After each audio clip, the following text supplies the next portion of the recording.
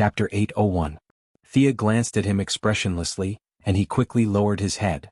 She flipped through the records of the Eye of Arcane Nuclei. When the boy traveled through time for the first time, Thea said kindly, "Shall I send you back to your original time?" The boy saw that she was friendly, so he quickly gestured with his hands. "It's too fast, slow down." Okay, whatever." The boy couldn't control his speed at all. He gestured with his hands and spoke too fast. If not for Thea's super speed, she would have only seen a blur in front of her. The English of the future was very different from the present. Fortunately, she had the divine trait of being proficient in languages, or else she would have been confused. The boy saw that she could keep up with his speed, so he gestured even more enthusiastically. "Oh, you're here to find your grandfather? It must be hard on you, this journey is long. Okay, I'll take you there." Thea waved her hand and pulled the boy to the Advanced Technology Laboratory. In the Advanced Technology Laboratory, the Lightning Squad was having a meeting to figure out how to get Wally West out of the space of seraphic speed. The initial plan was to rely on Psyker's shockwave ability to find the entrance to the space of seraphic speed, and then Barry would run in to save him. It could be said that this plan was rough and helpless. They didn't know what kind of danger they would encounter and whether they could come out alive. Barry and Wally weren't friends at all. He was only willing to take this risk for Ayers and his adoptive father Joe. The young mistress's visit surprised everyone. "Thea, what's the matter?" Barry had just opened his mouth when he saw the half-grown child beside Thea run to his side, hugging his waist and calling out affectionately. "Grandpa, I finally found you," the boy shouted excitedly. In order for him to be able to shout this sentence normally so that the ordinary people could hear him clearly, the young mistress even cast a deceleration spell on him. At the same time, she also taught him modern English again. Hiss. Thea thought she heard a loud gasp. She covered her mouth and snickered. She didn't treat herself as an outsider at all. She found a chair and sat down ready to watch the show. Barry was stunned. His neck stiffened as he turned to look at Ayers, only to see the black girl's face turning green. What was the meaning of this? This old lady hasn't been killed by Savita yet, and your grandson has already run out? Even though Ayers was just an ordinary person, she had seen the yellow lightning when the boy ran. This was clearly the power of Godspeed. Blackie's eyes were filled with murderous intent. She crossed her arms and waited for Barry to explain. Student little Sean was already panicking. He didn't know where to put his hands. He looked at Thea with a bitter face. "Big sister, where did you pick this kid up from? Don't trick me. I supported you in the Righteous Alliance conference." Cough, cough. Thea coughed softly. "I found this child in the timeline. He came from the 30th century. This explanation made Ayers even angrier. She was just an ordinary person. Without the power of speed, she did not think that she could live to the 30th century. At this moment, even Barry's adoptive father, Joe West, didn't look too good. However, he was an experienced policeman. He had seen a lot of storms and was much more rational than the young people. Half kneeling on the ground, he revealed a smile that he thought was very amiable as he stroked Bart Allen's head. "Child, who's your father?" "Don Allen." The little boy still knew the answer to this question. Barry found that everyone's eyes were focused on him. He hurriedly spread out his hands and shook his head, indicating that he knew nothing. What Don Allen? He had never heard of him. "What about your mother?" "Maloney Swan." "Oh, Swan." This was the surname of Reverse Lightning Albert Swan. This surname was very lethal. Except for Thea, who was blatantly watching the show, and Wales and his daughter from Earth 2, the rest of the Lightning Squad were shocked. They looked at Barry as if he was an enemy. Reverse Lightning was their greatest enemy. How could your son be mixed up with his descendant? Just as Thea was about to take out her melon seeds and peanuts to watch the show, a long-distance communication interrupted her. She read the message twice and thought for a while. She stood up and stroked Bart Allen's little head. "Okay, stay with your family and play. I have something to do. I'll leave first. Goodbye, sister." The child waved to her from behind. Thea happily left the cutting-edge technology laboratory. 10 minutes later, she arrived at Odium, which was known as the most beautiful planet in the universe. It was the new base of the Blue Lantern Corps. The two guardians, Gonda and Sed, had entered the deepest part of the universe to explore the secrets of the Dark Knight, leaving behind a small army of Blue Lanterns. However, it was at this moment that an enemy called the Strange Insectoid set their sights on the peaceful Blue Lanterns. The two guardians were not there. As the leader of the Blue Lantern Corps, the Saint directly asked Thea for help. She agreed without much thought. The Yellow Lanterns and Blue Lanterns each sent out 500 people. The large group arrived at Odium. There was a reason why this place was called the most beautiful in the universe. Among the beautiful mountains and rivers, many of the yellow lanterns who were good at fighting felt calm. There were mountains, rivers, and warm and hospitable natives here. In addition, the saint spared no effort to transform the environment with the light of hope. It even made people feel as if they were in heaven. What a great place. The eldest son of Zeus also came. He was still dressed in the same way, with a dragon skin coat and a stone pillar-like sword. The only change was that his hostility had disappeared. His face was full of compassion, like an elder who had washed away all his glory. Your Majesty, thank you for coming to help. The saint did not care about his subordinates around him. He knelt down in front of Thea and bowed deeply. Thea hurriedly helped him up and briefly explained the situation. The saint was under a lot of pressure. Unfortunately, he had a soft personality. His catchphrase was, "Everything will be fine." His way of dealing with troublesome matters was to wait and see. Wait for a pie to fall from the sky. Anyway, according to his theory, everything would be fine. It was not an exaggeration to say that the blue lanterns were just 2 or 3 big cats. It was too difficult to obtain the emotion of hope. They only had 3 official members. One was the saint, the planet Mogo, who was tricked into coming here, and the other was an alien who looked like an elephant spirit in Journey to the West. He was called Walls. It was a fool's dream to rely on the 3 of them to resist the army of the sharp insectoids. Those were the insectoids. Just by hearing the name, one would know that the enemy was huge. No matter how good the lanterns were at fighting, they had to kneel down and call the insectoids daddy. Now, with the strong support of the yellow lanterns and blue lanterns, the situation was much better. Especially with Thea, the eldest son, who was especially good at fighting and was not limited by the energy of the lantern ring. The saint finally let out a sigh of relief. Your Majesty, today we have a new brother joining the blue lanterns. Sure enough, everything is better. Are you interested in coming and taking a look? The saint suggested excitedly. Chapter 802. Thea had no objections. She ordered her subordinates to set up camp while she brought eldest son, Jianghu, and Akiro to watch the fun. She first greeted Mogo, who was like a satellite in the orbit of Odium from more than 300,000 kilometers away. The will of the baby planet was very happy, and the emotions it transmitted were all joy, excitement, and the like. Then she saw the 3rd member of the blue lamp, Walls. He was like the elephant spirit of Lion Camel Ridge. He had an elephant head, a long nose, and big ears. He floated in the air with his hands opening and closing, as if he was practicing some kind of spell. Thea's identity as a yellow lamp did not attract much attention from the elephant spirit, but her identity as a true god made him prostrate himself in admiration. Did you practice to this level by yourself? Thea took a closer look. This was really amazing. The saint obtained the blue lamp because of her cheat. Mogo was the will of the planet. Intelligent life forms were dregs in front of the will of the planet, but this elephant head was different. He had practiced to this level alive, and always maintained hope and persevered. Even Thea was a little moved. She thought for a moment, reached out, and a ray of light entered Wals's forehead. Countless illusions flashed through the eyes of the 3rd blue lamp, and then he solemnly bowed to Thea. Thea accepted it calmly. She had given out many theories of Earth's eminent monks. She was not suitable for these things, but the one in front of her was very suitable. After that, they visited the blue lamp's training ground. The official members were few, but the number of reserve members was barely acceptable. Thea looked around. There were more than 200 members who used temporary light rings, and everyone's face was full of happiness and happiness. To be honest, any one of these people was more positive than her. But the feeling of hope came and went quickly. It was only a step away from despair, and it was very difficult to maintain this feeling at all times. Is that your new member? Thea pointed to an alien sitting cross-legged in the middle of the square. This alien had a big orange head and 2 eyes like a goldfish.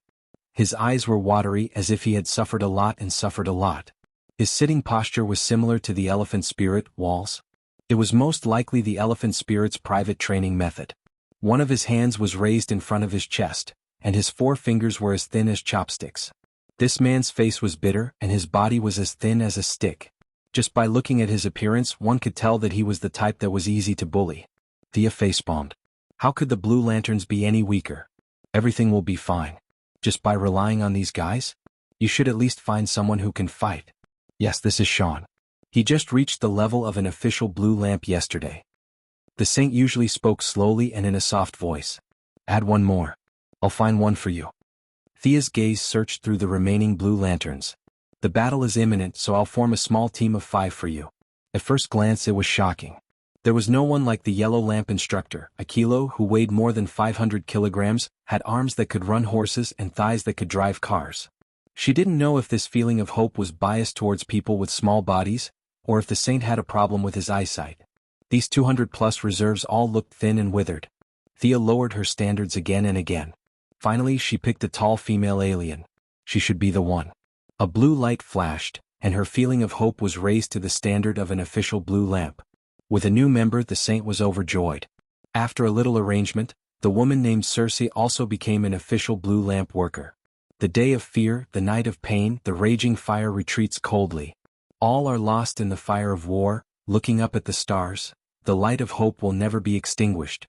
After a simple ceremony, 2 more blue lanterns were added.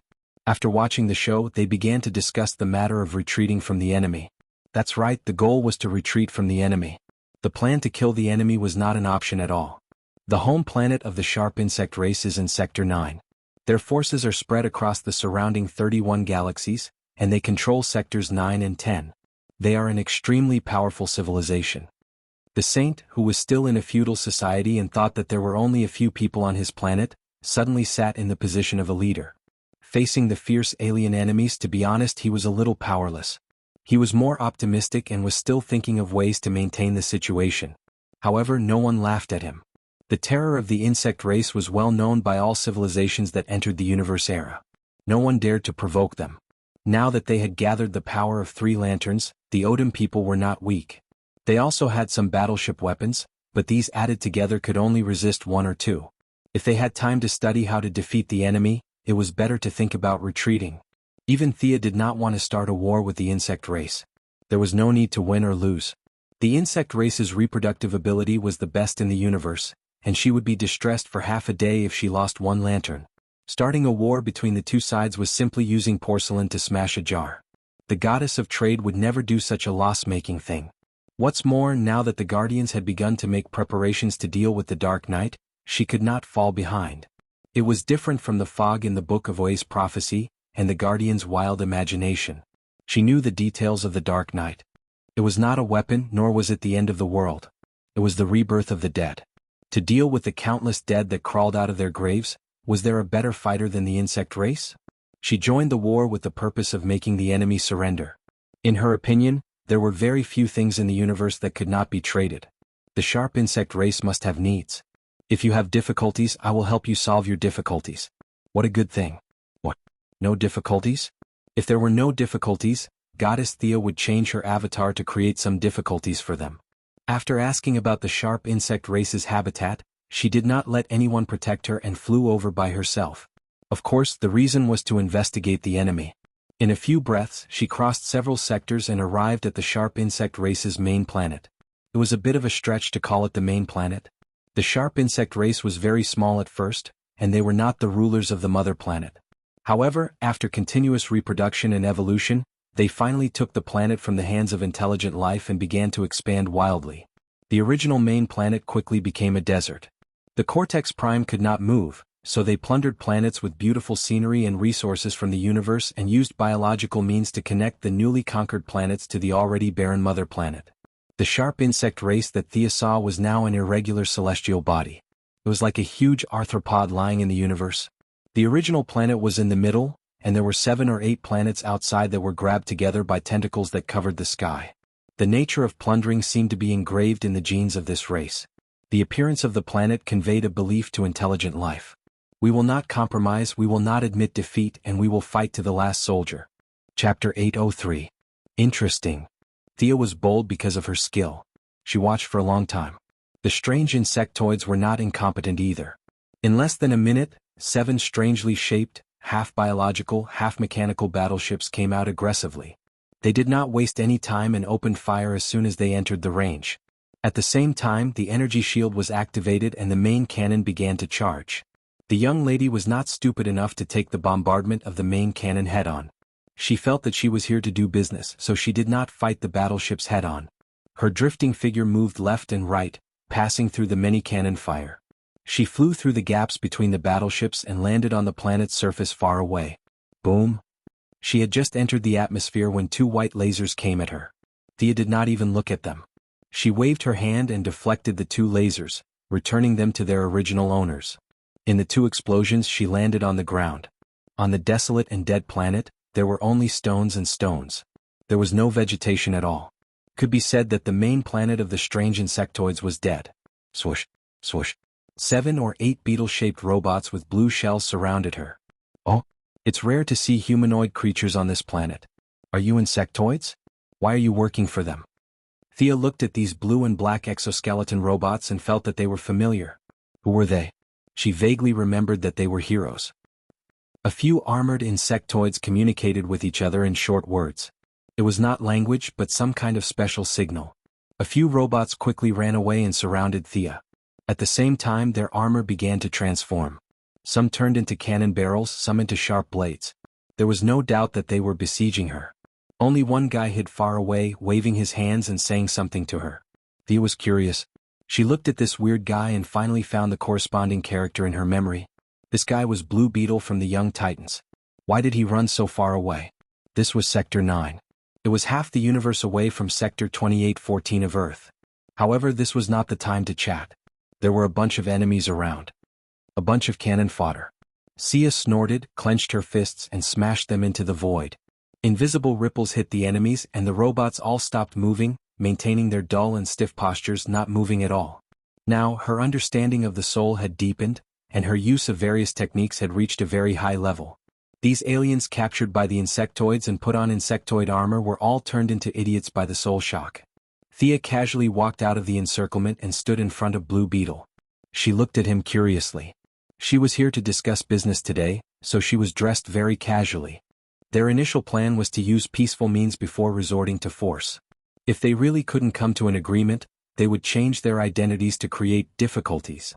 The beige leather jacket and blue jeans made him look handsome, but on this desert-like alien planet, he looked very different. The young mistress walked in front of Blue Beetle and knocked on her mask. Blue Beetle's right hand turned into a long sword and slashed upwards. Kid, if you can't control this machine, I won't go easy on you. Thea reached out 2 fingers and clamped the blade. No matter how much energy the machine channeled, it didn't move an inch. After a while, the machine seemed to realize that it was no match for her. The blade turned back into a part of the glove and Thea let go of it. Like an old machine, Blue Beetle's mask made a series of loud clicking sounds. A young boy's face slowly emerged from the armor. The boy had obvious Mexican features. He had a round face and small eyes. Now the boy's face was full of panic. When he saw Thea, it was as if he had grasped at a life-saving straw. You are Miss Quinn, right? You are from Earth, right? Is the Justice League here to save me? After he finished speaking, he looked around as if he was looking for Superman and Batman. Thea felt that the boy was a little nervous and didn't use his brain. Would the League cross half the universe to save an ordinary person? The League isn't here. I'm just passing by. I'm from Texas. My father owns a car repair factory. This thing wants me to join the war. I want to go home, but this... The boy pointed at his armor and spoke incoherently for a long time. Thea hugged her shoulders and listened as if nothing had happened. When the boy said he wanted to go home for the 3rd time, she asked, "What's your name, boy?" Jamie Reyes. The boy slowly calmed down and looked at Thea's outfit. To be honest, in the boy's heart, Thea was not as good as him. At least he had a suit of armor. This big sister in front of him came to an alien planet in casual clothes? Okay, Mr. Reyes, how did you come to this star field? Is this place far from Earth? The boy began to tell a long story. He accidentally obtained a fist-sized Blue Beetle statue from a gang fight. After that, like many protagonists in novels, he dripped his blood on the statue and activated the device. The Blue Beetle woke up and used him as the host to become an alien weapon. The remote signal received the news that the sharp, strange insectoids were going to war with the blue lamp. The armor flew countless light years away and returned to the mother planet without a care. Just as he was in a state of panic, the lady descended from the sky. Oh, the story isn't complicated. The boy wanted to refute that it wasn't a story, but he didn't dare. Your armor is very interesting. How about this, when you return to Earth, give this person a call and ask her to help you research it. See if she can modify some of the commands so that you can control it. After Thea finished speaking, she took out a notebook under the boy's confused gaze. She tore off a piece of paper, wrote down Felicity's phone number, and handed it to the boy. The boy's face was full of suspicion. Big sister, can our phone call reach so far away? Then he saw a sky blue glow in Thea's hand, and a very magical vortex appeared in front of him. Go in. Didn't you say you wanted to go home? But I didn't record the teleportation point in Texas. This should be Star City. Maybe I'll let you change the car twice? The boy almost knelt down. You're really a kind person. Not to mention Star City, as long as he could return to Earth or the South Pole, he would be happy. Gritting his teeth, he closed his eyes and rushed into the portal.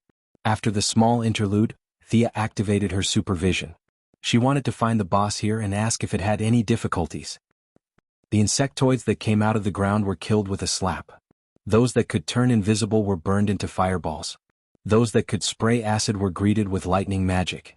In short, Thea walked neither fast nor slow in order to show off her strength. She also wanted to take the opportunity to see if this insectoid had the ability to do business with her. Chapter 804. A single Zerg was not strong. Even an ordinary person on Earth could fight them one-on-one with weapons. In a horror movie, a group of ordinary people could kill them with fire axes. However, once the Zerg reached a large scale, they would be terrifying. Boom. With a loud explosion, a wall of fire more than 10 meters high and 100 meters long was created out of thin air. She pushed it towards the oncoming sea of Zerg. In the high temperature of over 1,000 degrees, less than 1 in 1,000 survived. Thea stomped on the ground with her left foot and used a large earthquake spell to bury the remaining Zerg. Almost no soul. That's really bad. She sighed as she walked in. Large-scale soul magic had little effect on the Zerg. They did not have souls. Even if the little soul in their bodies was extracted, it would not affect them much. The Zerg were driven by their instincts. No matter how deep her understanding of souls was, it would be useless. This caused Thea's earth-shattering strength to be reduced by more than half. This problem could not be ignored. The Zerg did not have many souls. The corpses that were resurrected in the night of darkness did not have any souls. There was no need to talk about wealth and trade. They were all dead. No matter how much wealth she had, it would be useless. Souls, wealth, trade, literature. The corpses could be said to be immune to the 4 divine positions in her hands. If they really fought, Miss Thea would not be as useful as Diana. This was also the main reason why she came to help the sharp Zerg. When she reached a canyon, she could not walk anymore. Zerg filled her vision. There were all kinds of Zerg that she had seen before and never seen before. There were Zerg that looked like combat-type Zerg. They bared their teeth and were ready to fight to the death. There were also Zerg with big bellies. They looked like Zerg that specialized in reproduction. They filled the entire space. The Cortex Prime seemed to be confused. Thea could not help but think. The Cortex Prime was completely frightened by her direct attack. Now that it had sent out all its forces, it seemed like it would rather die than live in dishonor. Ha! Her clear and bright laughter rang through the entire valley. She moved her shoulders. She had killed at least 1,000,000 Zerg along the way. The Zerg's technological capabilities were not low. Many of them were half machine and half living creatures. They had good fighting abilities and perfect cooperation. It took a lot of effort to kill them. She was really tired. Hey. The guy inside, I'm here to do business with you. I don't believe you. The insectoid mastermind did not believe it at all. You've killed your way to my doorstep, saying that you're here for business? Are you kidding me? You can buy anything and sell anything. Have you heard the slogan of our anything you want? Thea put a white hand to her mouth and shouted into the valley. Is this whatever house very famous? The insectoid mastermind expressed that it did not understand. However, it wasn't a kind soul either. It was being attacked at its doorstep, yet it still wanted to chat in a soft voice? What a joke. While Thea was waiting, it directly mobilized a large amount of energy to erect a vast protective shield in the valley. The dark blue shield was like a pot lid, completely blocking the entire valley. With a single command from the mainframe, all the Zergs charged towards Thea in a frenzy. As for the logistical insects, he left them by his side. Firstly, they had no combat power at all.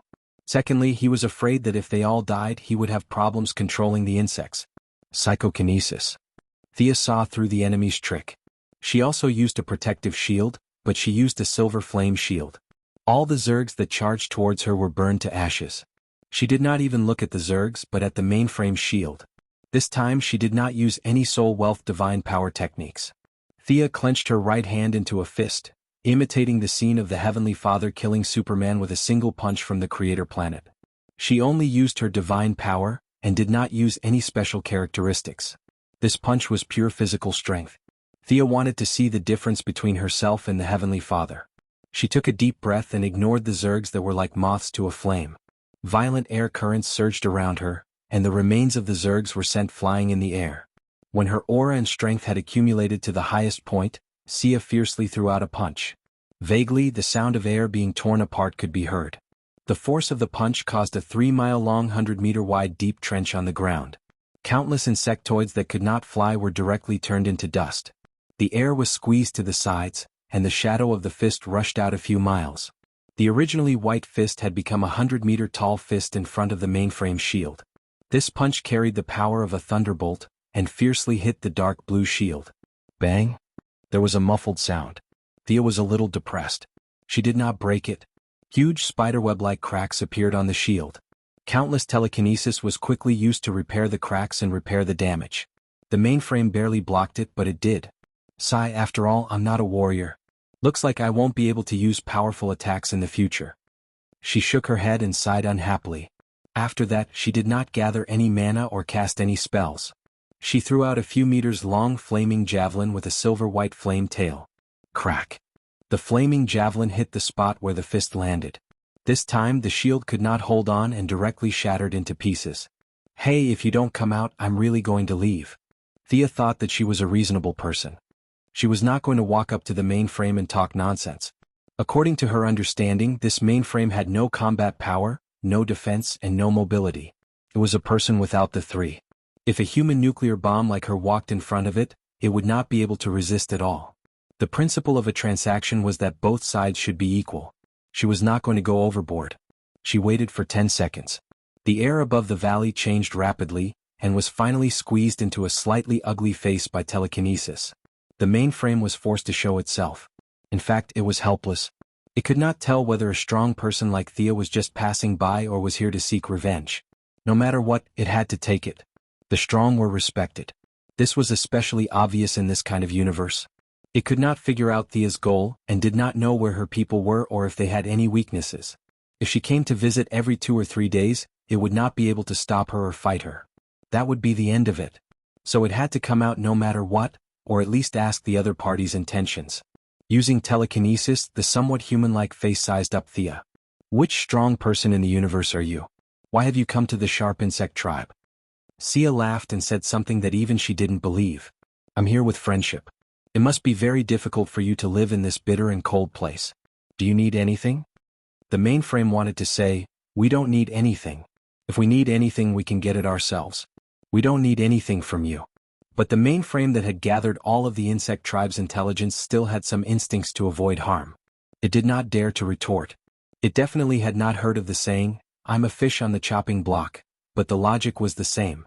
The Cortex Prime was speechless at the fact that this great god had come to its bandit lair to force a sale. Its plan was that no matter what he was selling, it would grit its teeth and buy it as long as he left in a good mood. What do you think we need? The mainframe's heart was bleeding. It had already prepared to spend a lot of money and wanted to send her away quickly. Thea's eyes were as bright as the stars. For a moment, it was so bright that even the mainframe's avatar was a little unstable. She finally stopped. I am the Lord of Souls. You don't have souls. I can sell you some blank souls. Do you want them? Thea gave herself a new avatar. Ah. Suddenly hearing such shocking news, the mainframe's telekinesis face dissipated into gas. It hurriedly reformed again. Is what you said true? Souls can be traded? How much do you need to pay? Thea was laughing in her heart. As expected, selling what you needed to the person who needed it was the way to go. Seeing the other party so eager, she prepared to ask for an exorbitant price. She pretended to be very serious. I am the Lord of Souls. My words are the law. Souls can be created and destroyed. Naturally, they can be traded. I want the sharp insect tribe to fight for me. Her words were ambiguous, and in the insectoid mastermind's interpretation, she was fighting for herself. Could this be a newly risen powerhouse? She did not have any subordinates, so she set her sights on the sharp insect tribe. Chapter 805. The division of power in the universe had long been clear. The Green Lantern Corps' so-called maintenance of peace in the universe was more of a maintenance of the situation. There were many areas they couldn't manage and didn't dare to manage. The Kryptonians of the past, Mungo and his son, and the current strange insectoids, they couldn't manage them. In the insectoid mastermind's view, Thea was here to recruit them. After all, the barbaric way the insectoids grew was rejected by all intelligent life. They were currently the only force in the universe that didn't have a leader. However, the mastermind didn't hastily give the order. It couldn't bow down to her right away. At the very least, it had to see how much change the Soul King could bring to the strange insectoids. Honorable Sovereign, the strange insectoids are willing to accept your glory. Please respond to our humble request.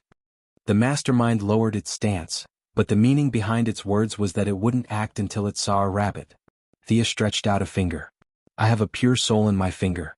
It has no memories and no past. I know you can't see it, but you can find a member of your race and I'll demonstrate it to you. She originally wanted to treat it as a business deal, but for some reason the mastermind seemed to have misunderstood something. The mistress didn't mention anything about the deal anymore. In the mastermind's view, this was only natural. This was the Soul King. What a grand name. No lightning struck her when she shouted out such a grand name. This meant that the will of the universe recognized her. Why would such a big shot want to do business with them? Zhang Xian pondered for a moment, and with a thought, a winged tribesman flew over. The siren had recently obtained a lot of souls.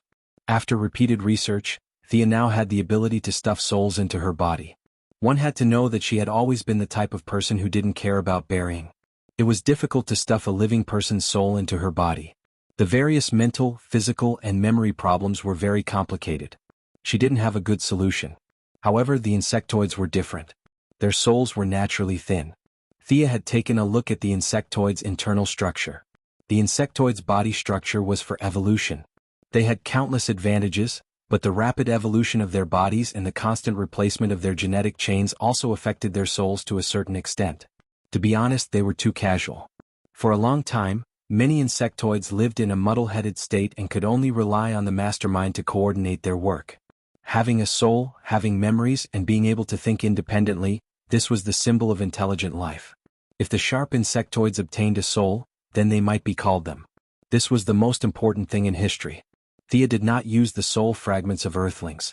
Due to the existence of spirits, the essence of life on Earth was much higher than that of aliens. Be it from an emotional or practical point of view, even the souls of some bad guys were not suitable for the insectoids. But after a long period of research, she still had some insights. She made a lot of fake soul fragments, using magic power to simulate soul waves, manually adding memories and then erasing them. Finally, she used a bit of soul divine power to solidify them, creating a blank fragment. He picked through the soul fragments in his hand. The insectoids had a short lifespan, so he found a 10-year lifespan essence. It was originally a memory-erasing imitation, and now it was just right to use it on the insectoids. She observed for a while and found a few nodes. With a soft shout, the shard entered through the veins of the soul. Silent and invisible waves blew around. The cortex prime, with its amazing psychokinesis, sensed something strange and looked at the insectoid cautiously. The insectoid who obtained the soul was confused. It took a long time before he realized what was happening. He had feelings and the concept of self was born. The cortex prime looked at the insectoid gloomily. After a long time, it looked at Thea and said, "Your Majesty, please wait for a moment. I'll be right back." After that, it rolled up the new insectoid and ran back. Thea did not stop it. As the cortex prime, its consciousness was actually the strongest. Once the insectoid escaped from its control, it would be able to sense it at the first moment. As the cortex prime, it would not allow a strong sense of self to threaten its rule. It captured the insectoid who had just developed a sense of self. It would be up to it whether to cut it into pieces or cut it into pieces for research. Thea stopped in the air and waited. The cortex prime returned quickly. This time it was even more respectful. It chose its words carefully. "This soul is too strong. Do you have a soul that matches the characteristics of the insectoids?" Thea almost laughed out loud. This guy was afraid that its control would be affected by the strength of its subordinates. This was already an incomplete replica soul. Did it want a lower-level one? It was easy to get a lower-level item but difficult to get a higher-level item. Thea naturally liked to get her hands on lower-level items. However, she had already changed her target. She wanted to subdue the cortex prime directly. "Don't beat around the bush with me. I have no interest in your insectoid rule. Instead of weakening your subordinates, why don't you strengthen yourself? Do you have any requests? Become an intelligent life form, abandon that shell and walk the earth freely. Lead the insectoids to victory after victory." Thea's words were very soft, but in the cortex prime's ears, it was like a thunderbolt. Temptation, a demonic temptation. The Cortex Prime was not stupid. Once it opened its spiritual world and Thea did something, it would not even know how it died. The insectoids will still be yours. The only difference is that you can leave this barren planet and walk under the sun like an intelligent life form. You can soar in space and enjoy the beauty that you would never have experienced in the past. Is this a difficult choice for you? The danger was not small, but the temptation was even greater. After a full 10 minutes, the Cortex Prime finally made up its mind. Your Majesty, please come in for a detailed discussion. The Cortex Prime's projection turned into a cluster of telekinetic fragments and dissipated in the air. The insectoid guards below also opened up a path. Walking through the complex mountains, Thea finally saw the Cortex Prime's main body. Within the transparent membrane was an incomparably large brain. It was the size of a small mountain, lying quietly and somewhat lethargic in the stone room. Its telekinetic energy was constantly affecting everything around it. It was obvious that it was not trying to show off. It was just that the energy was too strong and it was a little out of control. The Cortex Prime also had 4 limbs, but they had severely degenerated and looked like a few ornaments. There were 3 tubes behind the brain, and a dark green liquid was constantly being injected into the brain. You're about to die. Thea was too lazy to look at those particularly disgusting places. She only glanced at it briefly and understood its situation. Even with the help of the liquid, it only had a few years left to live. Of course, this was under the premise that its soul was not swapped out. Its original soul was too weak to carry such a huge amount of brain power. Silent death. The insectoids fought bravely until a new overmind was born. It would inherit everything that it had devoured. This was the iron law that they had lived by for tens of thousands of years. Originally it was waiting for death, but today it met with a turn of events. The threat of death made it not speak nonsense. It opened up its spiritual world and chose to surrender. Chapter 806. Sia directly left a mark in the deepest part of the mind of the mastermind. Once the other party became her enemy, they would die a very miserable death. Sia was not polite at all. She left a mark on the mastermind. It was a strange fate. Originally she wanted to do business, but now she had to take the entire Zerg with her. Thea did not look down on the Zerg like the other strong people in the universe. They were born to be useful, and there was no better fighter than the Zerg to deal with the Dark Knight. She was not stingy with this subordinate who took the initiative to bring the entire tribe to her. With the Zerg's biological technology and her Kryptonian genetic knowledge, a large amount of precious materials mixed with magic power to create the body, and divine power to shape the body, Thea considered that this was her subordinate, so a female body was necessary. At the same time, to make it more human-like and closer to the people on Earth, Thea used an authentic 30-year-old soul essence. Transfer your spiritual power into the new body. The Cortex Prime opened a gap in the lobe, and a pure silver-white light jumped out and rushed into the new body. The insectoids outside the cave instantly lost control. Their simple minds did not know what was going on. Some of them began to kill their own kind, while others rushed into the cave in a panic. The few blue beetles that Sia had knocked down earlier had also awakened their consciousness, and they ran out in a panic. Thea did not care about them. If they wanted to run, then run. One more would not make a difference. The blue beetle's biological armor could not be popularized. Why should the Zerg take the elite route? Numbers were the king. She waved her hand and closed the cave entrance. Her eyes were as bright as the stars, and she began to transfer the soul into the new body. The Cortex Prime's spiritual power was a mixture of a new soul and a new body, and the requirements for matching in all aspects were extraordinarily high. Sia, who could already call herself the Lord of Souls, busied herself for an entire day before she managed to mix the 3 together. When the Cortex Prime's consciousness entered the originally normal human body, it was unavoidable that some special changes would occur. The arms became thinner, and the elbow joints grew barbs like the limbs of insects. The Cortex Prime wore a strange armor made of keratin, and a pair of large bone wings extended from the back. The hair seemed to have a life of its own, dancing in the wind. The powerful telekinesis was completely restrained. Dark green lines covered the corners of the eyes, and the purple eyes slowly opened, flashing with an evil light. It looks pretty good. As an intelligent being you should have a name. The sharp insectoid mastermind is a thing of the past, Kerrigan. This is your new name. Thea swore to the heavens that Kerrigan had grown up naturally and had nothing to do with her. Since they looked so similar, she probably wouldn't mind if she stole the Queen of Blades' name. The former mainframe, the current Kerrigan, stood up and stretched her limbs. It had been so long since she had last moved her body that she had forgotten how many years ago it had been. His thoughts became even more active. The accumulated psychokinesis of several generations of the mainframe was now like a small bug under his control. She was relaxed and happy. She now had emotions. She was no longer a link in the chain of insectoid war machines but an independent individual. She found it hard to control her emotions and wanted to roar. "Hey, subdue your people first. Without the insectoids you're useless to me," Thea said coldly. Kerrigan was shocked. Only then did she realize that the insectoids had gone out of control. She also knew where her value lay. She hurriedly used the insectoid special wave band to gain control of her subordinates. The Lord level, Commander level, elite troops, main troops and miscellaneous troops were all under control. After a day of chaos, the sharp insectoids were once again under her control. As for how many insectoids had died in the day, she didn't care. Thea didn't care either. Without needing Thea's orders, she began to gather the insectoids scattered across 2 sectors and over 100 planets back to the mother planet. In the process, her psychic power was damaged. She needed to re-establish her control system. "Send out your scouting troops. I want to know the movements of the Green Lantern Corps on the main planet of OUA. Also, don't let Zamelon off. Also, have your subordinates multiply. I want an army that can cover the entire universe." Thea was very confident in the insectoid scouting troops' reproductive abilities. However, in Kerrigan's ears, these words had a different meaning. "Boss wants to attack the main planet of OUA and Zamelon? How cool." As for the multiplication, it was naturally to prepare for the invasion of the Green Lantern Corps. Kerrigan thought she understood Boss's intentions and began to give orders to her subordinates. With the sharp insectoids retreating, the crisis of the Blue Lantern Corps was resolved.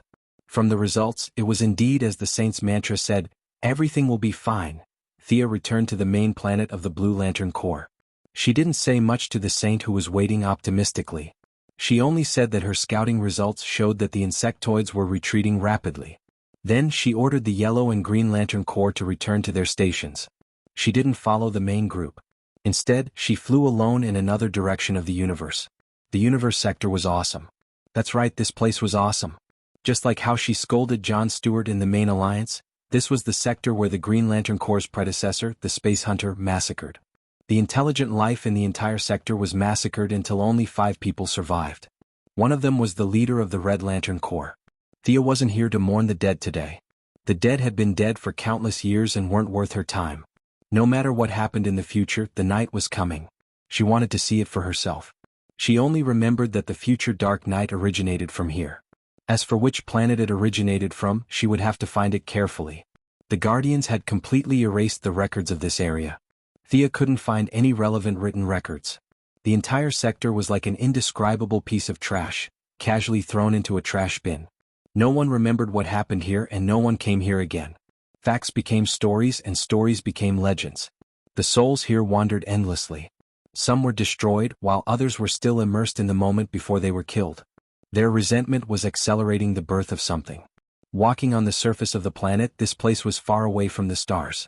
The sky and the land were pitch black. Faint red lightning flashed in the atmosphere. Hurricanes passed by the ground from time to time, accompanied by a thick smell of blood. Even after countless years, the smell didn't fade at all. Innumerable corpses were piled up on the road. The deathly aura that seemed to have materialized reduced the flesh and blood here to nothingness, but the corpses of intelligent life remained. They seemed to be roaring at the sky, at the universe. They couldn't accept it. They couldn't understand why they had to suffer this. Chapter 807. A Peaceful Death? Thea used her heart to experience the mysterious realm. Walking on a barren planet, the mood here was not what she wanted. This kind of death was very high-end, and the concept of death had been deduced to the extreme. However, Thea did not like it. This kind of death was not what she wanted. She even felt that it did not explain the true meaning of death. She walked past 12 planets in a row, but the trip on a whim was fruitless. If she remembered correctly, the Red Light Corps was also in this area. They were a group of lunatics who were completely unreasonable. She was ready to go home.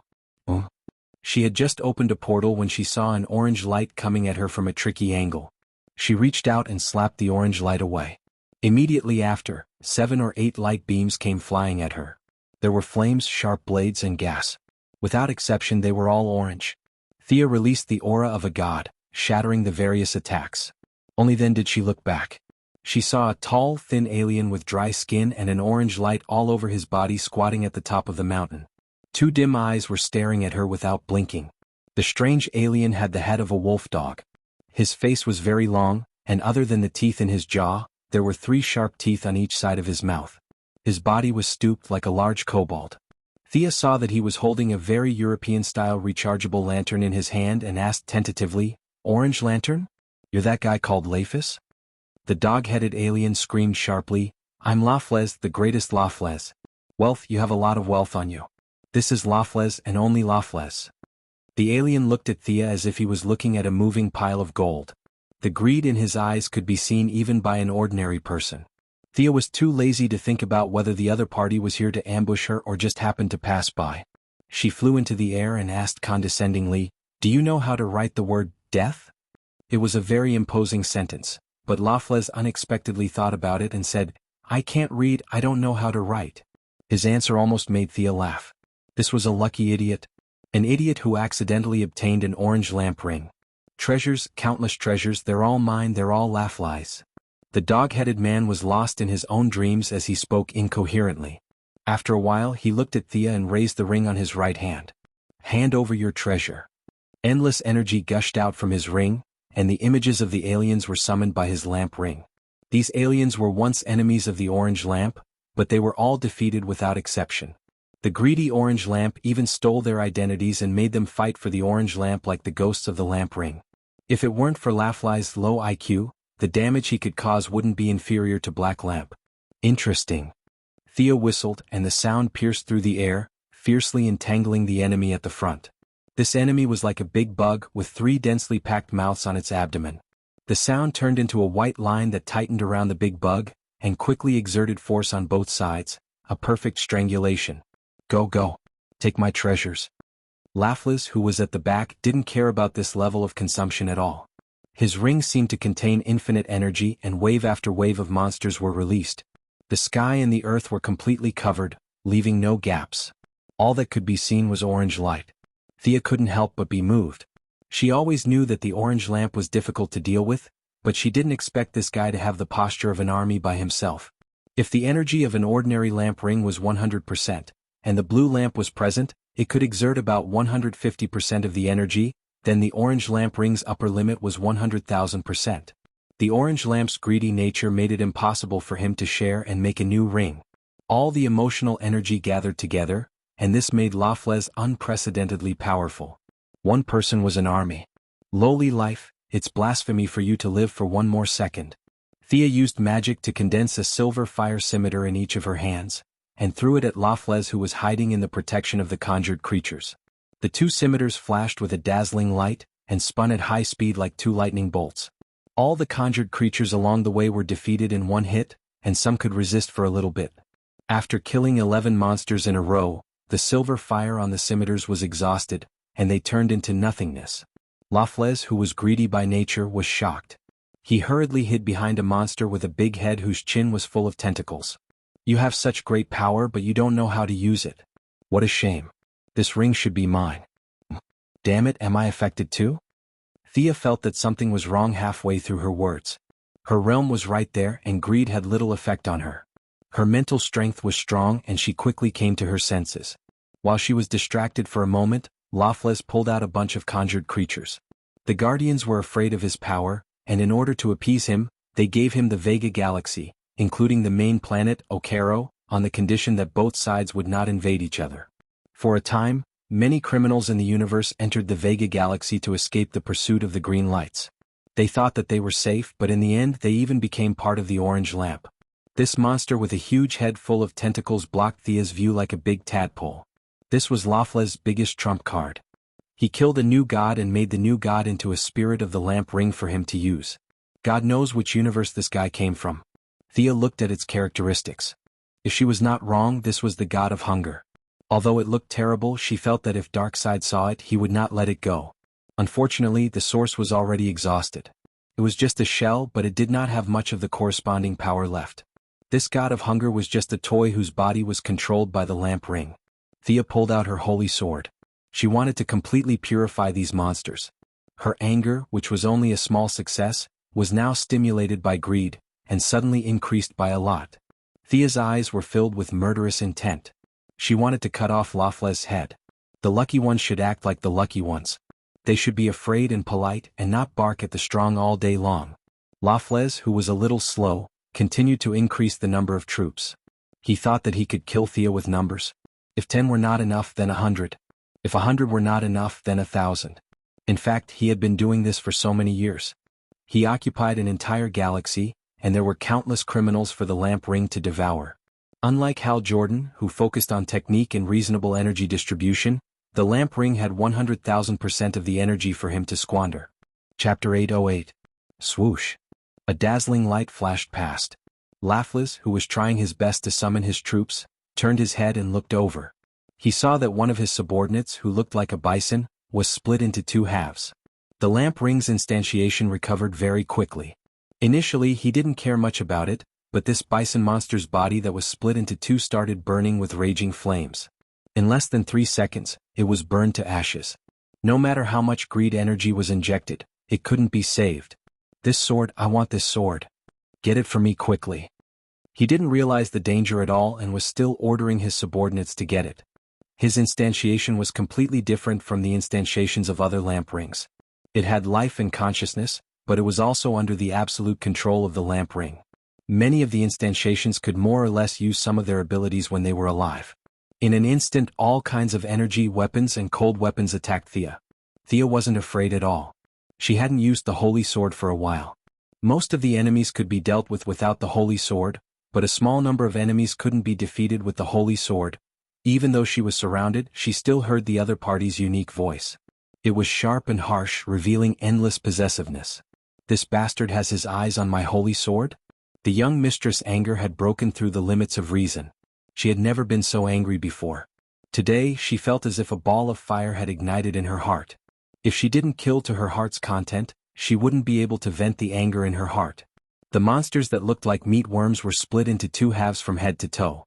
The monsters with eyeballs directly reached out and pulled out their eyeballs. Those with more tongues had their tongues cut off, and those with more limbs cut off their limbs. The violent and high temperature accompanied the lamp ring spirits that were turned into ashes. Countless enemies fell under the sword. She followed her heart. Her sword was unstoppable. No monster could resist her anger. Unfortunately, the instantiations of the lamp ring were all illusions. Fighting bloody battles among the enemies didn't vent much of her anger. Instead, she became angrier. The holy sword was blood-red. Soon, she killed her way through the 3 layers of encirclement. The desert-like planet was plowed by the aftershock of the sword energy. Countless rocks were smashed into powder. After that, they were swept into the cyclone again. The planet that was already full of holes became even more dilapidated. You bastard, I'm going to chop off your dog head today. At this time, Thea's entire body was filled with killing intent. The number of lantern ring spirits that had died under her sword was at least 800, if not 1,000. With her powerful strength and the irresistible holy sword, there was no enemy that could withstand a single attack from her.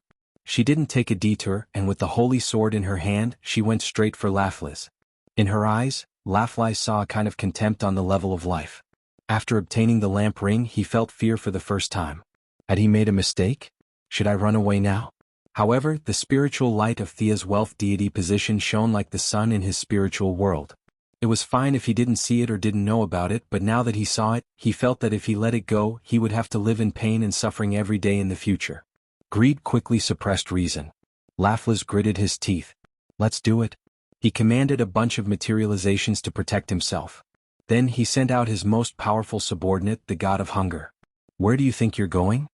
Thea passed the sword to her left hand, and pointed her right hand in the direction where Laflez was hiding.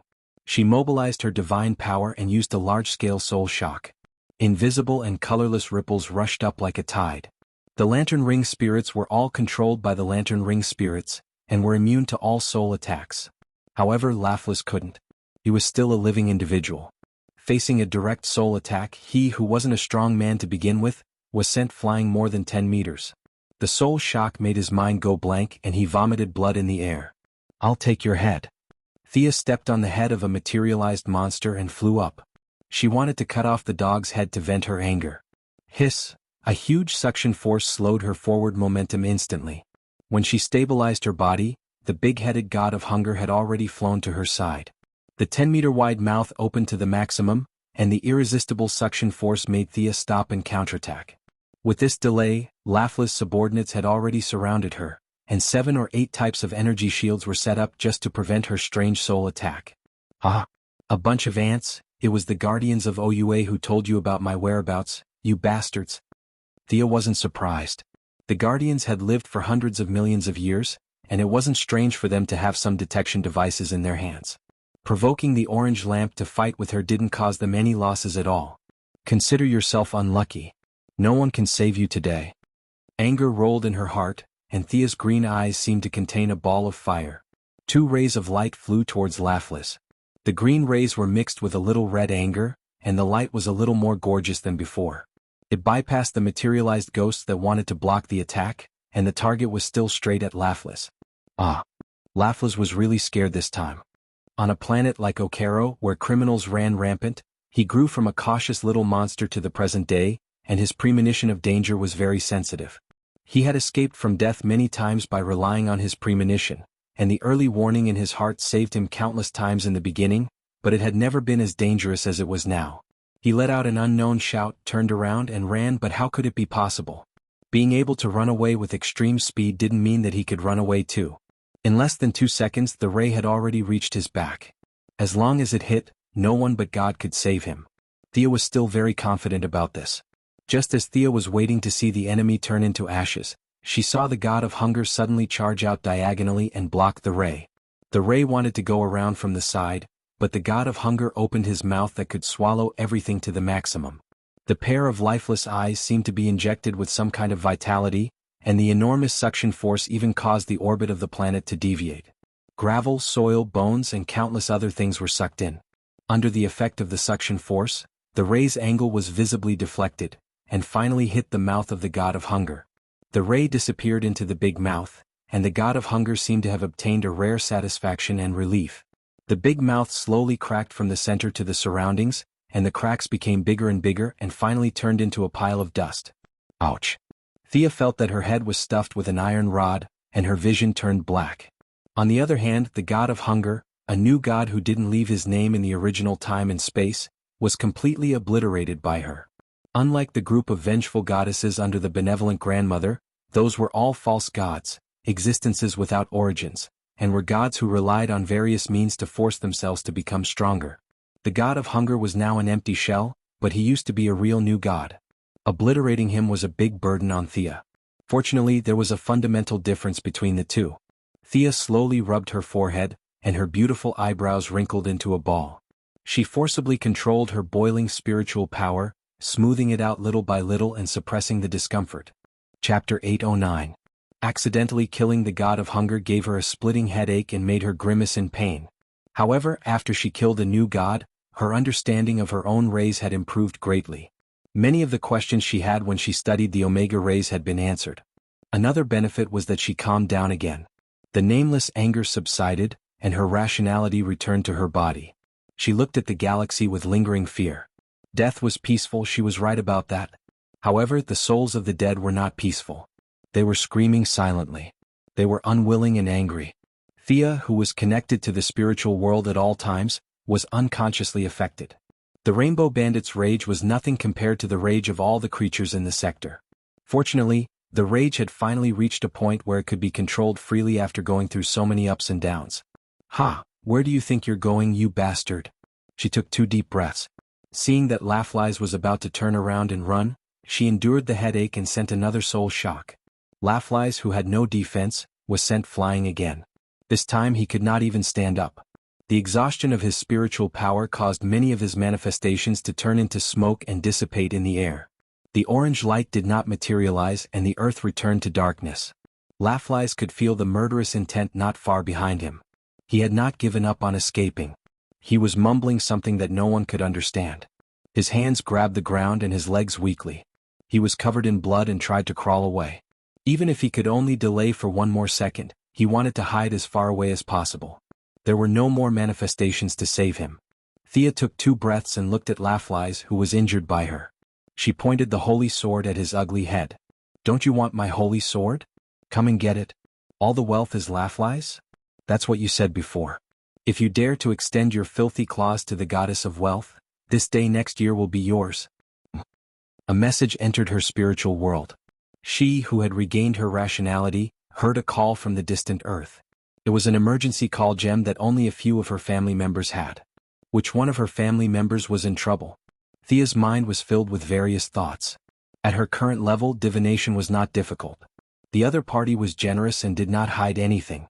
She quickly figured out the various relationships and causes. She pondered for a few seconds, then sneered and pointed at Laughless. You dog, with your narrow vision, I'm afraid you never thought that a supreme existence would use such a method to make me spare your life. Consider yourself lucky. If you dare to appear in front of me again, I'll chop off your dog head. Thea was very unhappy. She didn't even look at Laughless. She turned around and stepped out, teleporting to the distant earth. Not to mention the orange lamp controller who was scared silly, Thea continuously teleported several times and arrived in front of Salisbury Stonehenge in Wiltshire, England. The sky was clear and cloudless, and the whole world was filled with peace and stability. At the end of the line of sight, there were a few young people playing soccer. Stonehenge was a world-class tourist attraction. Many people took photos and played here. However, contrary to the harmonious melody of the whole world, this place was not harmonious. Ordinary people did not feel it. They did not know that in the interlayer space of the real world, a tall man in a blue trench coat and a top hat was standing in the center, and a petite girl in a dark black robe was continuously retreating. Raven, stand behind me. Thea slightly shook her shoulders and squeezed into the space. She waved her hand and released a magic barrier, wanting to stop the man in the top hat. However, as soon as the magic was released, she realized that the magic here was abnormal. It was like a completely different magic law. She hurriedly used her divine power to block the enemy. When the big loli saw her appear, she secretly breathed a sigh of relief. She hurriedly ran to her side and coldly looked at the man in the top hat. Sister, be careful. This guy tricked me to come here. There must be a conspiracy. The magic reaction here is so messy? Is it connected to hell? Thea slightly sensed and asked with uncertainty. Yes, this is the place where he was summoned. Raven's eyes were filled with pain. The he she was talking about was the three-palace demon clone that was sealed back then. It could also be said that he was her father. Oh, if that's the case, Phantom Stranger, if I didn't see wrongly, you wanted to hand Raven over to her father in hell? Since when did you work for hell? The stranger was expressionless. He passed through the barrier as if it was nothing. This move made Thea's eyes narrow. This guy's strength was indeed impressive. New God, I have nothing to do with hell. It was the great existence that asked me to do this. You should move aside. In front of the great power, you are just an ant. Behind the phantom stranger was God. Sia wouldn't dare to talk to him about this even if she had nothing better to do. So what if she was an ant? At least she knew her place. She also vaguely understood the Supreme's thoughts. Being called an ant, she was not angry because even if he was a watcher, the Heavenly Father was also an ant in her eyes. Through the Laughless incident, she understood the cause and effect. There were coincidences, but it should not happen to them or those of a higher level. She felt that she could roughly guess the Supreme's thoughts. He wanted to watch the show, the various conflicts of interest and the bonds between people. Otherwise, he would be so bored as to create the world and create humans. He would have the time to sleep, alright? Thea avoided talking about the great power because there was nothing to talk about. She avoided the main topic and prepared to talk to the stranger about himself. You know that I am the goddess of wealth, right? Looking at your expression, you should know. But do you know that the 30 silver coins hanging around your neck are also under my jurisdiction? Although it is covered by your cloak, the smell of wealth is not hidden at all, right? The sinner who betrayed Jesus for 30 silver coins, Judas? That was your name in the past, right? Thea was not lying. She did feel the smell of wealth. It was very little, but this money was related to God. According to the East, it was karma, and the biggest kind of karma. The spear of Longinus turned from an ordinary spear into a holy spear. Although it was an extremely despicable and ugly crime, the 30 silver coins were equivalent to Jesus' life. It was also worthy of being called a holy weapon.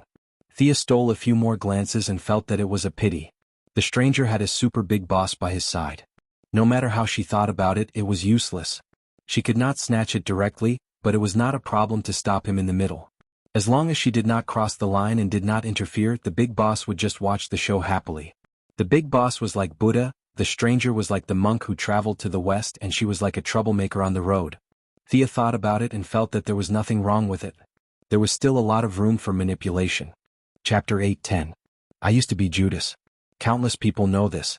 There's no need to hide it. My mission today is to send her in. The stranger still had a poker face as he pointed at Raven. Thea couldn't tell him that the big shot created a conflict here because she wanted to kill Lafleets. She pulled Raven and was about to teleport. As long as they left this place, the stranger wouldn't chase after them. He followed the principle of secrecy and couldn't fight with Thea on the streets of New York. A colorless and transparent ripple blocked the two. Keep her here. This is the order of the Supreme.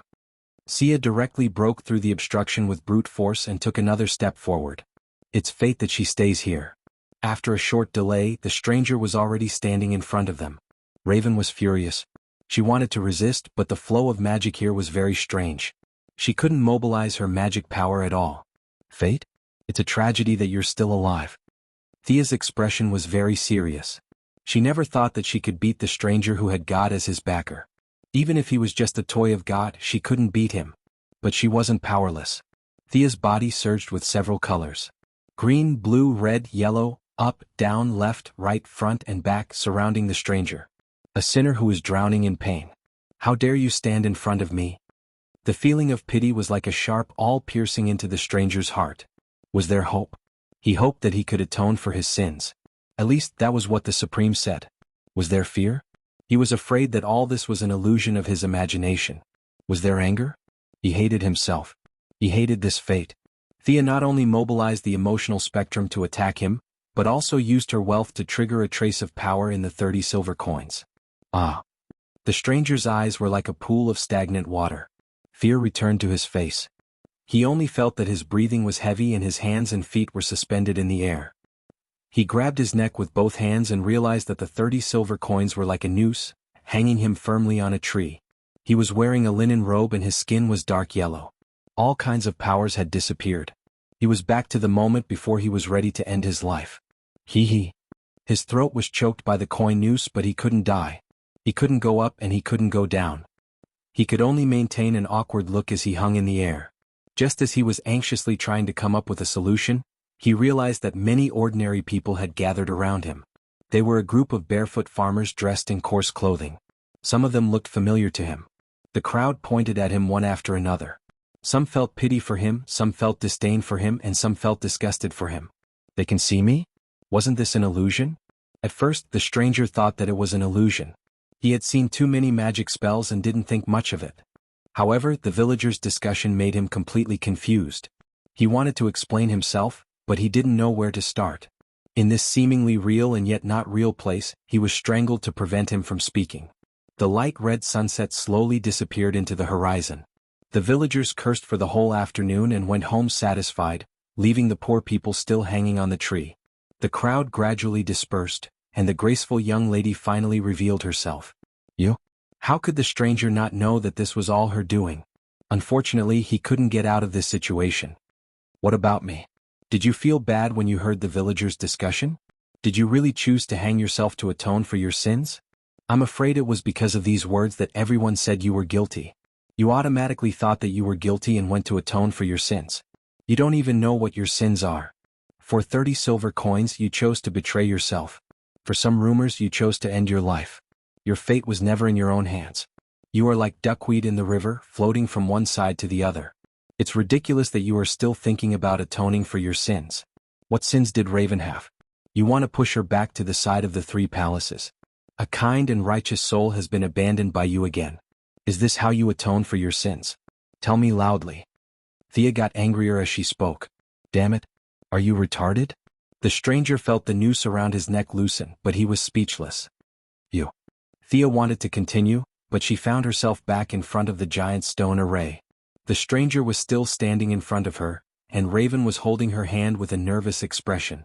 Everything around them had lost its original color. Their surroundings were neither black nor white.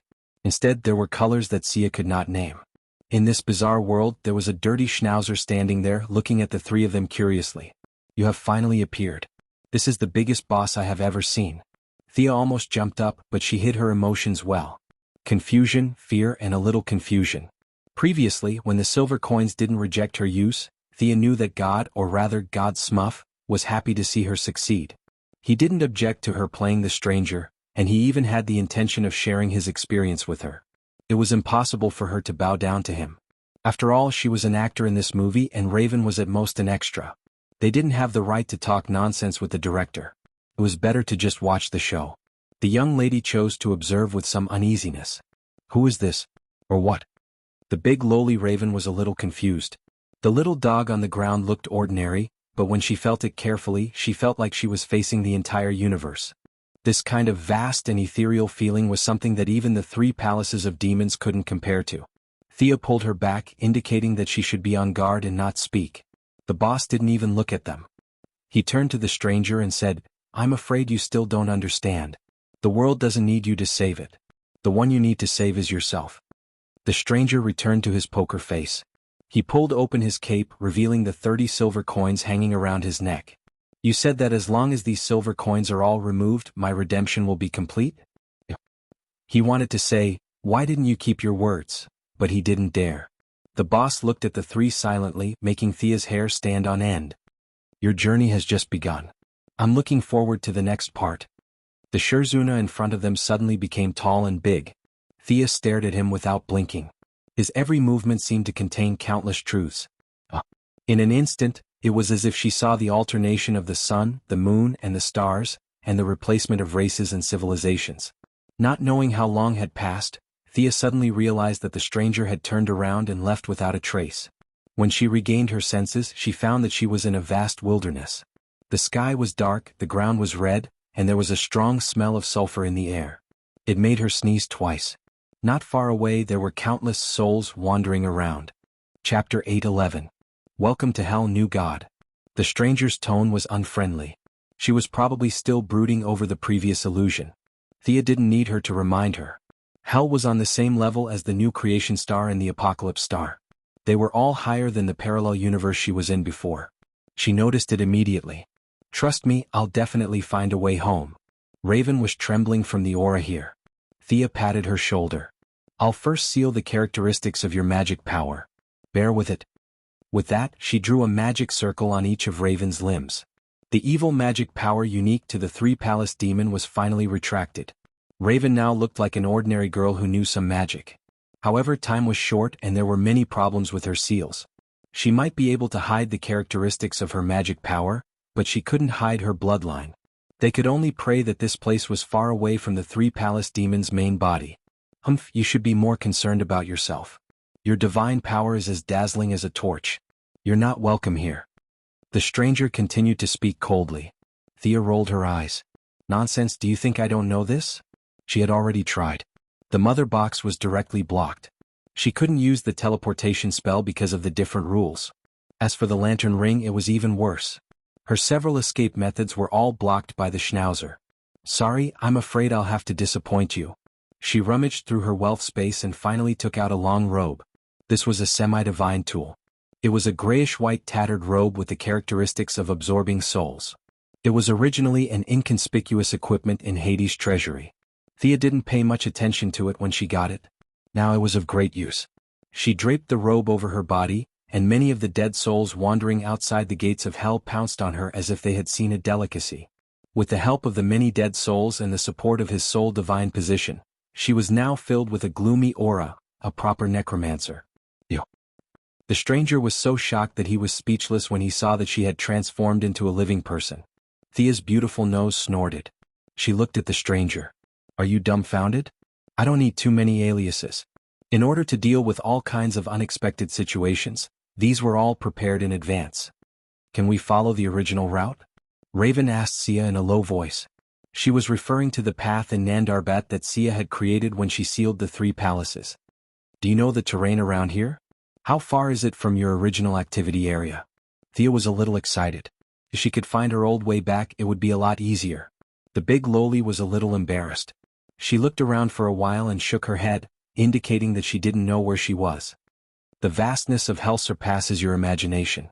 Just wait for the supreme trial. Believe me, this is the only way out." Emoku stood perfectly straight.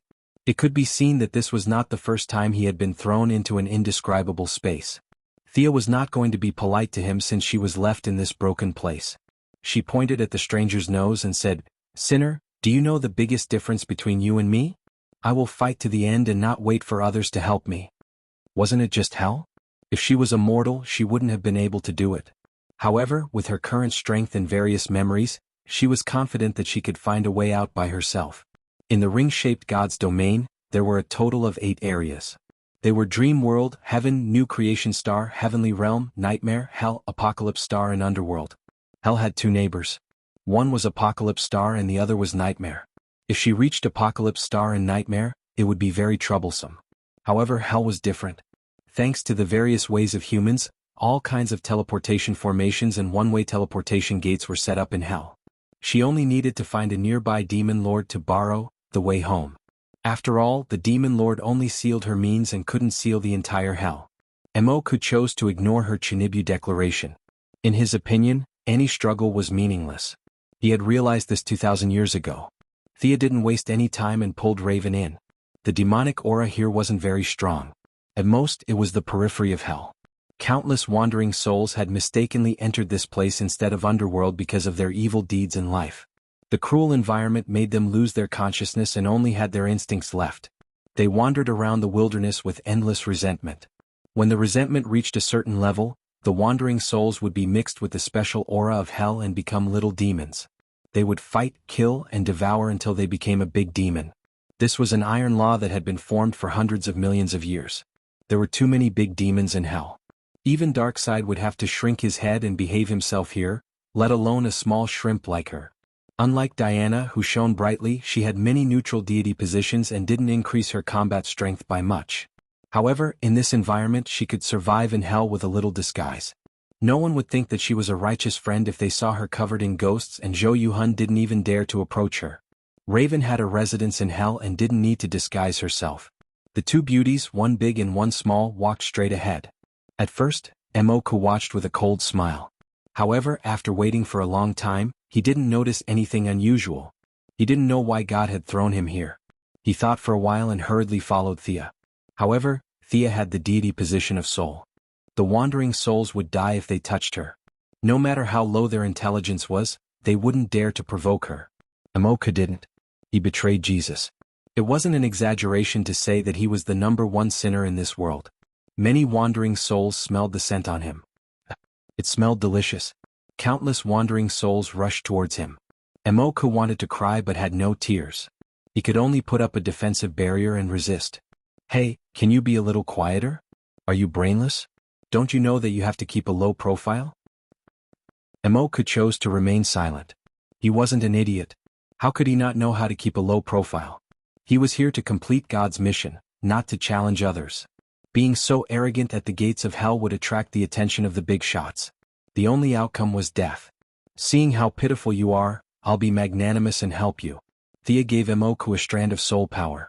It was impossible for him to disguise himself, but it wasn't a problem for him to intimidate some wandering souls. The environment at the periphery of Hell was harsh. Flying demons patrolled the sky from time to time. The 2 beauties didn't know the situation nearby and didn't dare to fly. After walking in the wilderness for more than 3 hours, they vaguely saw the outline of a small town. Hey, stop right there. Thea stopped a demon who was passing by. Previously, there were a few demons who were hunting and collecting supplies. They saw her undead aura from afar and chose to take a detour without exception. Now, the demon she stopped seemed to be doing better than the previous ones. This was because he was wearing a half-body leather armor and was riding a hell warhorse with fiery eyes. Chapter 8:12. Thea's body was surrounded by spiritual light transformed from wandering souls, scaring the demon. Hell wasn't far from the underworld, so it was normal for a few necromancers to come here. Tell me who's the lord nearby? Thea didn't ask for directions directly. In her opinion, most demon lords had a direct route to Earth. She just needed to pick a less powerful one. It's Lord Nibiros, the demon said, trembling. This demon was 7 meters tall, had red skin, no wings and no spell-like abilities. In short, he was weak but he could ride a horse in Hell, so he was at least at the level of an elite. Thea looked at him a few times but there was nothing special about him. He was just a little stronger than an ordinary person. He could tell from the soldiers that this Nebaroth was not much stronger than the leader. She remembered that the demon fighting the Blue Devil was called Nibiros. This stupid name was awkward and tongue-twisting, so Thea wasn't sure. From now on, you're my servant. The demon was a little dissatisfied, but Thea threw him a piece of fine gold the size of a fingernail. His dissatisfaction immediately turned into joy. and he hurriedly nodded in agreement. As a servant, he couldn't ride a horse, so he let his master walk. The demon named Tuss handed over the horse, and Thea started riding with Raven in her arms. As for Mr. Phantom Stranger, you can continue with the 11th route. After accepting a servant, Thea asked about the current situation in Hell. Tuss didn't know how the great demons fought with each other, but Hell was severely lacking in basic resources. He kept complaining, and it was shown to Thea. The lack of resources was to the point of being severely lacking? Thea was also stunned. How did this happen? It can't be that God knows I'm rich, so he sent me to Hell to help the economy and stimulate domestic demand, right? She originally wanted to find a portal and leave, but Hell's current situation made her think deeply. She had money. This money included all the daily necessities, minerals, weapons, and precious equipment. The Zergs of Kerrigan didn't produce, and they piled the resources of 2 sectors on the main planet. The insectoids only needed to reproduce, and their need for resources was the lowest in the entire universe. All the assets would be shared, and the consumption would be minimal. There would be no such thing as 6% of the population consuming 50% of the resources. After tens of millions of years, they had plundered hundreds of planets, and their accumulation was a terrifying number.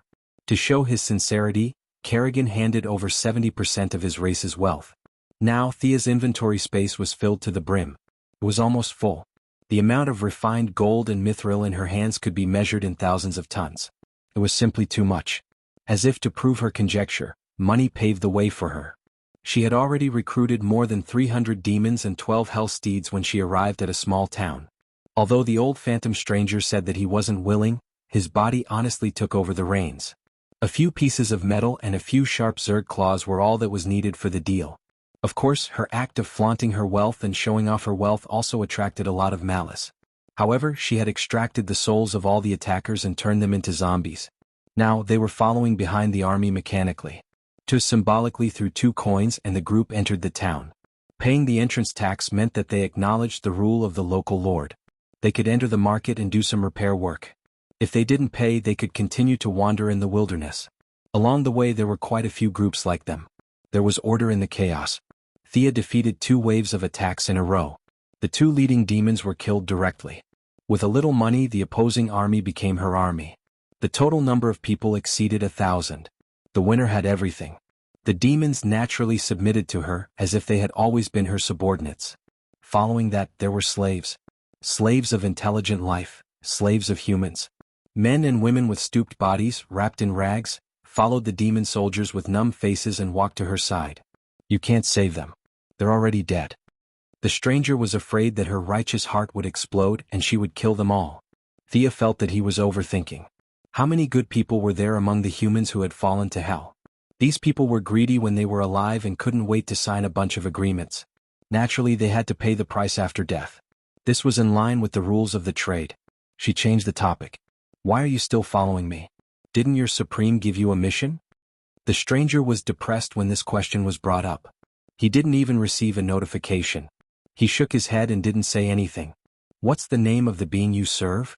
Voice of Heaven. I didn't serve him. Let me give you a piece of advice. Don't judge him with the standards of your new gods. Thea chuckled. What's there to be proud of? If not for your boss being super fierce, I would have killed you long ago. That Nibiros lives in the castle in the northwest.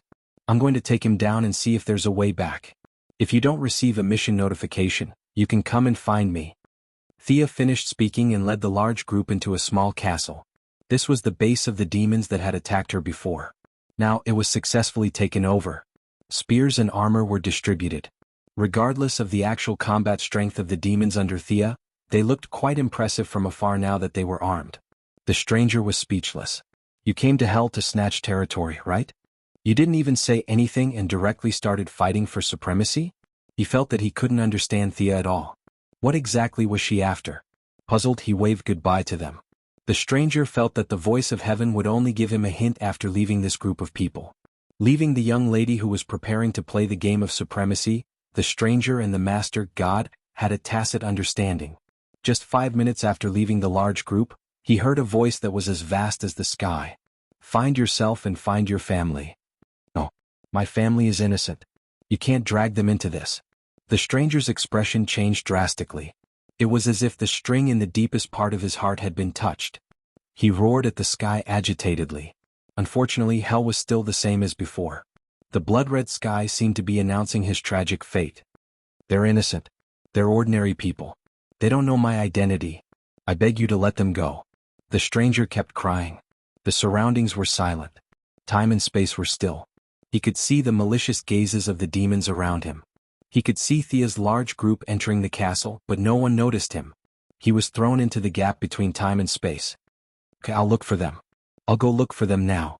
After some time, the stranger calmed down. The surrounding time automatically returned to normal. He searched around like a madman. Not here. These people weren't. After passing through one demon city after another, he finally saw 3 familiar figures after an unknown period of time. Chapter 8:13. Ellie, Tim, Elena. I'm here to save you. After wandering around hell for so many days without Sia's help, Stranger's physical strength and magic power had long been overdrawn by killing demons all day long. Now, a surge of power came out of nowhere, allowing him to send the demon guard flying with a single punch. Only the 3 figures remained in his vision. They were his family in the modern world, or rather, the family he had formed in the past 20 years. He loved his wife and his 2 children, but he never thought that he would drag them into hell. An ordinary woman with 2 ordinary children. They were not Thea, who could fight Darkseid for half an hour. They did not have the wealth of 2 sectors, nor did they have the ability to survive in hell. Time flowed differently, and Stranger did not know how long they had wandered in hell. Heartbroken, Stranger found his wife with her back facing him, lowering her head and gnawing on rotten meat. The light in his 2 children's eyes had long disappeared, and they were numbly following the group. I'm going to kill you all? Stranger raised his arm, wanting to kill these demons. He could not even use a 10,000th of God's power, but that little bit was enough for him to not fear any enemy. The scene of demon corpses littering the ground did not appear. Before he could vent his anger, he was stopped by a demon with a burning head. His unparalleled power was continuously absorbed by the other party. Stranger did not understand how this ordinary-looking demon could absorb supreme power. Stranger, are you surprised? I am you. Do you still recognize me? I'm afraid you have long forgotten me. You stole my name, my family, my originally happy family, my wife, my children. Everything in front of you was caused by you. The demon said with overflowing hatred. The stranger was shocked. Philip? The original Philip? The demon laughed cruelly. That's right, it's me. Look at what you have done. You stole my identity and lived with my family while I fell into hell. Now our family is reunited. The demon hugged the 3 pitiful people and laughed mockingly. Seeing that his beloved wife was only left with her instincts to survive, Stranger was so sad that he couldn't control himself. All the sins are mine. Let them go. The power of God seemed to have disappeared into thin air, and he turned back into the sinner in the blood field. His body was full of pain, and his courage, faith, and self-esteem had left him. He could only kneel on the ground and beg for forgiveness. The evil demon stepped on his head with a playful expression and let out an incomparably carefree laugh. Not enough, far from enough. This can't calm my anger. You know what? Those memories that made it hard for me to breathe, and the pain that drowned everything. I originally had a kind family, I had my own life, but you've ruined everything. The demon crushed the stranger's head with his foot. You have to pay the price. In their place, I am a sinner who has betrayed Jesus, the Son of God, the most wicked man in history. Let them go and lock me up. It is the only thing I can do for them. Please. Following Stranger's words, the devil pondered for a moment before nodding. Many sinners let out an unknown howl, and the wandering souls in the wilderness also let out mournful cries that reached straight to their souls. The entire hell seemed to be dizzy because of this. The world's greatest sinner had voluntarily entered hell. The will of hell seemed to be cheering, celebrating its great victory. The originally indestructible cape was snatched away by the little demons and was casually torn into a pile of rags. Stranger became Judas once again. This time, it wasn't Thea's illusion, but he voluntarily abandoned the identity bestowed upon him by the Supreme and became immortal again. They're yours. Hee if you can walk out of hell alive. Let's go. You are already my slave. Demon Philip didn't hold back as he lashed his whip on Stranger's hunched back. Becoming immortal again, he took a lash from the whip. Fresh blood instantly flowed from his shoulder to his back, but he didn't care. He carried his unconscious wife and children and staggered along with the group. The weight of the 3 people made it hard for him to breathe, but he felt that this was what he deserved. Along the way he endured the ridicule, insults, and beatings of the demons. He wanted to complete this journey of atonement by himself. He didn't know how long he had walked or how far he had walked. His daily schedule was numb and mechanical. Time had lost its effect and his memories were a little blurry. The demons were also a little tired of his meekness and gradually stopped tormenting him. Instead they found new toys. In order to help his wife and children regain their consciousness, he subconsciously gathered around some humans. The humans in the group changed frequently. Some escaped, some were killed. Everyone was in trouble and no one paid attention to his identity as Judas. "Hey big guy, why do you have so many chances? Why don't you run away?" A woman who looked quite pretty asked him. Whaley wasn't here, so he didn't know what crime this woman had committed.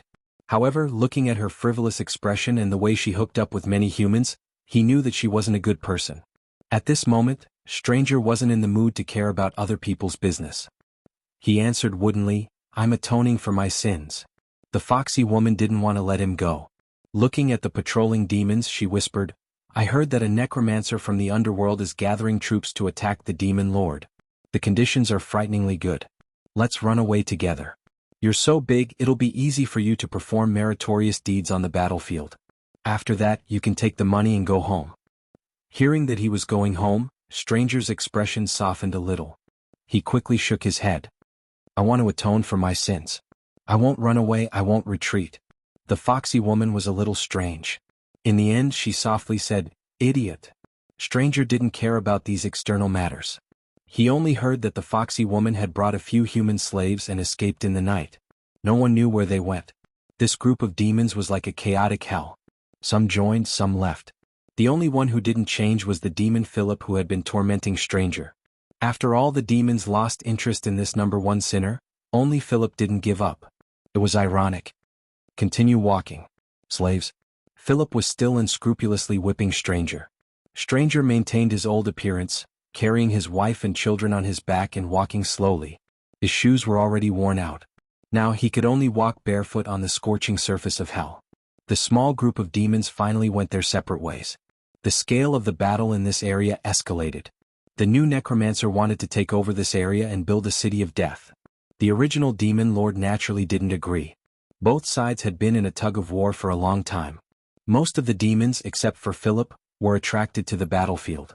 No matter how slow Stranger was, he knew that this remote corner of hell was in complete chaos. The originally peaceful life had been replaced by the flash of swords. That guy really knew how to cause trouble. Chapter 8:14. In the dead of the night, Stranger would think of Missy. His memory was already a little faint, as though she was a very distant figure. Her unyielding conviction would sometimes cause him to waver a little. Was his current choice correct? Should be correct.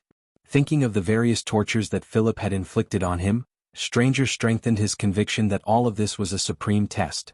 However, this conviction of his was shaken the next day when Philip's throat was pierced by a bone arrow from afar. *CK. How did this guy die? Stranger was shocked. In his mind, Philip must have been arranged by the Supreme. If he didn't suffer 81 tribulations, Philip would always be by his side tormenting him. Before that bone arrow pierced his throat, Stranger had always thought so. Looking at the demon's body twitching in a pool of blood, he wasn't very sure if this guy was a test given by God. Many skeleton soldiers rushed out from afar. The one leading them was an undead knight. Although it was made from the corpse of a demon, there were also a few demons with crude equipment on the other side. The moment the two sides met, they started fighting in full swing. Seeing that no one was paying attention to him, Stranger was still worried as he touched Philip. This demon that had tortured him for an unknown period of time was bleeding all over the ground. He was already dead. Stranger's heart turned cold. This guy didn't seem to be the target of his atonement. Then why was he tormented for a few months? Where's my cape? Where's my mighty power? How was it possible for him to find back the ability that he had discarded like a pair of worn-out shoes?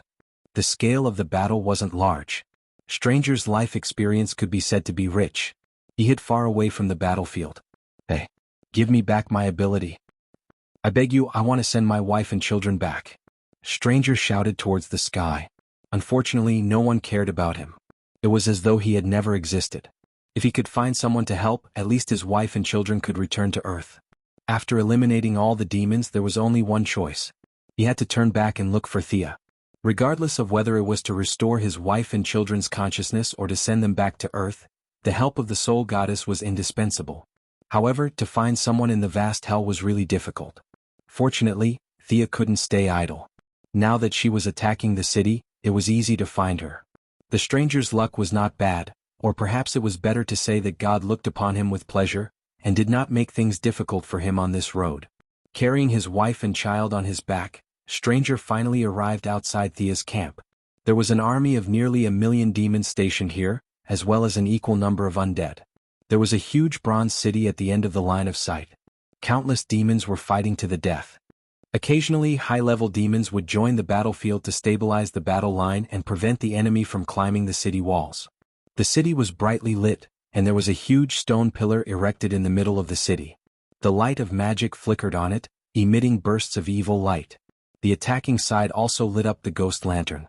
The pale white light caused the movement of the undead, and the strength of their attacks increased by 10%. The stranger waited bitterly outside the camp for 3 days but still didn't manage to sneak in. Are you really a god under the Heavenly Father? Hiding behind a large rock, the stranger was very gloomy. Thea didn't dare to make a move as she was afraid of exposing her identity. Her strategy was to attack the city regardless of the losses. During the day, her demon army would attack fiercely, and at night, the undead would continue to fight. Day and night. The demons suffered heavy casualties? She wasn't afraid. She could recruit soldiers from further away. She could pull a large number of them with a wave of her hand, and the price she had to pay was almost negligible. There were corpses all over the ground, and with her attainments in magic she could pull up thousands of undead with a wave of her hand. The morale of the defenders declined quickly. The stranger saw it with his own eyes. Demons who didn't know what loyalty was jumped off the city walls and ran to the attacking side to participate in the siege after receiving the bounty. The demon lord, Nibiros, had personally participated in the battle several times, and only then did he barely manage to repel the enemy. But as the difference in numbers between the enemy and their side increased, Nibiros went from fighting occasionally to fighting frequently, and even to the point of being a permanent resident. His destruction was only a matter of time. With a loud bang, the huge gate that weighed dozens of tons was broken by the siege chariot. The 2 broken pieces of the gate seemed to indicate the fall of the city as they fell to the sides. The green-skinned Nibiros was at a loss. He wanted to repel the enemies on the city walls, but he also wanted to block the gate. Unfortunately, there was a limit to what he could do in the face of the flood of enemies. He wasn't strong enough, and his territory was only a remote corner of hell. He didn't attract much attention at all. I'm going to kill you. The green-skinned demon saw a black-robed figure floating in front of him. His claws were like sharp swords. He wanted to tear the enemy apart. Idiot. The person who came was naturally the young miss. Neither Raven nor she could use too much strength. Otherwise she could take on 10 of these demons with one hand. She pointed a finger, and a large amount of magic power with a trace of soul divine power appeared. Like a drill, it spun at high speed and broke through the demon's mental world, blasting a hole in it. From today onwards you are a skeleton guard. The demon's flesh and blood quickly melted, turning into the spiritual fire necessary for undead creatures. The originally tall and sturdy bone armor let out crisp cracking sounds. Under the guidance of the soul, the former demon and current skeletal guard Nibiros slowly stood up. The rest of the battle had no suspense. The demon lord had turned into a ghost, so the remaining demons naturally wouldn't fight for him. When they heard that there was a reward, they all put down their weapons happily. All the demons stood together happily like a family. Tuz, gather the undead army. I want you to sweep the city from east to west. Kill all those who don't obey. Wearing full armor, with evil spirit in his eyes, and faintly surrounded by ghosts, this was the first subordinate Thea received in hell. At that time he was also the one who told the young miss about the shortage of resources in hell.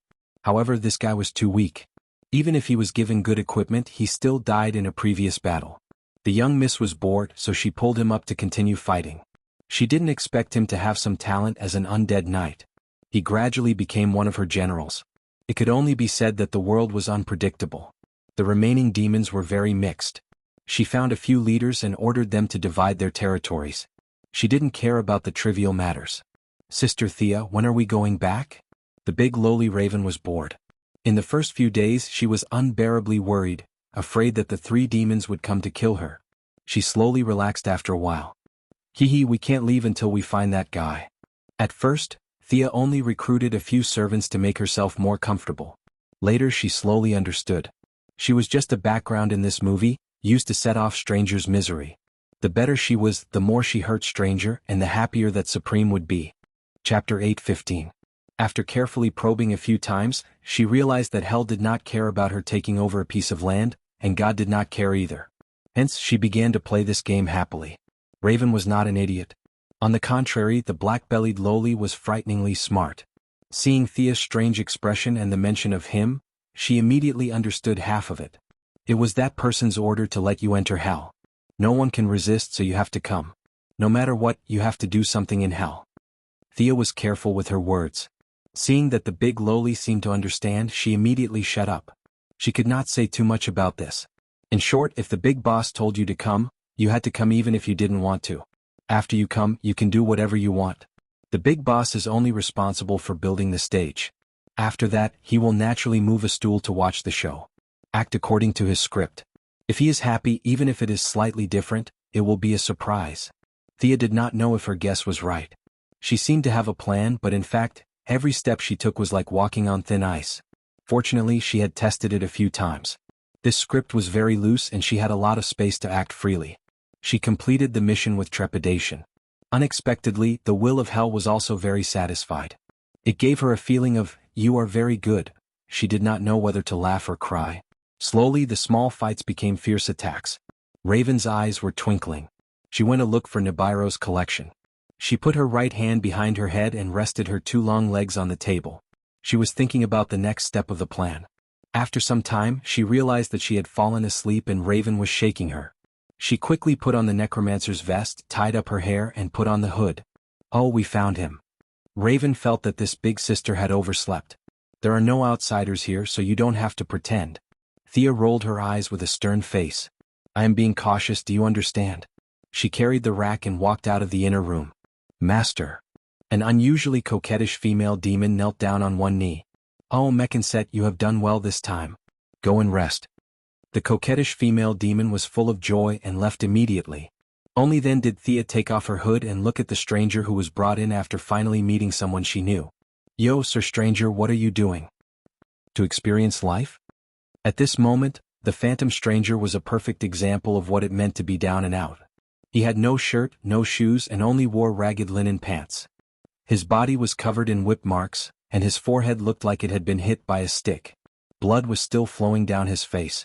In order to see Thea, he really spent a lot of effort.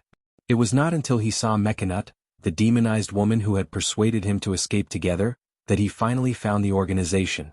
The sadness in his heart was indescribable. He didn't even hear the teasing about experiencing life. Instead, he asked the most important question: "Can you restore my strength?" Thea looked at him in amusement. "Ha ha, you think too highly of me. I can't do it." The eldest miss directly refused. "The power of God? Can I help you recover?" No matter how he thought about it, it was impossible. "Actually, that power has never left you. It is in you." Before she could finish, she was interrupted by the stranger. "Beside me? You said so too. I admit that guy is weird, but you are not qualified. I have seen greater existences. Do you really think you are God? What new God? You are just a bunch of pitiful worms. The difference is too great. You are not qualified to preach to me." The anger that had been suppressed for a long time finally exploded, making the stranger almost crazy. The grief in his heart could no longer be suppressed. He madly grabbed everything, smashed it, and cursed. From God to Thea in front of him, and then to those stingy neighbors when he lived with his wife and children. It was as if the whole world was laughing at him and teasing him. "Come on, what other tricks do you have? Come at me. I don't want to guess anymore. Either kill me or tell me the answer."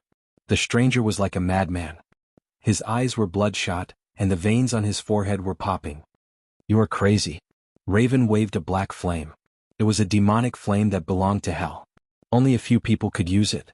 Raven wanted to knock down this maniac. If not for the stranger trying to trick her into hell, none of this would have happened. "Don't worry, it is not time yet."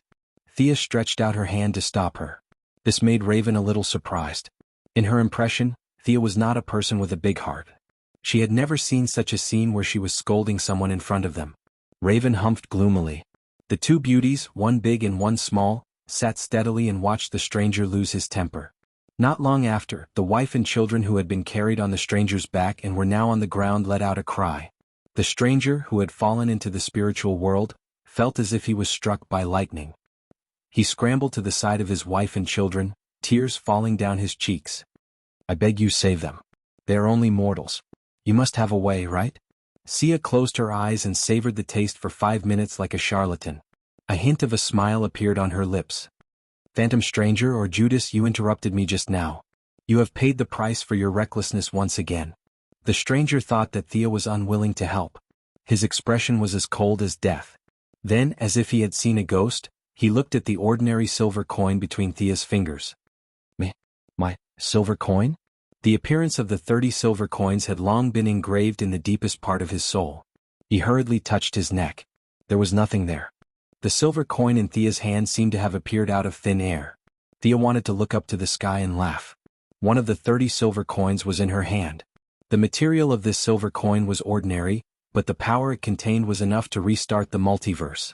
It was not like the Flash's timeline, which could be restarted in a few days or a few years. It was to restore the time when the universe was born. Everything had not yet been born and was still waiting for the opportunity to break out. Even if it was not restarted, she could use the power to create her own universe. She did not want to restart it or create a new one. She could still observe it just like the shadow on Earth too. Just looking at it would benefit her a lot. It could be said that the stranger's trash talk gave Thea an unprecedented opportunity. Therefore, the young mistress was in a particularly good mood. You betrayed Jesus and exchanged his life for silver coins. I wanted to help you, but you misinterpreted my kindness. Those 30 silver coins and the one in my hand are the price. The stranger was speechless. He did not know what to say. Don't think too much. I know the agreement between you and that existence. If he did not agree, this thing would not have been in my hands. Right? You have to do something for me in the future to pay for today's mistake. The stranger was not a fool. From Thea's words, he could tell that his ability could definitely be restored. Otherwise, what would she want him to do? He could not be the gatekeeper of the Quinn group. Chapter 8:16. Seeing the stranger's expression soften, Thea laughed inwardly. This guy was completely fooled by God. You betrayed him, and you still expect him to save you? Just look at how the Supreme threw the stranger's wife and children into hell without any burden. Human values couldn't restrain him. Toying, watching the stranger toss and turn in the sea of bitterness, this was the Supreme's attitude. Your family is very happy? I'll throw you into hell. You want to be saved? I'll give 1 silver coin to Thea. I'll make you wish you were dead, unable to go up or down. The stranger's situation was exactly the same as when he hanged himself that day, but he didn't realize it at all. The stranger wanted to do something incomparably difficult, to get the silver coin back? Thea could only say that he thought too much. She didn't intend to hand over what she got. Until the end of the world, his journey to atone for his sins wouldn't end. Although she had become a tool for the Supreme to torture the stranger, Thea didn't mind. She cleared her throat. You interrupted me just now. What I meant was, the power is by your side, right, Your Highness? After saying that, she looked at the air to the stranger's left. Who's by my side? The stranger looked left and right, but he couldn't find any clues. However, he had an intuition that he was a big step closer to the truth. You shouldn't have called out my identity. A person with a pair of huge wings on his back walked out of the void, accompanied by countless hymns and the roar of the will of hell. An angel. Raven was shocked and then hurriedly covered her mouth. Greetings, I'm Thea Quinn of the New Creation Star. May the holy light of heaven shine on the mortal world. I'm the eagle angel Zorier of heaven. Thea and the angel greeted each other. The angel's strength was slightly lower than hers, and he seemed to be on par with Diana. This angel spoke as if he was singing. Thea got the benefits and directly handed the stage to him. The rest of the matter you can settle it yourselves. The stranger looked at Thea and then at the angel. This matter revealed a sense of strangeness. Have you been by my side all this time? He asked tentatively. Thea coughed and interrupted him. If I'm not mistaken, he was already by your side when you were still Judas. Hearing that there was a fellow by his side who had been following him for 2,000 years, stranger could no longer remain calm. In these 2,000 years he had formed countless families. Could it be that this fellow had always been by his side? How is this possible? He loves the world. Even if you are as sinful as you are still his people. Angels protect everyone. Everyone has an angel by their side, Zal continued in his unique aria. Raven glanced at Sia suspiciously. Everyone has one, she thought. Do I have one? Thea rolled her eyes expressionlessly. What nonsense are you talking about? One for each person? You angels have trillions of them. With this number they would have already flattened hell. This angel business was very familiar, but the rhetoric used was too crude. From the moment you were born and landed on the ground, I have always been by your side, phantom stranger. The gay tone in the angel's words made Thea shiver. In her memory, this angel died and was reborn as a woman. She couldn't afford to offend him. Where is my power? The angel took out stranger's blue robe. He will always be there waiting for you as long as you understand the meaning of your existence. Thea looked at stranger who couldn't wait to put on the robe again. She knew that he probably still didn't understand, but that had nothing to do with her. Stranger waved his hand.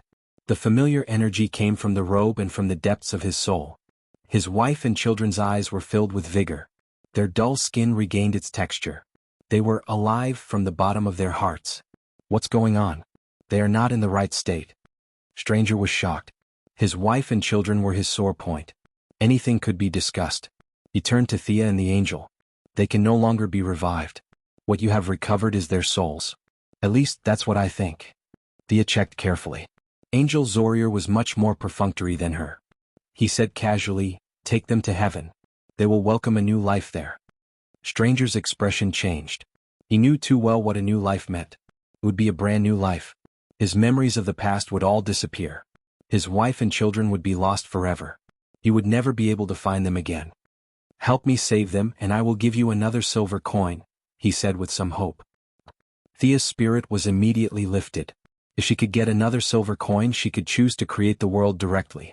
Observing the various changes, her realm would instantly rise to an unimaginable level. However, she quickly cut off her greed. Going too far was as bad as falling short. This was Stranger's test, but he didn't say that it wasn't hers. Heaven wanted Stranger to give up his wife and children. Why did she have to interfere? After a mental journey, her heart finally regained clarity. She had already achieved some success in controlling her greedy emotions. Sorry, I can't do it. They don't have much time left in this world. She pretended to check again and told Stranger the bad news. She didn't say anything else. The very gay angel gave her a kind smile and brought Stranger's wife and children to heaven to be reincarnated. After that, he continued to stay together with Stranger contentedly. Before he left, he invited Thea, but she directly rejected him. She had to borrow a path to heaven, so she might as well go through hell. Moreover, heaven's environment wasn't suitable for her. If she put up a sign in heaven, "Can buy anything, sell anything?" the big boss would teach her a lesson. Seeing Stranger and the angel leave, Thea heaved a sigh of relief. The main actors were gone. This drama was over. She could be more casual and not be so restrained. She searched with Raven and found Nibiru's teleportation circle. No one knew where it led to. After Nibiru's occupied this place, he was so poor that he didn't even use it. She checked twice and guessed that it was going to Earth. However, she wasn't very sure. It was possible that they were going to an unknown destination. This made Thea more cautious. She had to protect her escape route. If it was Earth, then everything would be fine. If she entered Apocalypse Star and was surrounded by the new gods, she had to make sure that she could retreat. She couldn't lose the territory she conquered. There were many specialties in hell, such as alchemical fire oil that could burn for 3 days continuously, the Earth's core that contained a large amount of heat energy buried deep underground, and the remains of some unknown strong people left here from time to time. Many mages who had nothing better to do came to hell to play and ended up with all kinds of magic books left behind after they died. Moreover, there were countless evil souls here. Thea couldn't figure out how the souls floated from the underworld to hell. Was it because the underworld was cold and hell was warm here? The market here was huge and there were many special products.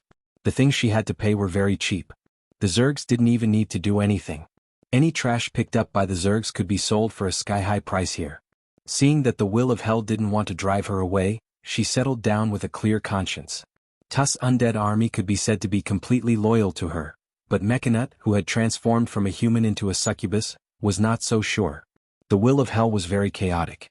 Even if there was a spiritual imprint to control it, it was not certain. The Lord of Hell needed to be a demon.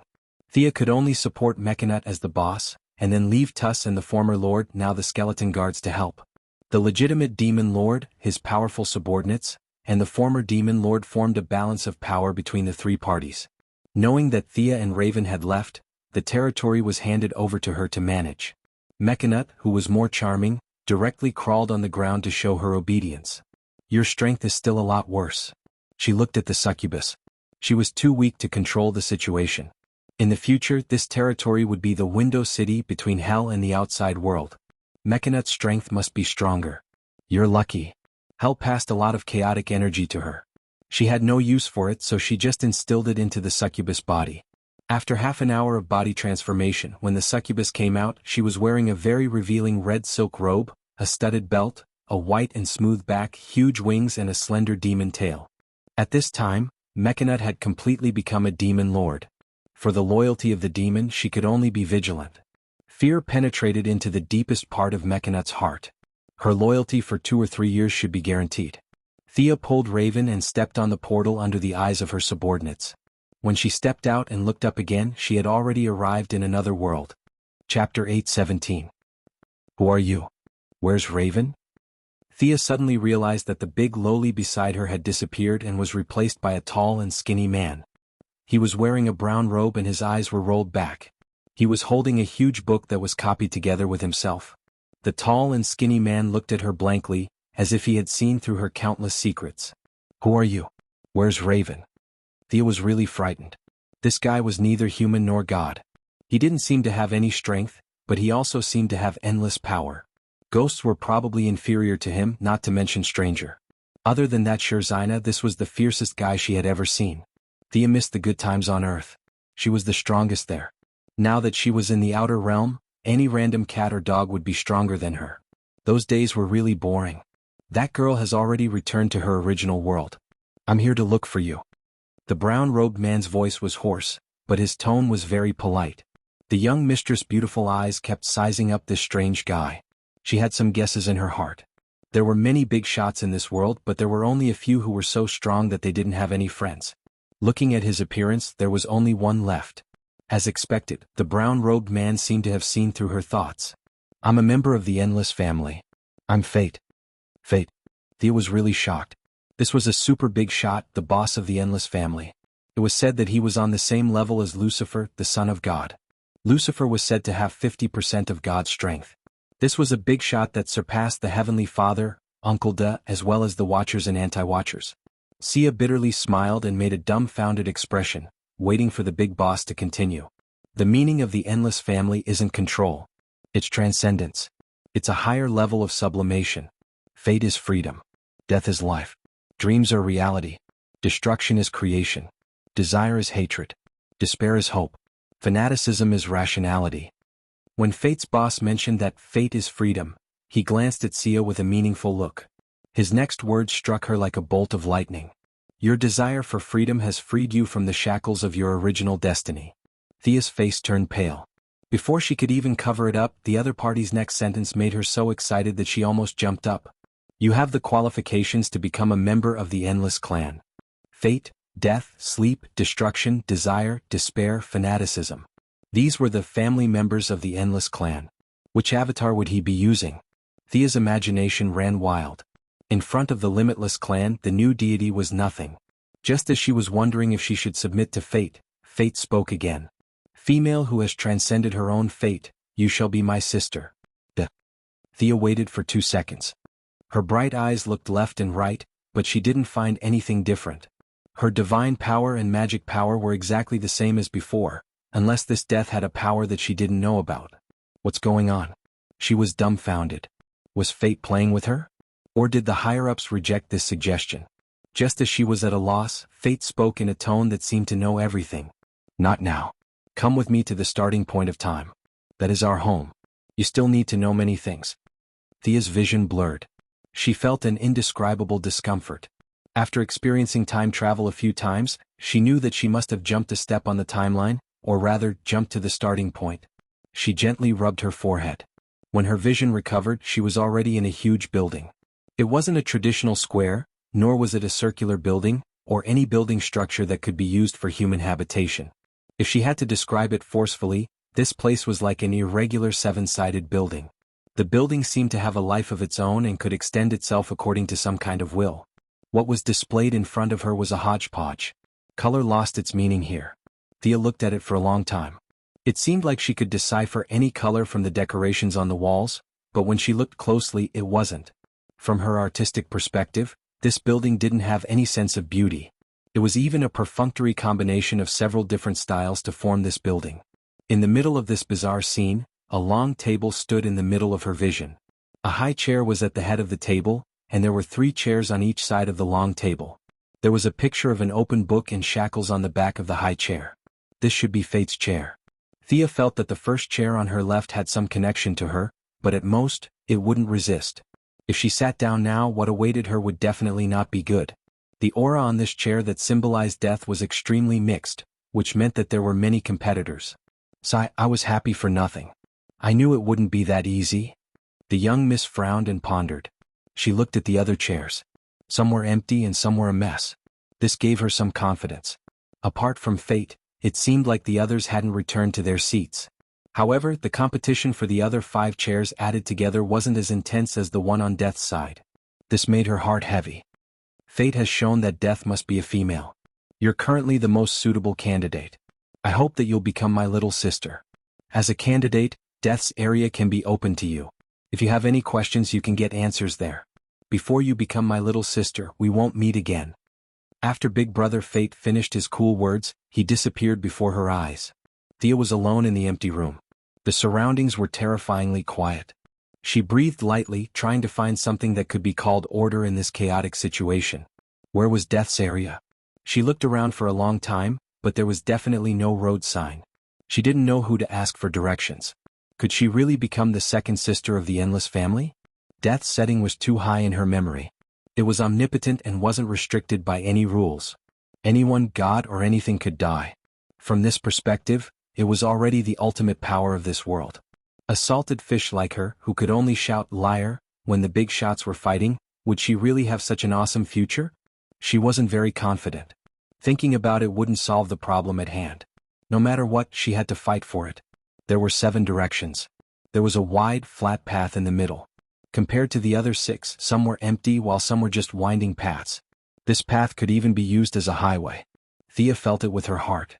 This was Fate's path. She had already turned her back on Fate for a long time. She would rather choose nothing than walk down her old path. Could it be this way? She chose another pitch-black path. Suddenly she woke up. This was the place of her dreams and it wasn't her. She hurriedly looked to the other side. Gray filled the air. Laughter and curses could be heard in the smoke. It was as if countless souls were telling her that this was the place. Chapter 8:18. After confirming her position, Thea no longer hesitated and stepped into the gray fog. The space in front of her changed drastically. The spacious and simple hall immediately turned into a void where she couldn't see the sky or the ground. She was surrounded by gray fog, and her position was a floating piece of gravel in the void. Up, down, left, right, front, back, there were hundreds and thousands of gravel like the one under her feet. The thick fog blocked her vision, but there were countless more where she couldn't see. She looked around and didn't know where to go. This was a path that symbolized death. If she couldn't find the right path, then what awaited her was death. As a new god, she still had this knowledge. Here, it was a competition of understanding of death. The deeper the understanding, the better the path to the end. All roads lead to Rome. It was impossible here. There was only one truth. There was only one path that led to death. Damn it. I'm just a reserve. Do you have to make it so complicated? Thea couldn't help but curse. Fortunately, she didn't stick to good or evil. She changed her avatar to study souls. Her knowledge of death was much higher than that of a new god. Otherwise, wouldn't she have died here? Although the path ahead wasn't clear, she wasn't in a hopeless situation. The stranger coin was still in her hands. She could use the power of the coin to restart everything, but that was just a chance. No matter how she thought about it, it was a loss. Moreover, the whole world had been rebooted. Was her family still there? Was Diana still there? Returning to the beginning of the world, being alone wasn't a happy thing. She looked at the gravel in front of her with melancholy. She had to choose a path that led to her goal. It was simply too difficult. Moreover, judging from her senses, although there were more than 10 gravel around her, there were only 3 or 4 that could really make her stop. The rest were either traps or didn't suit her. She kept looking at the 3 gravel. She was very sure that her path was one of them. However, there were still many choices for her to choose from. This made her very depressed. Could she send a clone to explore the path? Unfortunately, in the face of death, everything was equal. Humans and new gods were the same. She couldn't use many of her techniques, and her physical fitness was only slightly stronger than ordinary people. The consequence of flying in the air was falling into the void. He carefully thought about the description of the Limitless clan in his memories. They transcended the world, and every single one of them had the strength of an overseer or anti-overseer. Big Brother Fate and Second Sister Death were powerful existences that surpassed this level. The end of all things. Thea sat cross-legged, her elbows supporting her head as she pondered. It seemed that she could only use this move. She made up her mind, and a colorless and transparent energy appeared in her hand. This was the prayers in her order scale. Back then she had relied on it to connect with the vital origin. Now that she had reached a critical juncture, she felt that only the prayers would be able to guide her. He had helped the ordinary people so much, so the ordinary people should help him too. She was absolutely certain of this. Both of them were formed from the faith of the masses. From a certain perspective, the power of will shared some similarities with the limitless race. Which way should I go? Thea asked in her mind. The transparent energy was quickly consumed and finally pointed to a piece of rock. Ah! Thea wanted to laugh out loud. This piece of rock was one of the 3 pieces that she had been hesitating about. She didn't hesitate any longer. She quickly jumped onto the piece of gravel. Time had lost its meaning here. Thea kept moving forward without stopping. Everything was difficult at the beginning. There were many choices at the beginning, so she had to be careful and cautious. At the same time, she had to conserve the power of will. Who knew how long this path would be? She had to analyze every step she took, and then use the power of will to choose the correct path from the rocks that she had chosen. Although her speed was slow, she still had a 60 to 70% chance of reaching the end. The only thing that troubled her was that the power of will had been used up, and the road ahead was vast. That would be shocking. She didn't know if it was because God was satisfied with her as an actress, or if Big Brother Fate was going easy on her, but when 2/3 of the power of will had been used up, she finally walked out of the void and stepped onto flat ground. The young mistress relaxed and lay on the ground with her arms and legs spread out. She muttered a few words of thanks to God. After a long time she regained her strength. She stood up and looked around. The space wasn't small, but other than a lonely house, there was only a large stone tablet. Compared to the big house from before, the house in front of her wasn't even as big as a bathroom. Out of caution she first looked at the stone tablet. It was as if it had been standing there since the beginning of the universe. It was a black stone made of unknown material, and there were some words on it. When she looked at the stone tablet, she didn't know if she had become smaller or the stone tablet had become bigger. The stone tablet, which was originally only 10 meters tall, suddenly became more than 10,000 meters tall. Fortunately, she had recovered all of her abilities after leaving the void-shattered area. Sia flew to the top and looked down from above. The first place was undoubtedly empty. Second place, third place. The young mistress was speechless as she looked down. Finally, she found her name at the 78th place. Her shining name appeared on the stone tablet. She was actually a little excited, but this ranking was a pain in the ass. Before Thea could make a face, a message was transmitted from the stone tablet. The message wasn't complicated. It was describing the selection criteria. As for why they hid the selection criteria in their house and didn't disclose it to the outside world or provide any explanation, Thea felt that she could understand. This was because she was the one who benefited from it. This rule made sense to her, and it made a lot of sense. There were tens of thousands of names on the stone tablet, but she was ranked 78th. Everyone else's names were black, but only her name was shining. She knew how fishy this was. For example, her and Diana's old friend, Hades, was ranked 4,119. Death God Hypnos was ranked beyond 8,000. The Black Death Emperor, who she had never seen before, was ranked 105. Darkseid was ranked 319. There was also the King of Tears, who died when he saw her face, and Doomsday, who could create death, were ranked around 1,000. This ranking didn't mean that their understanding of death was inferior to that of the young mistress. Uncle Da aside, the Black Death Emperor's understanding of death was much better than Thea's. However, the reason he was ranked lower was that they didn't know the selection criteria. The first one, which Thea felt was the most important, was the one that made her stand out. When Big Brother Fate first revealed the veil of all the worlds, he had already stipulated that the death of his second sister would be his second sister. In other words, the candidate for this position must be female. Female. Female. Important things must be repeated 3 times. Uncle Da, the Black Death Emperor, and the others were eliminated from the beginning. It was useless no matter how deep their understanding of death was. Chapter 8:19. In terms of understanding of death, Thea estimated that no one could surpass the Black Death Emperor. After all, he existed at the beginning of life.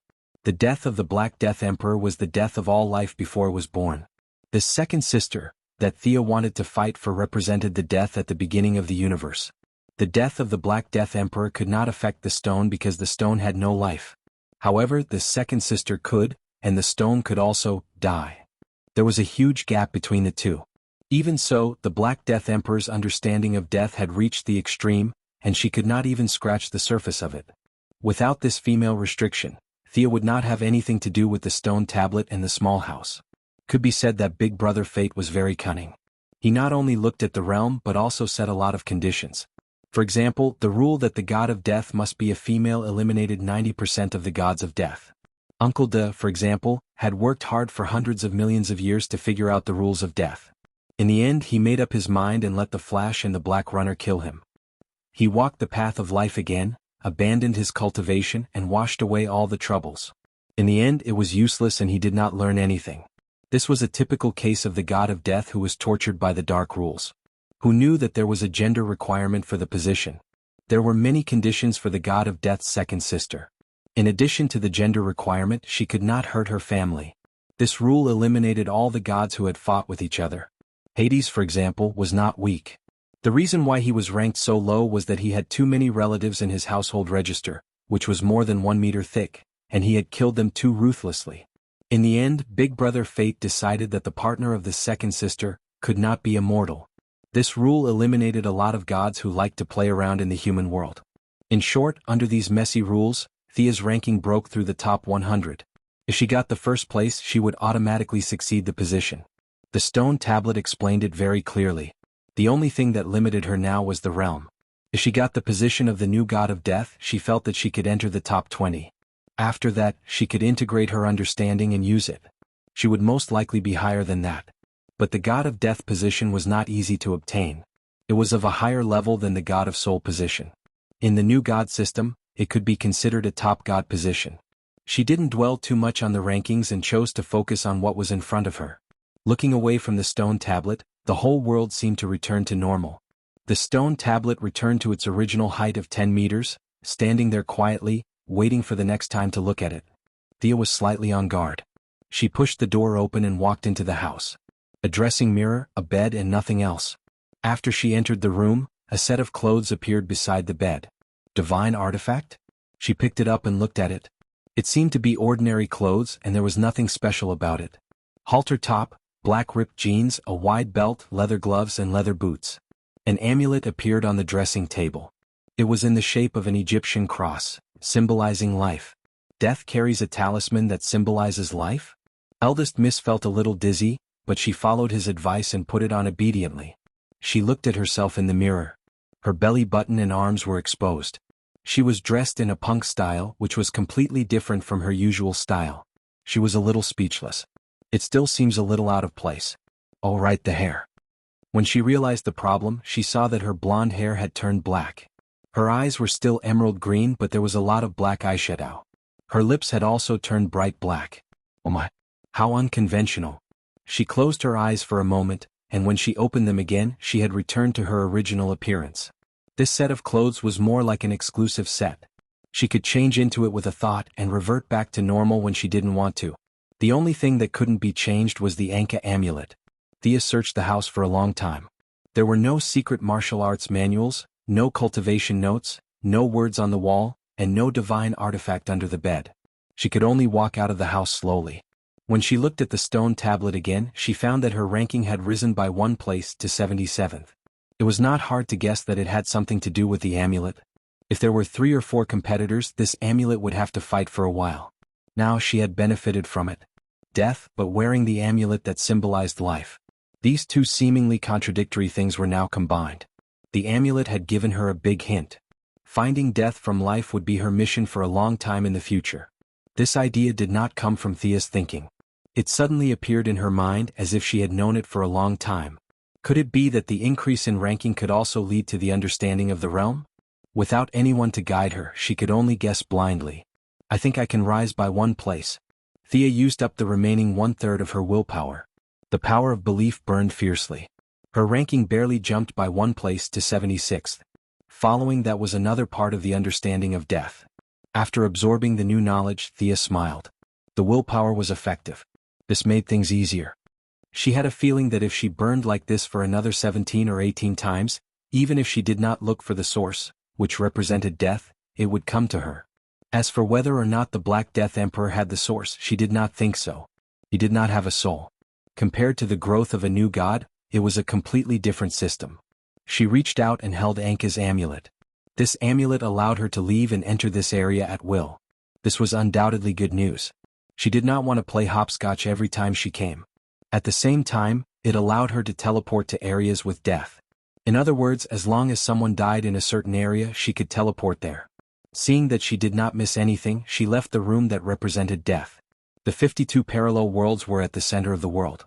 Outside them were the gods' realm, including Hell, the Apocalypse Star, and the New Creation Star. Outside them were the Watchers and Anti-Watchers, as well as her endless family's base. The rapid passage of time made her realize that she could actually enter the timeline with her main body. The power of Anka's amulet was far beyond her imagination. From the origin of time to her timeline, then from the god's realm to the god's realm, to the parallel worlds to Earth, the violent fluctuations of teleportation made her dizzy. "Are you okay?" The big lowly raven was puzzled. She did not know why Anka's expression had suddenly turned so ugly. In her mind, the two of them had just stepped through the teleportation door together a second ago. She did not know that Anka had just completed a series of emotional and wondrous journeys. "I'm fine. Let's hurry up and leave. I'm really tired. I need to rest for 2 days." First it was the Sharp Insect tribe. Then it was Orange Lamp, Stranger, Hell, and the Endless family. She was exhausted. The big lowly made an "oh," and did not say anything else. The two of them walked out of the teleportation formation. Their luck was good. This was Earth. Looking at the time, it was less than a month since they entered Hell. In reality, they had been slaughtering their way through Hell for at least half a year. This trip was daunting but not dangerous. Raven had avoided the fate of falling into the hands of the Ghost Father, while Thea had obtained great benefits. The two of them bade farewell and went back to rest. After taking a bath, she lay on her big bed. She could finally rest. Although she wanted to rest, she could not help but think about death. Currently, the one who had the most competition for her position was the Black Death Emperor. Her advantage was in objective conditions, while the Black Death Emperor's advantage was his high realm. Realms were things that accumulated over time. Thea was not confident that she could surpass the Black Death Emperor in a short period of time. Chapter 820. It was hard to say what would restrict Black Death Emperor. For example, the gay angel Zoriel, who was always by Stranger's side, turned into a woman when he was resurrected. Thea, who was lying on the bed, was worried. What if Black Death Emperor changed his personality and turned into a woman? What would she do? At that time, death would be in his bag. Black Death Emperor must die. Although she couldn't kill him, she could beat him into an idiot. It was difficult to keep everything pure and pure, but it was easy to blaspheme. Adding some green of all things or red of all things into his pure body, and then finding a corner to seal him with 100 layers of seals was the idea that the young miss came up with. Raising the banner of justice and gathering the power of the entire universe to help her eliminate potential competitors, this was a business worth doing. Moreover, Anka's amulet hinted that she could see death from life, so the study of life equation was indispensable. In short, Black Death Emperor must be eliminated. After staying at home for 3 days, Milady finally recovered from her fatigue. She started to patrol around. First, she took a stroll around Star City's novice village. Damien Dark, who would appear in the original timeline, was captured by her to plant corn. The criminals in Star City were no longer a threat. This was also the reason why Tommy and Laurel ran to Gotham when Barbara summoned them. There were too many people and too little food, so they could only go out and hunt. Shadow, who was 7 months pregnant, moved to the new continent to prepare to give birth to the next generation of the Quinn family. Red Arrow Roy Harper, like many young heroes, chose to travel in order to find his own path. The pitiful Green Arrow had run to Central City to help Barry beat up Savitar these past few days. Thea was given the cold shoulder, so she could only go to work obediently. On the way, she received a call from Louise Ryan. She was surprised. The two agreed to meet at a coffee shop. After a simple greeting, Louise talked about the main topic of the day. She had a fight with Clark. Clark is too stubborn. The Daily Planet was acquired, so he changed his policy and leaned toward the online media. What's wrong with that? After giving birth, Louise wasn't as fierce as she was when she was young. Her words were very appropriate. Stubborn old man, he's like an old man in his 70s or 80s, clinging to the old ways of the print media. I can't even explain it to him. Does Krypton still have the habit of buying newspapers? Louise complained indignantly. Thea sipped her coffee leisurely and finally figured out the connection between the two. This was indeed a tragedy. The decline of print media was inevitable. Young people and even old people had begun to abandon print media. They had chosen online media, which allowed them to obtain information faster. It didn't involve the issue of justice or evil. It was a complete change of concept. No matter how powerful one's strength was or how powerful one's magic was, it was useless. The Daily Planet, a newspaper established in 1826, was now faltering. It had reached the end of its life. In order to take care of Superman's emotions, whether it was her Quinn Corporation, Wayne Corporation, or even a few rich superheroes, everyone tacitly avoided the Daily Planet. Today they had all avoided it, and the result was neither good nor bad. The Daily Planet was acquired by a neutral financial group. The new boss wasn't good, but he wasn't bad either. Student Clark, who was unhappy, found out that the new boss had evaded taxes. He loudly questioned Louise, who wanted to compromise, whether her conscience or money was more important. Thea was also speechless. There was almost no one who didn't evade taxes these days. From her Quinn to Wayne to the Palmer Corporation, all of them had this habit. It could be said that the new boss of the Daily Planet was just very unlucky to have run into Brother Superman's gun. She didn't know what the new boss was thinking. He got rid of the old editor-in-chief, Perry, and chose Louise as the new editor-in-chief. This escalated the already tense family atmosphere. Clark felt that his wife didn't support him and instead chose to side with the enemy. For the first time he slammed the table at Louise. Louise was now the producer of the new corporation's evening news department and the executive vice president of the new media. This was a much higher level than her previous position as a reporter. What do you think I should do? This isn't my compromise, it's the progress of society. Louise poured out her grievances. Thea was speechless. What could she say? It wouldn't be good to say too much. It would seem that she and Superman were very close, and it would seem insincere if she said too much. She chose to swirl her coffee spoon and listen to the story slowly. This is what I think. I should have more in common with Clark. Maybe this will make things more harmonious, Louise said carefully. It could be seen that she had thought about it for a long time. She wasn't just complaining but putting it into action. She was trying to prove that she valued her relationship and insisted on the truth. She didn't want to break up their relationship because of her principles, so she could only find common ground from another perspective. Thea felt that Louise was becoming more and more intelligent. She was much better than when she went to question Zod. You want to join the Alliance? No, I want to learn the Kryptonian language and customs. It would be best if I have the ability to fight alongside Clark, Louise said earnestly. Thea looked at her. She could buy anything and sell anything. She definitely couldn't use it on her. After all, she was a friend. She couldn't trick her. To package a normal person to the level of Superman was an epic mission. However, it wasn't difficult for those who didn't know how to do it. Thea still had some confidence. Louise looked like a weakling, but she had the potential to become a strong person. The Super Queen of Earth 3 corresponded to Wonder Woman, and her counterpart was Louise. However, the fate of this world made her ordinary, and she became Superman's accessory. She led Louise to her lab and created a high-tech bracelet in front of her. It's purely technological equipment. It's similar to the smart bracelets you use at home. It can provide you with all kinds of knowledge when you're asleep. Thea pressed a button as she spoke and a screen popped up. You can download any information you need. I've saved the Kryptonian language and customs and all the martial arts on Earth. Learning this won't take up too much of your brain power. Conservatively speaking, you can finish it in 30 days. As for how well you can use it, that's up to you. Decent martial arts and armor. You have the combat ability to be a first-rate heroine. That's great. Thank you, Thea. Louise hugged her happily and went home to do her research. Thea wanted to leave immediately, but she accidentally saw Superman looking at her from afar. Well, it was far enough. Dude was sitting on the moon. It didn't seem appropriate to pretend not to see him and just walk away. Thea could only fly up. Chapter 821. Superman was a little dispirited today. He didn't shave his beard and he didn't wear a blue shirt or a red cape, which was rare. Instead, he wore a shirt and jeans, sitting alone in the crater. It was obvious that the couple's quarrel had affected him more than Louise. My father sent me to Earth and it took me 30 years to find my own principles. I used Clark to report the truth, and Superman to bring hope and encouragement to mankind. I don't know if it's my fault or the world's fault. He obviously heard their previous conversation and wanted to continue the topic. Thea didn't understand why the couple liked to talk to her. There was no elegant environment like a coffee shop, so she could only take out a wine barrel. It was very rough, a specialty of hell. It was ironic. The wine was unusually light and had a long aftertaste. Drinking it could clear one's mind and quicken one's thinking. It was very popular with the demons in hell who were dizzy from the impact of chaos. It was a rare wine. Thea handed Superman a glass. Ignoring the moon's gravity, the two of them drank one glass each. Good wine. Clark didn't know that this was a specialty of hell. He thought it was a new product from Quinn Group and kept cheering.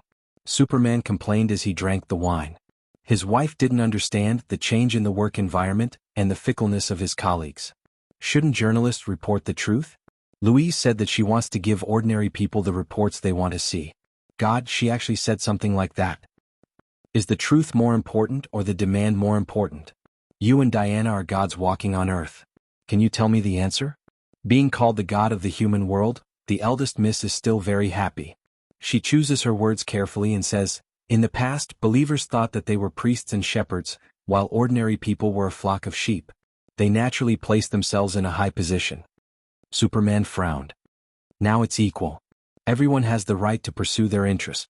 That's right. The monopoly of knowledge has been broken. People have the right to choose, so... She dragged her voice. Why do you stubbornly think that people need your reports? Superman was a little confused. Are the facts not important anymore? Thea finally had a new understanding of her stubbornness. Let's talk about the priests later. There are bad people among them. But there are also some good people who are devout and virtuous, right?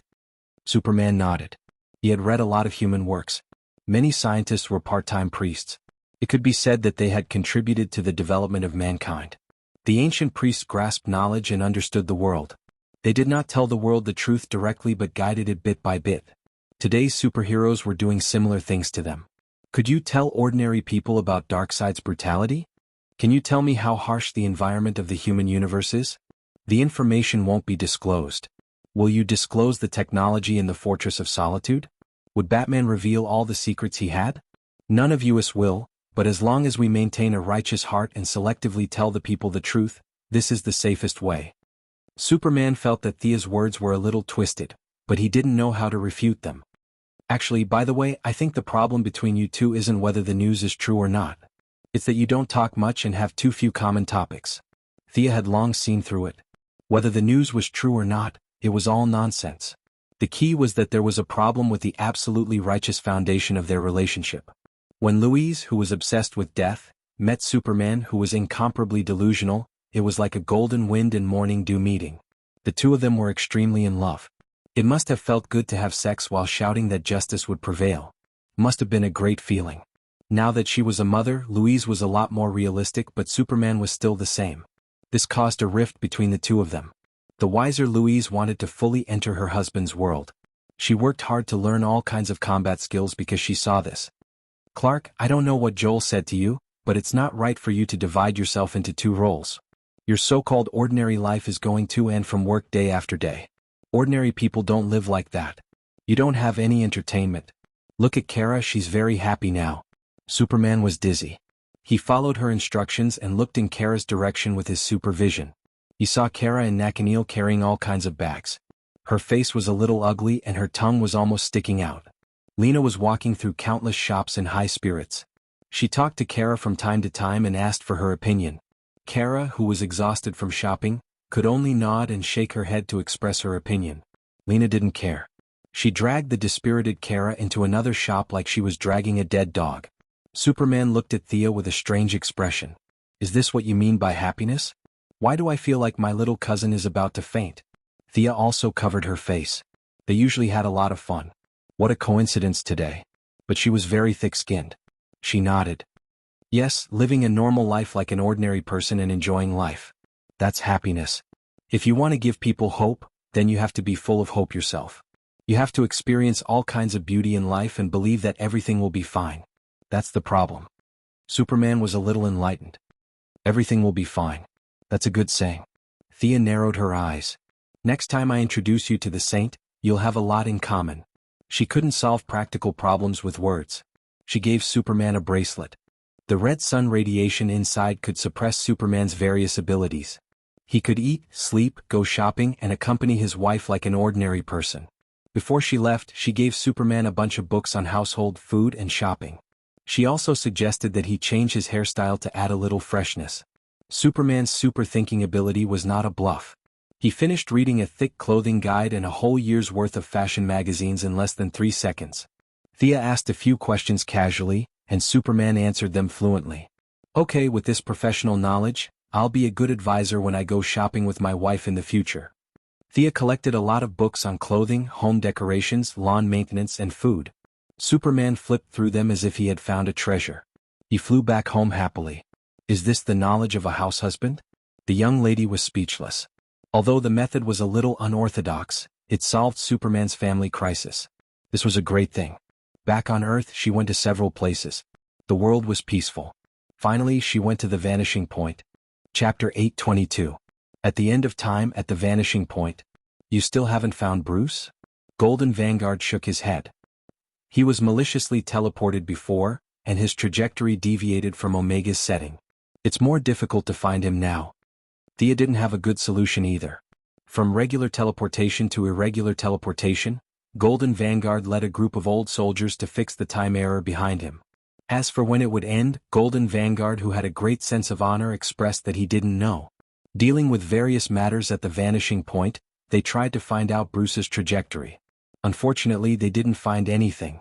Today, in the self-proclaimed Time Master Council, there were more than 100 old bureaucrats, 5 spaceships, and their comprehensive technological level was only 20 years more advanced than Earth's. There were less than 10 young people who could fight, and their weapons were also counterfeit energy guns. They were too lazy to fight the nameless ones, and they couldn't beat the famous ones. In short, it was a very awkward organization. The work of the 2 speedsters was quite effective. Those who randomly teleported in the timeline were now almost extinct. Back on Earth, her brother Oliver found her and told her his purpose for coming. Barry's actions are very fast. Wally was rescued and Savitar is Barry? So you want to hide from him and find a way to deal with Savitar? After her brother, who had brought his own food to Central City to fight monsters, finished telling the story, Sia searched her wealth and threw a green grenade to her brother. What is this? Oliver didn't know whether to laugh or cry. Needless to say, this color was very similar to his fighting style. According to the inert grenade made by the Turtle Man cells, after the explosion, it will create a strong deceleration zone with a diameter of about 500 meters. After Savitar decelerates, you guys go together and shoot him to death. She said indifferently. The reality was more or less the same as what she estimated. The Flash, Barry, Lightning Kid, Wally West, Pulse Bart Allen, and Savitar, the 4 speedsters, ran madly in the center of the city. In the end, Green Arrow used the grenade given by her sister to create a deceleration zone at the meeting point. It was impossible to shoot him to death.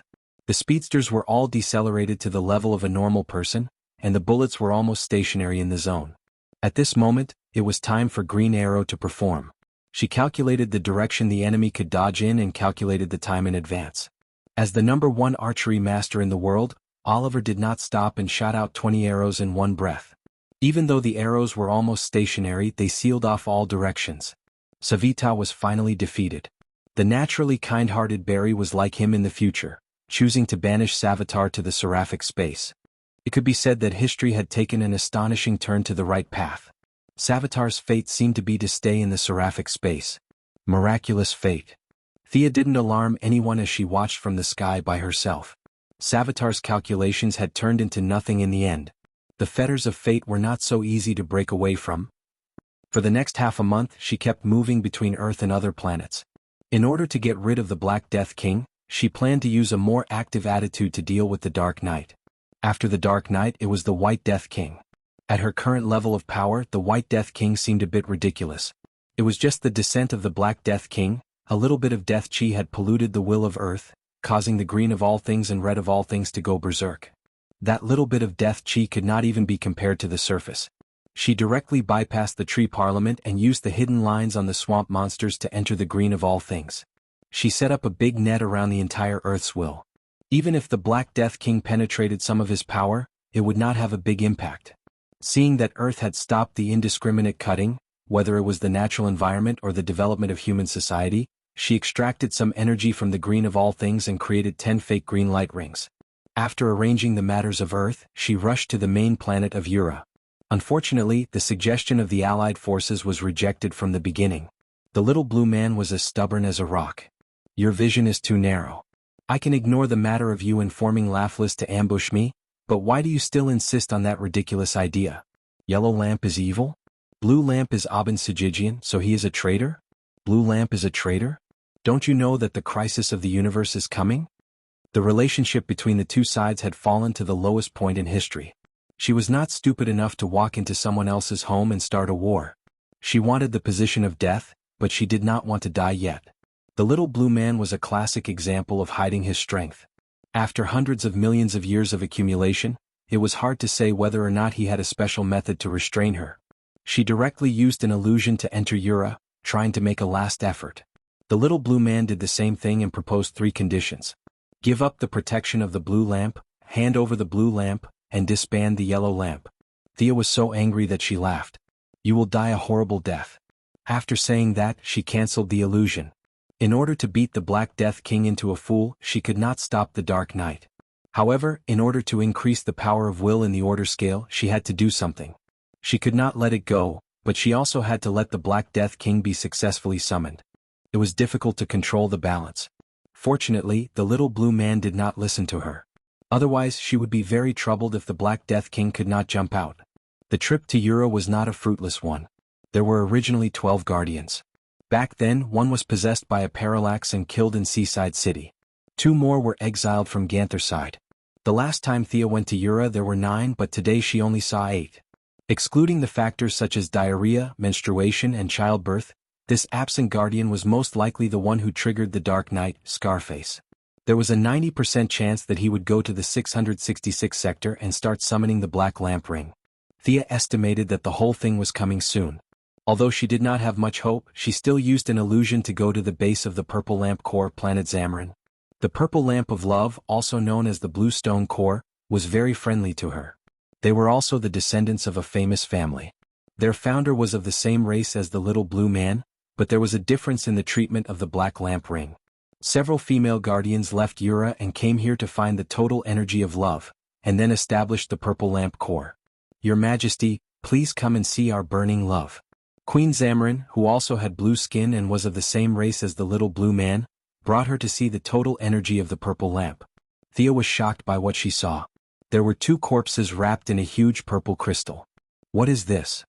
Thea looked at the shape of the corpses and the weapons wrapped in the same crystal and asked curiously. They are a pair of lovers, a pair that will never change until death do us part.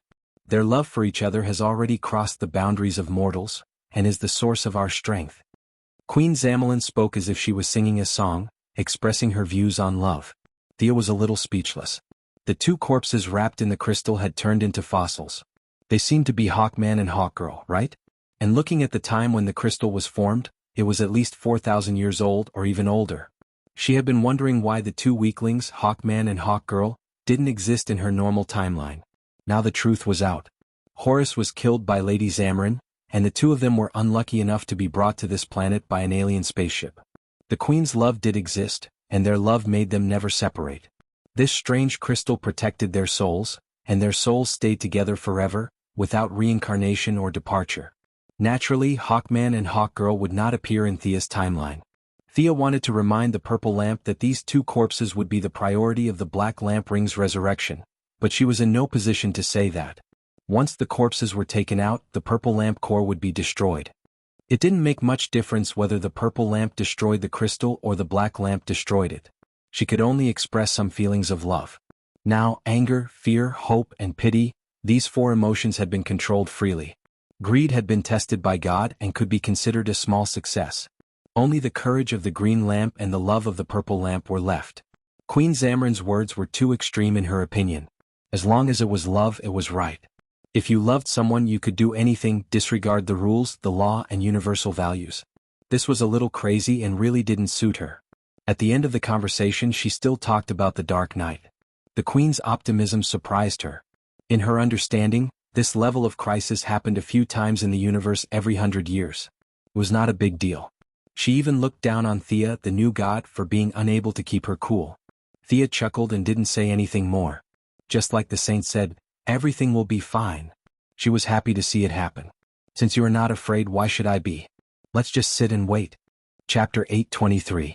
3 days later, Thea was in a secret base in the metropolis. Her hands were behind her head and her long legs were propped up on the table as she stared intently at the surveillance screen. On the screen, a pale-skinned man was cleaning up a corpse. The man was agitated and mumbling to himself as if he was on a pilgrimage. Is this necrophiliac really worth our attention? Death Knell, who was tall and burly like a brown bear, was puzzled. Why did Thea care so much about this person? He was just a normal psychopath who killed his entire family and cleaned up the corpses. Lord Death Knell could kill 3 of these scumbags with a single slash. This is a psychopath. Just as Death Knell finished his sentence, the man smiled unusually happily and adjusted his collar in front of the mirror. He then took out a technological device and aimed it at his head before pressing the switch. A flame flashed and the man lay in a pool of blood with a creepy smile on his face. He lay where the blood of his entire family gathered. Death Knell was dumbfounded. He had killed many people, even if it wasn't 1,000, it was at least 800. Of course, he had seen people who committed suicide in desperation, but it was the first time he had seen someone commit suicide so happily. This person who committed suicide was no ordinary person. This was the intuition that he had honed after years of being a mercenary. When he was alive, he was nothing special. But after he died, he seemed to have become stronger in an instant. The surveillance screen went black. The two of them waited for 3 minutes before the man in the pool of blood stood up again. He was wearing a black leather mask, and there was an inverted triangle and 5 vertical lines on his chest. From afar it looked like a palm print. He was wearing a dark cloak and tights, and there was still a smile on the man's lips as if he was mocking the world. The most eye-catching thing was the black ring on his right middle finger. A black ring? Is that why you're so cautious? Death Knell had the yellow light ring too, so he could naturally see through it. Thea looked at the first black light and remained silent for a long time. She put down her leg inside. Everything has begun. Increase the security around my mother's place. Tell our people to be careful. Pull back the front line and gather in a few strong fortresses. Wait for an opportunity to counterattack. So pessimistic? Is this necrophiliac that powerful? Death Knell had never seen Thea take the initiative to defend herself. He was in disbelief. According to the prophecy, it's very powerful. It's never wrong to be careful. She had never told anyone how to deal with it. Actually, if he cast a resurrection spell on William Hand, codenamed Black Hand, everything would be fine. Resurrection spells were rare but not impossible. Others aside, as the god of souls, she could also cast resurrection spells with a little effort. It could be said that the Night of Darkness was a huge event, but it could be delayed for a short period of time. The Black Hand was the connection between the Black Death Emperor and the world. Once the Black Hand was revived, the Black Death Emperor could only return to his home. However, this could only be delayed. Black Hand was a very stubborn person. He would do everything he could to court death. He was literally courting death. How could they possibly defend against it? What's more, Thea wanted to fight the Black Death Emperor. Even if she couldn't kill him, she had to at least injure him. How could she let him go home? What if he cross-dressed? He instructed Death Knell to gather the hidden forces that belonged to him and preserve the elites. As for the outer forces, they could only be considered unlucky if they died. Thea teleported back to her home. She had an emergency meeting with Moira and waited for the situation to develop further. At the same time, her clone was in Sector 666 of the universe. The dead sector was like a terrifying beast with its mouth wide open, waiting to devour the flesh and blood of the living. Kerrigan of the Sharp Insectoids was beside her. She didn't know what the Queen of Blades was waiting for, but Thea did not explain. Not long after, the clone received a signal from the main body and knew that it was time. The darkest day in the universe had finally arrived. Tell your people to prepare. The prophecy says that countless dangers will fly out from here. I want your people to do their best to stop them. Stop as many as you can. Although she was full of questions, Kerrigan still did as she was told. The insectoids blotted out the sea of stars. There were all kinds of giant insectoids everywhere. It couldn't be helped. Normal insectoids could not enter space. Most of the insectoids on the battlefield were elites and above. If they were all wiped out, it would greatly affect Kerrigan's rule. Don't worry, the losses won't be too big. Thea was very confident. Even if the Black Lanterns could come back from the dead, they would not care about the insectoids. They were just too weak. After waiting for a while, suddenly, there were many reflective dots in space that could absorb light. The dots looked like little bugs, but compared to the vastness of the universe, the shiny objects were too small. However, from the initial 1 or 2 light dots, they quickly grew to thousands and even hundreds of millions. They rose to an uncountable level, and the entire sector seemed to be filled with them. Thea stared at the dots. They were rings, Black Lantern rings. The Black Death Emperor used the Anti-Watchers as the main energy source for the Black Lanterns, and the souls of the entire Sector 666 as the carrier of death energy. Except for the first ring, which was given to the Black Hand on Earth, all the other rings were here. The Black Death Emperor was the death before all life began. He was not in this world and needed the Black Lantern rings to gather energy and summon him from the void to the material world. Although Thea did not intend to stop the summoning process, she did not want it to go too smoothly in the early stages. Tell your people to get ready. Kerrigan's eyes glowed with a unique light. Many gigantic insects with sharp horns on their bodies stood at the front line. Behind them were long-range insects with all kinds of trapping abilities, slowing down and restricting movement. At the back were 500,000 frog-like insects with big heads, small bodies and bulging eyes. Their mouths lit up when they opened and closed. These were new insects that Kerrigan specially created according to Thea's request. Destroying the Black Lantern rings was not easy, but it was not difficult either. The White Lanterns could be completely extinguished, the resurrection spell could be completely extinguished, and even the angel Zoriel beside the stranger could be wiped out. This was because they all had strong life energy and would cause damage to the Black Lantern rings made of death energy. Other than that, there was the traditional method of the 7 Lantern Corps. Green Lantern and any one of the other 6 lanterns could destroy the Black Lantern rings. In general, the Guardians of OUA had a unique vision. They had realized the uniqueness of Green Lantern billions of years ago. But considering OUA's refusal to cooperate, Thea had to find another way. Some heroes and villains could send out strange emotional projections that could also destroy the Black Lantern. Thea remembered that the female fox could imitate a deep-sea anglerfish and send out a weak white light to destroy the Black Lantern. However, she was not strong enough and would be paralyzed after one shot. The Zerg's genes could avoid this problem. They gave up on attack, defense, and speed on a genetic level just to have more shots in battle. Chapter 824. Thea didn't use her trump card right away. 500,000 bugs were nothing compared to the huge number of Zergs. She just didn't do any experiments. Out of caution, she didn't know if the frog bugs could restrain the black lights. She needed to do some preliminary research. Endless black light rings flew out from the depths of the sector, rolling and spreading like a black curtain. The giant beetles, which were the size of hills, were the first to fight. As the main battle unit of the sharp Zerg, their hard cuticle could withstand any bombardment of artillery and laser. Their limbs had sharp saw teeth. They relied on their weight to overwhelm the enemy and then madly cut the enemy's body. This was the simple and fatal attack of this kind of bug. However, they suffered a great loss when they encountered the black light rings today.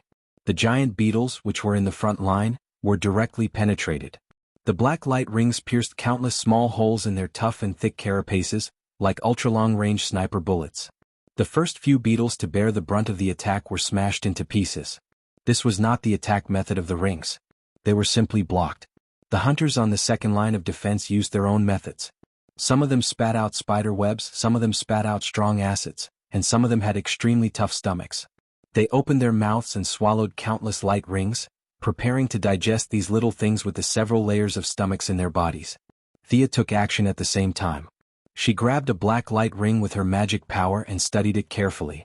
The result was not very good. Even with her strength, she could not destroy the ring by brute force.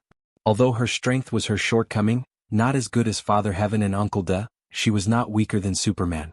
Unfortunately, no matter how hard she tried, the black light ring was not damaged at all. She used her own emotional power to attack the ring. The black light ring sizzled and emitted white smoke, but it was not damaged. When she mobilized the emotion of fear and attacked with nearly 30% of the energy, the black light ring made a crisp sound and shattered into a pile of powder. It seems that the green light is not necessary. It's just that the single emotion energy must be very high. It's not as convenient as the green light.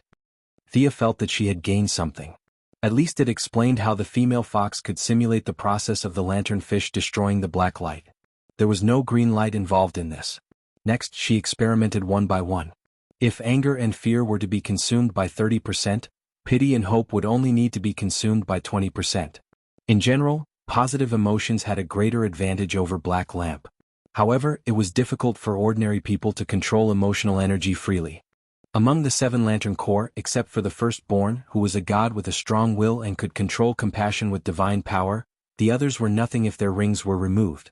Thea thought for a moment before putting on her yellow light ring and taking out a green light ring. This was the green version of the light ring that she had made for Alan Scott when she was on Earth.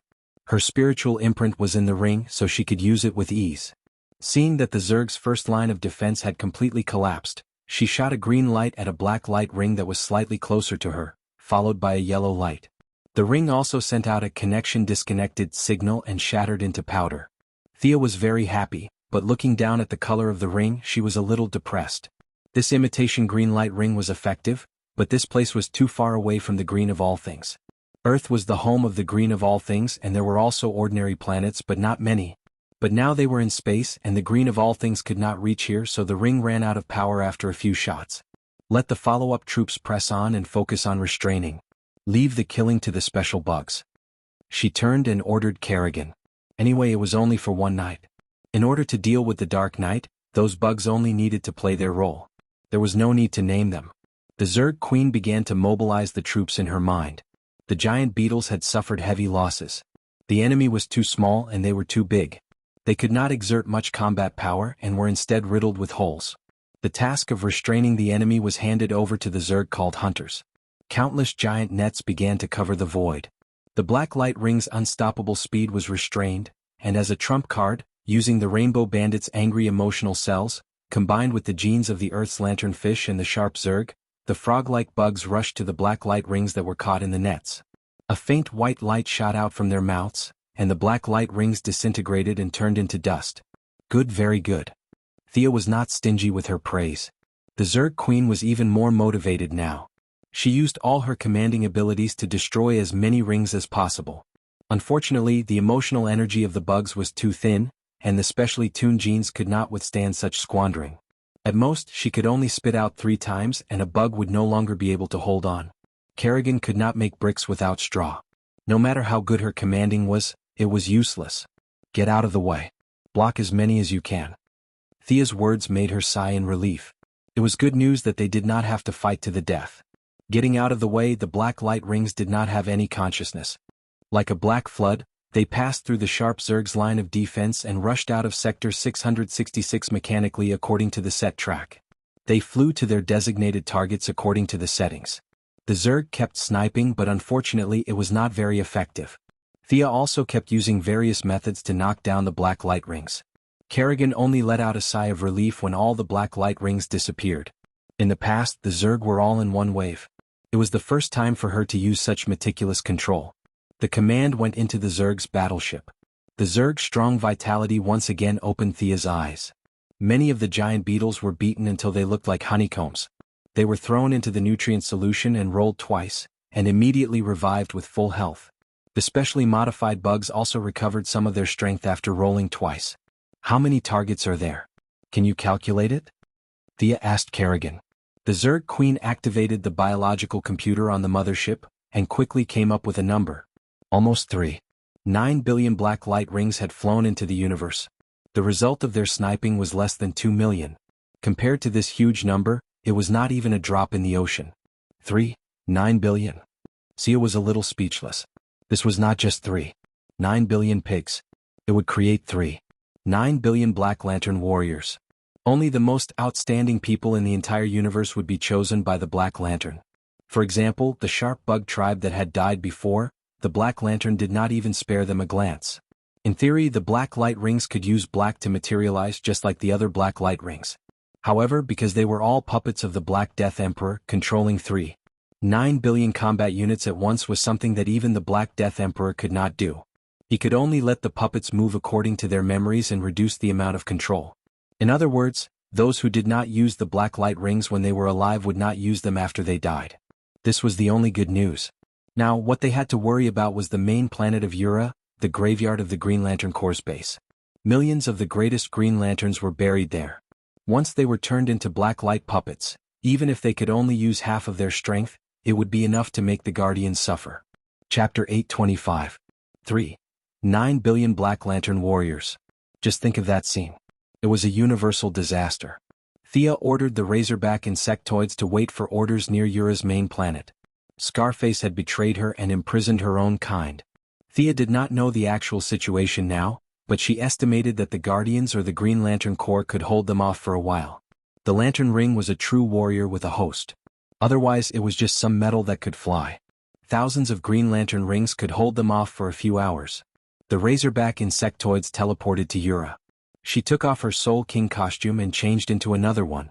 She wanted to save Zamalon's Purple Lantern Corps, which was the Bluestone Corps. Considering that there would be many battles to come, she cancelled her doppelgangers and went with her original body. Anka's amulet gave her the ability to teleport between life forms. She found the Saint first. Even the Black Lanterns could not get close to Yura's light of hope. The Saint and Jianghu were waiting for her there. Jianghu was a little anxious, while the firstborn held his sword and closed his eyes in deep thought. Darkness is coming. Abinsu's arrangements were not in vain. Let the light of the Green Lanterns shine on the universe. Thea looked at the Green Lanterns who were ready to go and said loudly, "No." The Green Lanterns made a very unique call. They notified the Green Lanterns in the universe to gather and help teleport the Yellow Lanterns. The Yellow Lanterns dared to fight and kill, the Green Lanterns replenished health, and the Blue Lanterns replenished mana. Under Thea's control, the three lanterns were getting closer and closer to each other. Thea was going to make Yura her base camp. The strong emotions of hope and Mogo's killing machine made it an impregnable fortress. She would be very busy tonight. Earth and Yura, she had won at least half of the battle if she defended both. "Where are Ganther and Set?" she asked the Saint. Ganther seems to have seen the Dark Knight. He went back to Yura to warn the Green Lanterns. Set went to Okaro to look for the Orange Lanterns. The Saint was still optimistic. Speaking of the Orange Lantern, Thea thought of Lafleetz.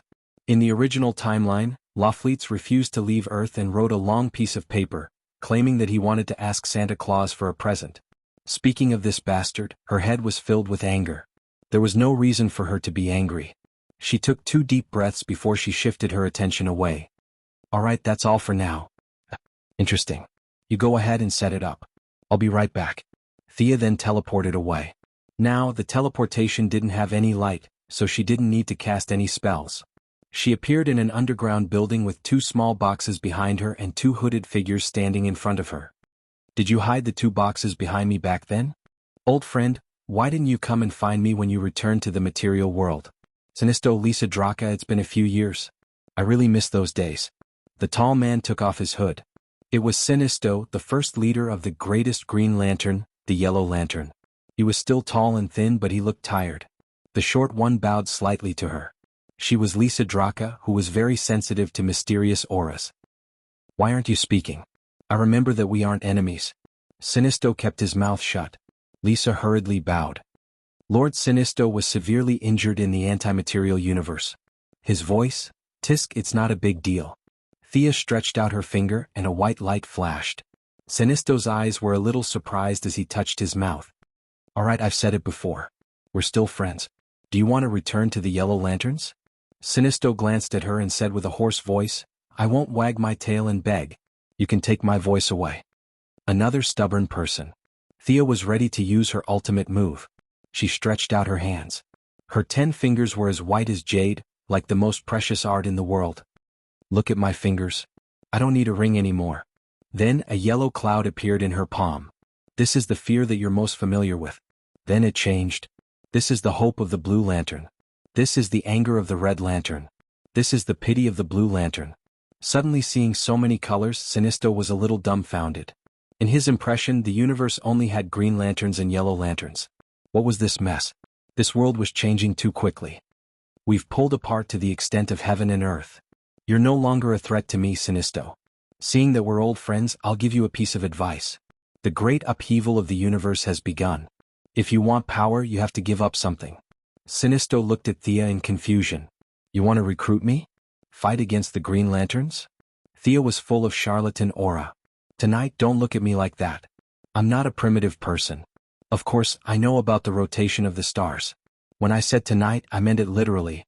The entire universe will be covered by darkness regardless of day or night. Unless you hide in the antimaterial universe, you'll definitely be implicated." After saying that, she received another ultra-long-distance transmission. She turned back to look at Sinisto.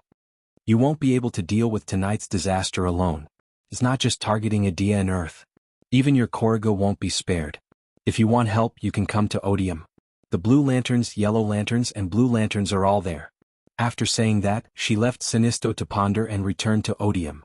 Did planet Zamalon still refuse our help? Why they're so stubborn? Jianghu gave her a piece of bad news. Queen Zamalon didn't agree to let the three lanterns enter her planet. In her opinion, the Purple Lantern Corps could resist any enemy. Love triumphed over everything. Everyone, let's go. The Purple Lanterns are also an important force. Save as many as you can. Thea was helpless. A choice at a critical moment could lead to irreversible consequences. The Black Lantern rings were flying too fast. In the time it took for them to go back and forth, the Purple Lantern's main planet might not be saved. She could only do her best and leave it to fate. Swoosh, swoosh, swoosh. The blue lanterns worked together to form a large-scale teleportation array. The three lanterns jumped twice and arrived at the periphery of Zamalon. The high-tech planet that was originally covered in love had now become a sea of fire. Hundreds and thousands of black lanterns were wreaking havoc nearby. The purple lanterns were panicking. They didn't know why their dead sister, the hero, had been resurrected and became their enemy. Are these people worth saving? Sinisto arrived before the main force set off. At this time he put on his yellow lantern ring again and looked down at the chaotic Zamalon people below. His tone was full of disdain. Their total energy source has been destroyed. The purple lanterns of love can't be replenished. Hero, you lead the team to stop those black lanterns. Saint, you help him stabilize the front line. Jianghu, you lead the tribe to save the ordinary people. Thea quickly issued the order. Sinisto's expression was ugly. Akiro, who was originally extremely loyal to him, was now acting as if he didn't see him. If even this confidant of his was like this, one could imagine the other yellow lanterns. Chapter 826. He didn't want to charge into battle like a follower, but he couldn't just float in the air and watch. Thea threw him a ring. He picked it up and saw that it was a green light ring. What do you mean? This light ring is different. As the greatest Green Lantern, he was more familiar with the green light than his wife. Thea used the green of all things to create a fake ring, and he immediately saw the difference. We don't have much time, so I'll keep it short. Akiro and the others are only there to stop the enemy. The black lanterns can't be destroyed by any weapons. The only way to destroy them is to use green light and any other light. You've worn the green light before, so you should be able to control two emotions. Can you do that? Her fake green light had to come into contact with the green of all things to obtain energy, or else it would be a rootless tree.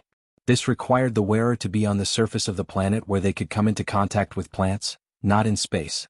The members of the three lanterns couldn't accept the green light because they didn't have the emotions. Thea had no choice. It was too rare to see someone wearing two rings at the same time. She asked deliberately.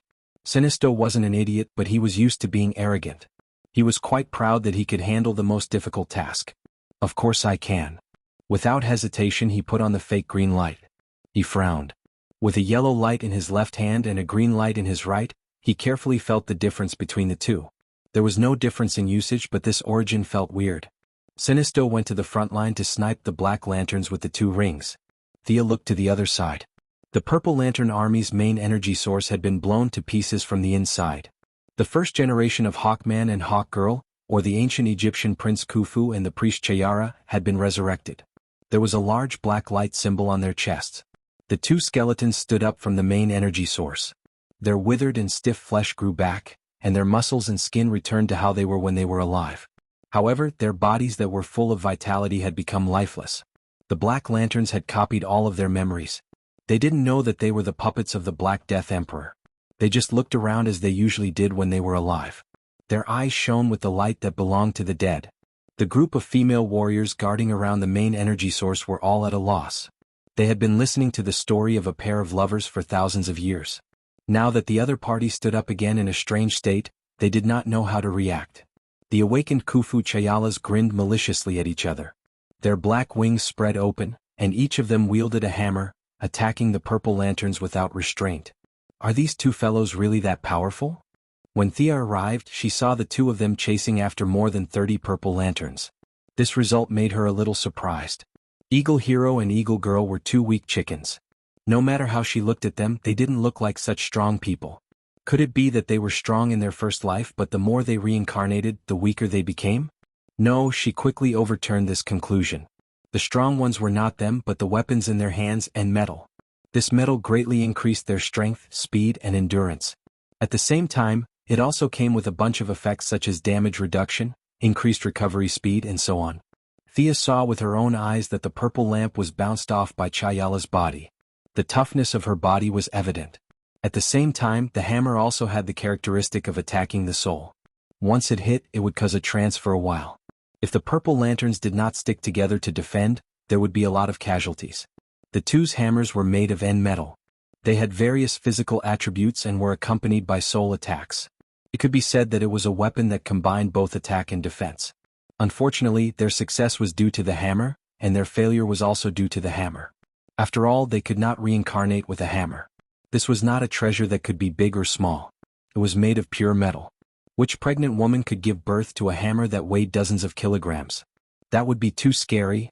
That was why their first generation was the strongest. From the second generation onwards they were weak. This thing is fated with me. Young mistress looked at the hammers in their hands and the wrist guard on Khufu's arm. She silently muttered in her heart. No matter how strong the two were, they were not in her eyes. Her attention was attracted by a huge monster not far away. Purple curled around it. It had a huge skeletal body, a huge head and a long tail like an alien. The monster's body was faintly discernible. As if it felt Thea's gaze, it suddenly ran. Where do you think you're going? You're the lantern beast plunderer of the purple lamp, right? Come back. For this manifestation of love, she did not use the fire-type or wind-type spells. Instead, she used the earth-type spells that she was not good at. Huge soil tumbled and rolled backward, trapping the plunderer on the spot. At the same time, Khufu and Chayala rushed over. Leave this to me. You guys go and rescue your people. Also, inform your queen how you dealt with this lantern beast. Send someone to take over. Thea waved her hand and several cyclones wrapped around the two of them. Chayala resisted with all her might. Unfortunately, her strength was still lacking. There was a limit to the strength that N-metal gave them. However, Khufu was stronger than her. The wrist guard on his arm glowed. With a shake of his arms, the cyclones were broken. He placed the hammer in his left hand and used his right hand to break Chayala's chains. The two of them had already seen Thea. At the same time, they shouted in ancient Egyptian and charged at her. Scram, weaklings. Thea formed a palm with her left hand and sent a wall of fire into the air. The two birdmen did not have time to turn around and crashed into it. I recognize your queen. I'm here to help. If you have time to watch, why don't you go outside and help your people? She turned around and scolded the purple lamps. The group of purple lamps was at a loss. They had been living peacefully for too long and things had happened too suddenly. The leader of the group seemed to have contacted the outside world. She bowed to Thea and led the way out. While talking to the group of purple lamp guards, Khufu and Chayala rushed out of the flames again. Thea was a bit speechless. Their first generation was indeed quite powerful. Now, the black lamp had given them a bunch of characteristics. First of all, they had no soul. Thea's greatest trump card was crippled. Secondly, they were immune to a bunch of mind control. She could not use emotional shock either. Finally, those debuff spells were also useless in front of the black lamp's terrifying recovery. They were immune to instant death, confusion, petrification, and other abnormal statuses. With powerful immunity, Khufu and Chayala's high attributes, and the two hammers, their combined strength was not weaker than Diana's when she had just left the island. Fortunately, the lantern rings were their weakness. Thea did not plan to fight them head-on. She easily dodged their attacks. Then, with a green light in one hand and a yellow light in the other, she shot out 4 beams of light and turned the two lovers back into bones. Only then did she have the time to tug of war with the lantern beasts. If the yellow lamp parallax was a Chinibu and the green lamp changer was a lowly, then the purple lamp marauder was a young girl blinded by love. Chapter 827. It was too crazy, but its ability was indeed very strong. With such a huge body, Thea almost didn't notice it at first. Love makes one blind, this saying was not false at all. This fellow was the third lantern beast she had seen. Thea had never seen the blue lantern beast. She guessed that it was because there were too few hope emotions in the universe. Furthermore, the hope she gave to the saint came from Earth too, so the blue lantern beast might be squatting in some corner now. A large amount of soil and sand bound the purple lantern beast tightly. Thea couldn't let it escape. Would she chase it all over the universe? She cast 7 or 8 seals consecutively before giving up. He turned his head and used Mage's hand to pick up the 2 metal hammers. He shook them in his hands and struck a pose. They were as dumb as they could get. It was very useful for ordinary people, but it had almost no effect on her. Furthermore, a weapon like a hammer had nothing to do with beauty. She would rather fight empty-handed than use a hammer. She kept it and prepared to study it later. Khufu's gauntlet was actually a divine weapon. Its aura was weak, but Thea was very familiar with it. It was her old friend Horus. Or rather, it was the remnant of a god's will.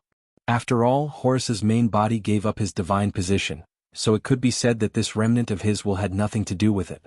She only needed to touch it lightly to erase that remnant of will. However, Thea didn't do so. Horus had helped her a lot. Now that he only had a remnant of will left in the gauntlet, there was no need for her to kill him. As a reserve member of the Endless Clan, the future second sister of death, she still had this bit of tolerance. She lowered her head to study the two corpses. Queen Zamalin also rushed over. Our energy source. When the queen entered and saw the shattered amethyst on the ground, she wailed. Thea knew that she was pretending, but she still played along. The Purple Lantern's energy source can be restored.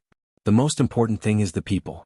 As long as they are still around, the energy source will be reignited. She wasn't trying to comfort her. The Green Lantern's energy source in the original spacetime had been destroyed and rebuilt many times, but she didn't see the Green Lantern banging its head against the wall in frustration. She estimated that with these amethysts she could find 40 to 50 Purple Lanterns, inject energy into the amethyst, purify it and rebuild it. The Zamalin Queen's acting was slightly exaggerated, and she stopped crying instantly. She ordered her subordinates to take the purple crystal shards away. The lantern beasts on the side also had methods to collect them. Thea directly handed them over to them, but the two corpses on the ground made it a little difficult for her. This was the idol of her own people. Logically speaking, she should take him away. However, when she thought about how Black Lamp could revive them at any time and how such a ticking time bomb was still by her side, she felt a little reluctant to take him away. However, she couldn't say that she would burn him or chop him up. For a moment she was in a dilemma. Thea wasn't afraid. The hammer had been taken away. Even if they resurrected, they wouldn't be that powerful. There were 9 billion Black Lanterns in the universe. It didn't matter if they had more or less. Let them continue to stay in this land that they love so much. She helped the queen out of her predicament at the right time. As the leader, the queen could not give up the totem herself, so she could only let an outsider like her do it. In fact, love my ass. The Zamalin people had been here for less than 3,000 years. In other words, there was nothing here 3,000 years ago. Khufu and Chayala were thrown to this place by the ancient aliens. The two of them could only hug each other to death. No matter how you looked at it, they didn't like this place when they were alive. Most likely, before they died, they yelled something like, "Damn, the heavens will die a horrible death." However, no one cared about what Thea said. The two piles of corpses didn't jump up to refute her. A bunch of the queen's guards even showed an expression of acceptance. Thea and the queen threw away the corpses with a look of disgust and left the palace with a pile of crystal shards. The princess took 2 of the best crystal shards and put them in her pocket. She wanted to study the feelings of love in the future. The queen tacitly pretended not to see anything. The battle outside was still intense. The population of Zamalin wasn't large, only a little over 1 million. After all, love was too extreme. There were only a few who could maintain love even in death. There were only a few dozen members of the Purple Lanterns, but they also maintained the custom of burial. When the Black Lanterns came, they directly pulled up hundreds of former Purple Lanterns and turned them into Black Lanterns. They all knew how to use manifestation, and there were so many of them that the Purple Lanterns were defeated in the first place. Seeing their acquaintances, relatives, and elders standing in front of them again, talking about the happy times of the past, the Purple Lanterns, who were already very emotional, were not alert at all. Even when the Black Lanterns revealed their true colors, they still didn't realize that their end was coming. In just one wave of attack, more than 20 Purple Lanterns were killed. These 20 were resurrected by the Black Lanterns and joined the battle. At the same time, the Purple Lantern's total energy was destroyed by Khufu Chayala, who was resurrected from the inside. They couldn't replenish their energy, and the situation could be said to be extremely urgent. Fortunately, the Three Lanterns Coalition arrived in time and replaced the Purple Lanterns, barely holding the line. When Thea flew out, she saw Sinisto killing everywhere. He was the only one who had the willpower and skill to wear 2 lantern rings. The others couldn't. The firstborn had the qualifications, but he had little research on the use of the lantern rings. Compared to the lantern rings, he preferred his own greatsword. Now he was like a firefighter, relying on his strong physical fitness to constantly support the various battlefronts. Pa! Thea saw a black lantern ring fly by in front of her and hurriedly wrapped the ring with a huge amount of magic. Flesh and blood, from Tnar of Zamalin, connection failed. Flesh and blood, from Tnar of Zamalin, connection failed. The ring was very mechanical and it kept repeating some information. Thea listened patiently. When the ring repeated it for the third time, it finally said the information she was interested in. Energy value 1. 15%. She sighed. It had actually been less than half an hour since the insect sniper ring. The rings had already begun to provide energy to the Black Death Emperor. When the energy reached 100%, the Emperor of the Realm of Death would enter the universe. This speed would become extremely fast as more and more people died. She didn't have much time. Only by gathering the 7 lanterns could the battle be maintained. Jianghu, start the teleportation in batches. We don't want to waste our energy here. Sinisto, this is not a stage for you to show off. Can't you tell which side is in danger? Those meaningless targets, what a waste of green light. Saint, go to the front line and help Sinisto replenish the lantern ring's energy. The women and children are taken care of by their people. Don't make trouble. Jianghu really didn't have the ability to see the big picture. Sinisto seemed to be beating the black lanterns, but Thea could see that wearing 2 lantern rings of different colors at the same time consumed a lot of his mental power. He was just holding on. Not to mention the saint who would help a child when they fell. Did he have time to worry about such trivial things in the chaos of war? Chapter 828. After teaching her subordinates a lesson, she personally joined the battle and finally managed to mobilize the cooperation of the 3 lanterns. Although the Black Lantern's attacks were still fierce, they could only retreat in the face of all kinds of powerful magic. On the other side, Jianghu began to teleport in batches. Each Green Lantern could take away tens of thousands of people. Shrink the defense line. Thea raised her hand and a huge fire tornado swept up a bunch of Black Lanterns. Not to mention the lethality, it would take at least a few minutes for them to escape. They retreated as they fought. When the last batch of civilians was evacuated, they left the planet and returned to Odium. As the host, the Holy Walker promoted his "everything will be fine" theory while taking Queen Zamelin to settle her people. Thea received all kinds of information remotely. The Black Lantern rings were getting closer and closer to Earth. After thinking about it, she left a clone and used the Anka talisman to teleport back to Earth. Entering the Justice League Hall, she immediately sounded the highest level alarm. Superman was the first to arrive, followed by Diana, the 3 speedsters of the Lightning family, Barry Allen, Wally West, Bart Allen, the Martian Manhunter, Supergirl, and Green Lantern John Stewart. They rushed over without any preparation. Diana was wearing casual clothes, Superman was unshaven, and there was a lipstick mark on Barry's face. Wally gave him a few looks before he wiped it off. What happened? Diana was shocked. The Justice League's highest level alarm was set up for superheroes all over the world. It was not limited to the League. This setting was secretly done by Bruce Wayne. They only discovered this function after Dick took over. There's a huge disaster in the universe that will affect Earth soon. We only have a few minutes, Thea replied. The Green Lantern will solve all problems. Before John Stewart could finish, he was interrupted by Thea. Idiot, your main planet Odium is surrounded. Don't you know that? Thea casually scolded this idiot. Then she picked up the phone and called the secretary. After all, not all heroes could fly. Even if some could, they couldn't fly fast. They were thousands of miles away. By the time they arrived, it would be too late. Quinn Group employees all over the world could inform them to participate in this large-scale video conference with the help of the local network.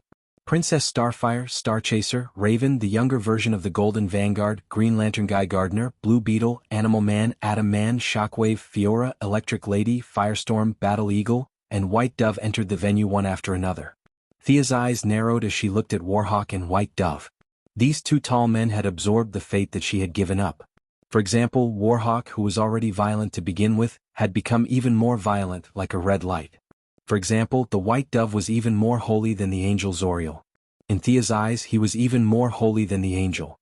It could be said that their fates had reached a new fork in the road, and it was hard to predict whether it was a blessing or a curse. She hardened her heart. She had to give up those things, move forward lightly, and never look back. She used a faint layer of soul power to isolate the breath inside and outside. Warhawk and White Dove, who were originally a little restless, felt slightly uncomfortable but soon returned to normal. They thought that they were nervous because of seeing so many superheroes. As for the few mages from the magic school, Sia ordered them to stay put. Black Lanterns could not enter the new world, and magic was also not very useful to Black Lanterns. The young lady knew very well that there was really no need to sacrifice the fragile mages here. She looked at her watch. Less than a minute had passed. She knew many heroes, but she didn't know most of them. They gathered in twos and threes watching Thea make a call. She looked at the big screen. Some heroes who couldn't fly, such as the new Batman, the Green Arrow, and some leaders of countries were online. Everyone was waiting for her to speak.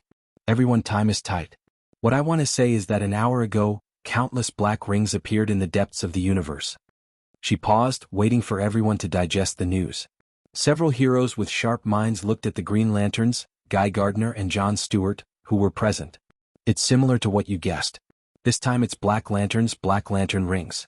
As for the number, a conservative estimate is 3.9 billion. Impossible. How can it be?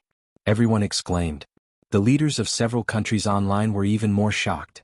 Except for Moira, who knew some information from Thea, all the leaders looked as if their parents had died. Previously there were 2 Green Lanterns on Earth. They began to think about how to get the rings. After all, they knew that with the rings they had abilities. Now there was no need to grab them. 3.9 billion rings came all of a sudden. The 2 of them only had 1 lantern ring. How happy. Happy my ass. According to their narrow vision, this must be a conspiracy against Earth. If Thea could read minds through the network, she would definitely tell them, "Congratulations, you guessed right." The truth was really against Earth. At the thought of 3.9 billion people like the Green Lanterns appearing all of a sudden, the leaders, including the heroes, were dumbfounded. A member of the International Justice League, Guy Gardner, who had the temperament of a veteran, looked at John Stewart with his mouth agape. They had tried to contact War before, but they did not receive any communication signal. What abilities do they have? Have you fought with them? Now, the only person who could ask this question was his family member, Diana. It's another kind of resurrection of the dead. They can choose the corpses of the most elite warriors in the universe and reinstill their memories, turning them into Black Lantern warriors with abilities from when they were alive, Thea replied. The 2 Green Lanterns looked at each other and saw the shock in each other's eyes. John Stewart asked Thea, "Can they use materialization abilities too?" "Yes. Otherwise, what force do you think can prevent War from transmitting any information?" "I know about your martyrs' cemetery. Now I'm afraid, I don't believe it." John Stewart could not accept the current situation. At this moment, a voice came from outside the door. Stewart's colleague, what she said is true. The fall of War is only a matter of time. 2 figures, one big and one small, flew in. Oh. The heroes greeted Hal Jordan. The husky was quite popular, but he was extremely tired at the moment. He only nodded at them as a greeting. Thea was a little confused. She looked at the small man beside him and asked, "Gonda? I went to Odium to look for you. What's this symbol on your chest? You joined the Green Lantern Corps?" "I gave up my identity as a guardian. Now, I want to be a part of the universe and participate in the war as a Green Lantern," the small man, Gonda, said solemnly. Thea expressed her admiration. The Guardians saw the Green Lanterns as tools. Gonda was able to abandon his comrades and all his inherent beliefs to fight side by side with the so-called bumpkins. He was an amazing person. After a few seconds of silence, she threw out a time stop and prepared to talk to Gonda alone. The small blue man, Gonda, looked at the different flow of time around him. His old face was expressionless. "It seems that you know about that existence on Earth? Is that why you came back here to defend it?" "Spirit of existence. You don't have to test me. I know of its existence. It's the materialization of the first beam of light in this world." Chapter 829. Gonda was relieved. "So you do know about the spirits of existence. Then you must know that their target is Earth, right?" It was a question, but he was sure that Thea knew. Of course she knew. She even wanted to blaspheme the Black Death Emperor. Both the universe and Earth need the power of the green light. Thea showed him the battle on Xamarin. No matter how the yellow light, blue light, and green light fought, the black light would recover instantly. Only when the green light and any other light were mixed together would the black light be destroyed. Is this the power of the green light? Gonda ignored Sinisto in the image and showed no interest in the green light ring on his hand. However, he showed some interest in the battle between Jianghu and the others. The green light could temporarily change its color. In other words, it could borrow any light spectrum from the 7 lights and emit it. However, Thea created a fake green light. If she changed it and lent it out, it would be even more fake. On average, it would take 3 or 4 green lights to destroy a black light. Just as they were about to say something, they heard a crack, and the time stop effect was broken. Thea was a little surprised. Her control of time had reached a very high level. She could sense that the attack was not targeted at her, but more like some kind of collateral effect. She felt it with her heart and said in disbelief, Our world has been pierced through. Who did this? The heroes were dumbfounded. Can you say something we can understand? A cutting-edge technology laboratory. Zephyr Cisco seemed to have received some kind of warning. His expression changed drastically. He waved his hand and opened a portal. He jumped through it. The few speedsters who were also worried about their home also followed. Thea shouted to stop everyone's restlessness. The Lightning Squad's ability is trustworthy.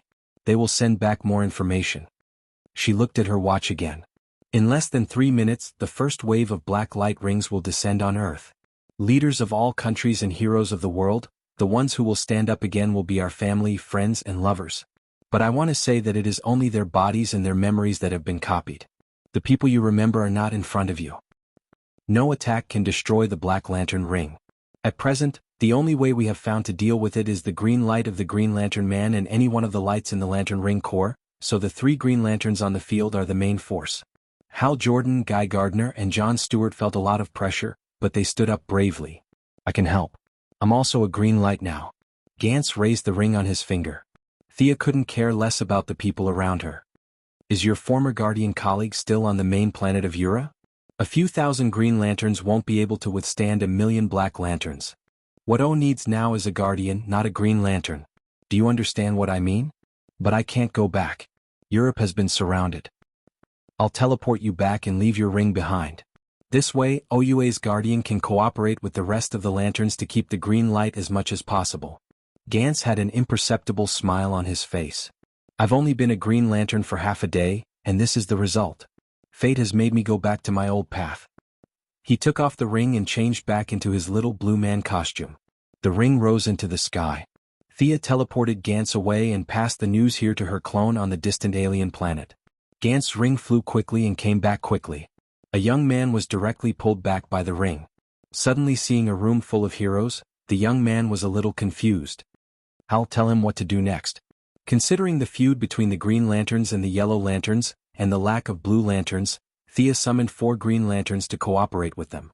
The 2 lights together can destroy the Black Lanterns, and the teleportation of the Green Lanterns can also make them act as firefighters. Finally, I want to say that no matter who the Black Lantern resurrects, it will not be the person you know. Your loved ones have fallen into eternal sleep, and now it's only their remains that have been awakened. Thea had to repeatedly emphasize this point. The heroes were a group of sentimental people. They didn't show any of their abilities, and many of them were foolishly killed by the Black Lanterns in the original time and space. Boom. As if to let the heroes see with their own eyes what the darkest night was, there was a loud noise as soon as she finished her sentence. It seemed that something had landed in the city. Several heroes with supervision looked over. The man was wearing a black suit of armor that was filled with the charm of technology. He had a robust face. He landed in the city center and flew at an extremely high speed. Due to the impact of the impact, web-like cracks appeared on the ground where he landed. The cracks extended for thousands of meters, ignoring the ordinary people. The man sensed their gazes and looked over. Thea pursed her lips slightly and turned to look at the Kryptonians. I'll deal with him. Fiora flew out with a cold face. Superman's face was pale. He tried to rush out a few times but he stopped himself several times. Who is it? Diana didn't have X-ray vision, so she asked in a low voice. It's General Zod. Thea was also a little angry. The butterfly effect was a little too strong. The first thing they did was to give her a big surprise. When they buried General Zod's body in the Kryptonian debris, they didn't expect him to be the first to fly back. Fortunately, the Kryptonian exploded into pieces, and not a single body was left. If hundreds of thousands of Kryptonians jumped out at once, Earth wouldn't be able to defend itself. Thea took a few more glances. Fiora, who was shocked and angry, flew out at the fastest speed, grabbed Zod and rushed to the suburbs. Zod's body was dead, and the Black Lantern could only return to the state he was in before he died. Fiora, who had been on Earth for many years, was now able to suppress her former boss. She signaled Superman with her eyes to not act rashly. Hal Jordan and the other 2 Green Lanterns explained the various ways to use the lantern ring to the newcomer. Kyle Rayner was the name of the newcomer. He got the ring made by Gantzer. Although he was dizzy, he was still learning hard, even though he was sleeping at home 2 minutes ago. Thea looked at him playfully. This artistic superhero, the future holder of the 7 lanterns, the White Lantern Kyle Rayner, could control the 7 emotions with a mortal body. He was simply a destined protagonist. Sinisto was amazing and his life experience was rich. He had been through ups and downs several times, but even so he could only control two emotions at the same time.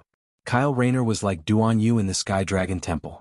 Others could only use the one yang finger, and only those with profound skills could use it at the same time. Kyle Rayner, on the other hand, had achieved 6 meridians inexplicably. The young lady had only mastered 4 emotions after all her planning. She wasn't immortal, nor was she an immortal like the little blue man. She was a god of a higher level, and among the gods she was one of the top few. She didn't dare to say that she could control the 7 emotions freely. An ordinary person could achieve so much in the future. This must be fate's arrangement. Compared to Kyle Rayner, Hal Jordan was like a rampaging bull. Chapter 830. She smiled playfully. Kyle Rayner was not as dazzling in this time and space. She only needed to wear 3 rings to master the 4 emotions. It was not difficult for her. She retracted her gaze and looked at the universe. In less than 30 seconds, her voice spread throughout the hall and every corner of the world that could receive the signal. They're here. The heroes used their powers and flew out of the hall. They saw that the bright mirror-like night sky was tainted by a layer of black ink. Countless spots connected into a black fog and occupied their entire vision. The huge group of rings seemed to have seen the heroes and flew all over the sky as if mocking them. They paused for a moment and then scattered to find their respective hosts. Even though Thea said that normal attacks were ineffective against the rings, they still used their own means to attack. Superman, Supergirl's Heat Ray, Firestorm's Flame Impact, Starchaser's Staff, everyone attacked. Unfortunately, neither the Kryptonian superpower nor Firestorm's atomic recombination could do anything to the black light rings. Only the 4 Green Lanterns cooperated with Green Lantern and knocked down a few rings. Diana believed every word her lover said. She did not attack. Thea did not attack either. As long as the superheroes on Earth were mentally prepared, they could deal with the crisis. She needed to accumulate strength and gather the 7 emotions to become a white light to deal with the Black Death King. She reached out and grabbed a light ring that flew in front of her. The mechanical sound inside was still so harsh, like an old broken machine. After several failed attempts to break free from the ring, the sound from the inside finally came intermittently. Flesh and Blood, Earth's Solomon Grundy has awakened. Flesh and Blood, Earth's Boston Brand has awakened. Flesh and Blood, Earth's John Grayson and Mary Grayson have awakened. Flesh and Blood, Earth's Maxwell Lloyd has awakened. Flesh and Blood, Earth's Ted Court has awakened. Flesh and Blood, Earth's Robert Quinn has awakened. Flesh and Blood, Earth's George Harkness has awakened. Flesh and Blood, Earth's, has awakened. Thea quickly read all kinds of information from the ring. She was a little annoyed as she destroyed the ring with one hand and a yellow light. All his acquaintances had been resurrected. He wasn't some hermit expert, so naturally his relatives were among them. Old Robert Quinn had been resurrected. The Black Death, the arch behind the scenes, seemed to be mocking all the resistance. The priority of resurrection was the heroes' relatives. For example, Dick Grayson's parents were completely side characters, yet they had been resurrected.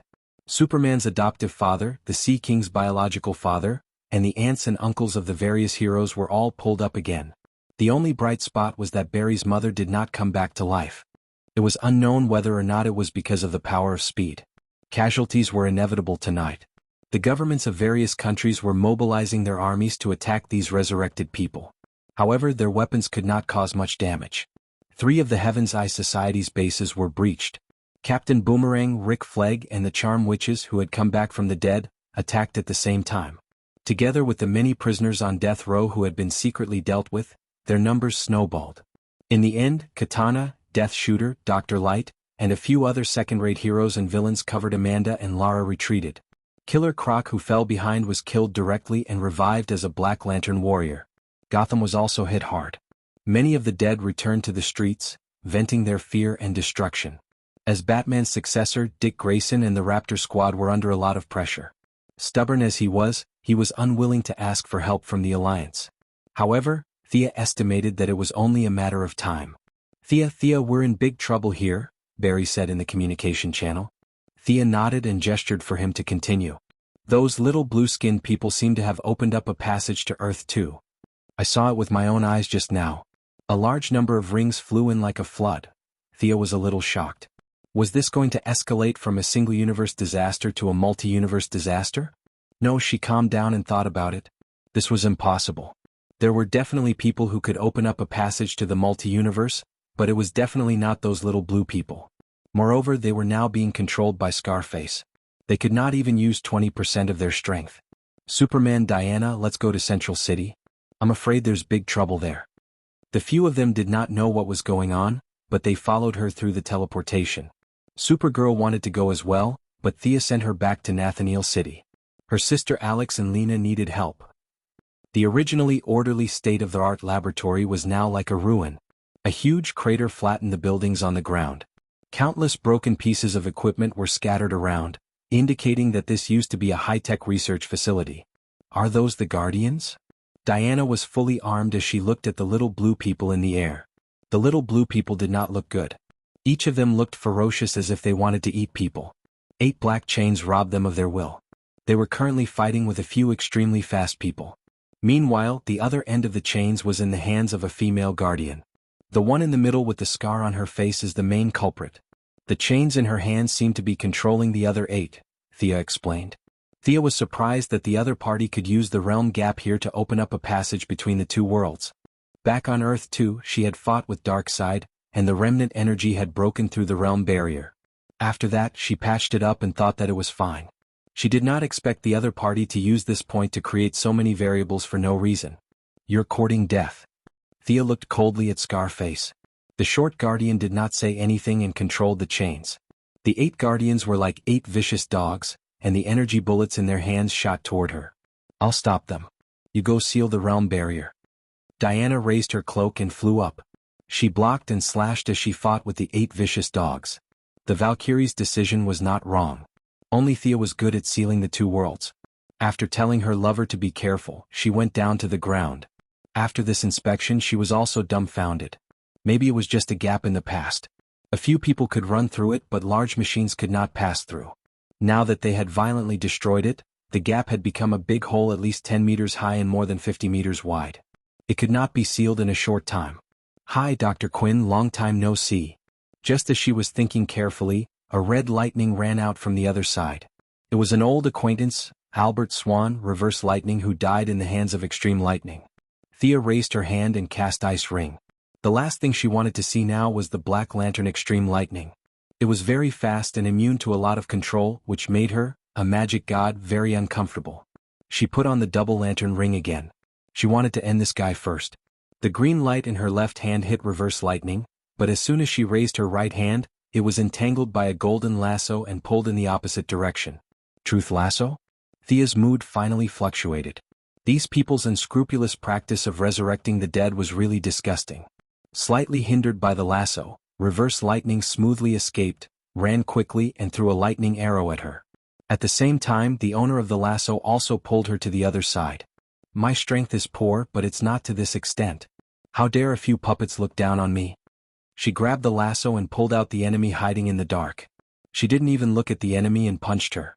With shoulder-length hair, an eagle breastplate, a battle skirt, a shield on her back, and a short sword at her waist, the one she hit was Wonder Woman, who came to Earth 2 and was killed by the Wasteland Wolf. Chapter 831. Thea sent the imposter flying with one punch. That's right, this guy was an imposter in her heart. She then dispersed Reverse Lightning's lightning. Her heart felt heavy. She thought that if Wonder Woman was resurrected, then the dead on Earth 2 would have to stand up as well.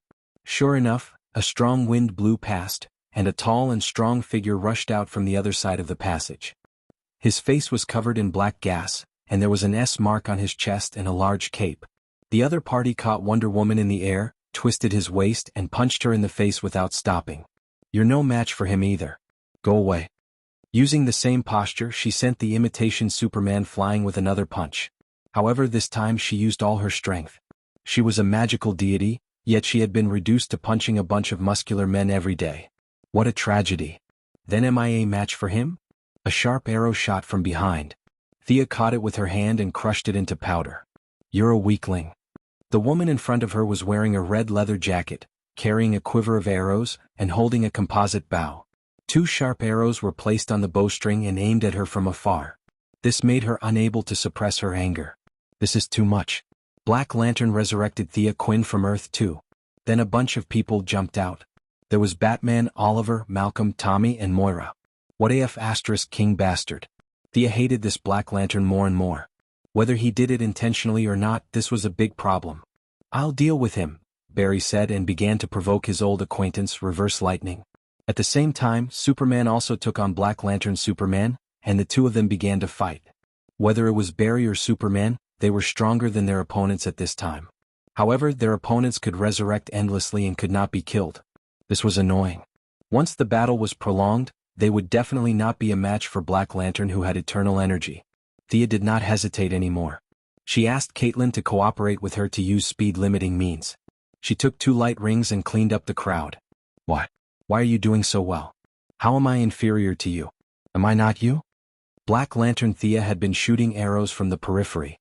The power of the Black Lantern was distributed among the 3.9 billion rings, and the various functions were reduced in a straight line.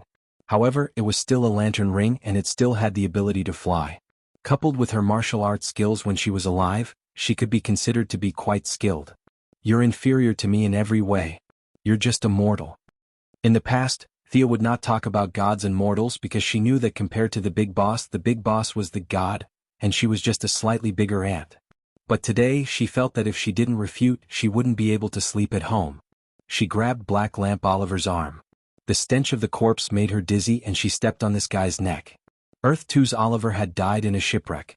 He hadn't been able to reach his potential, and he could be said to be a typical example of a good-for-nothing. She extinguished it effortlessly, and with 2 flashes of light, Black Lamp Oliver was turned into a pile of dried bones. On the other side, Black Lamp Malcolm and Black Lamp Batman still retained their fighting wisdom from when they were alive. They bypassed Thea and sneaked up on Caitlin and Psyker respectively. Fortunately, they were stopped by Bart Allen and Wally West. Thea pointed at them separately. You're just shells. I'm not your family, and you have nothing to do with me." She turned to Thea and said, "Do you want to see the difference between gods and mortals? I'll let you see the gap that you can never cross." She stretched her palms and countless fragments of light appeared between her fingers.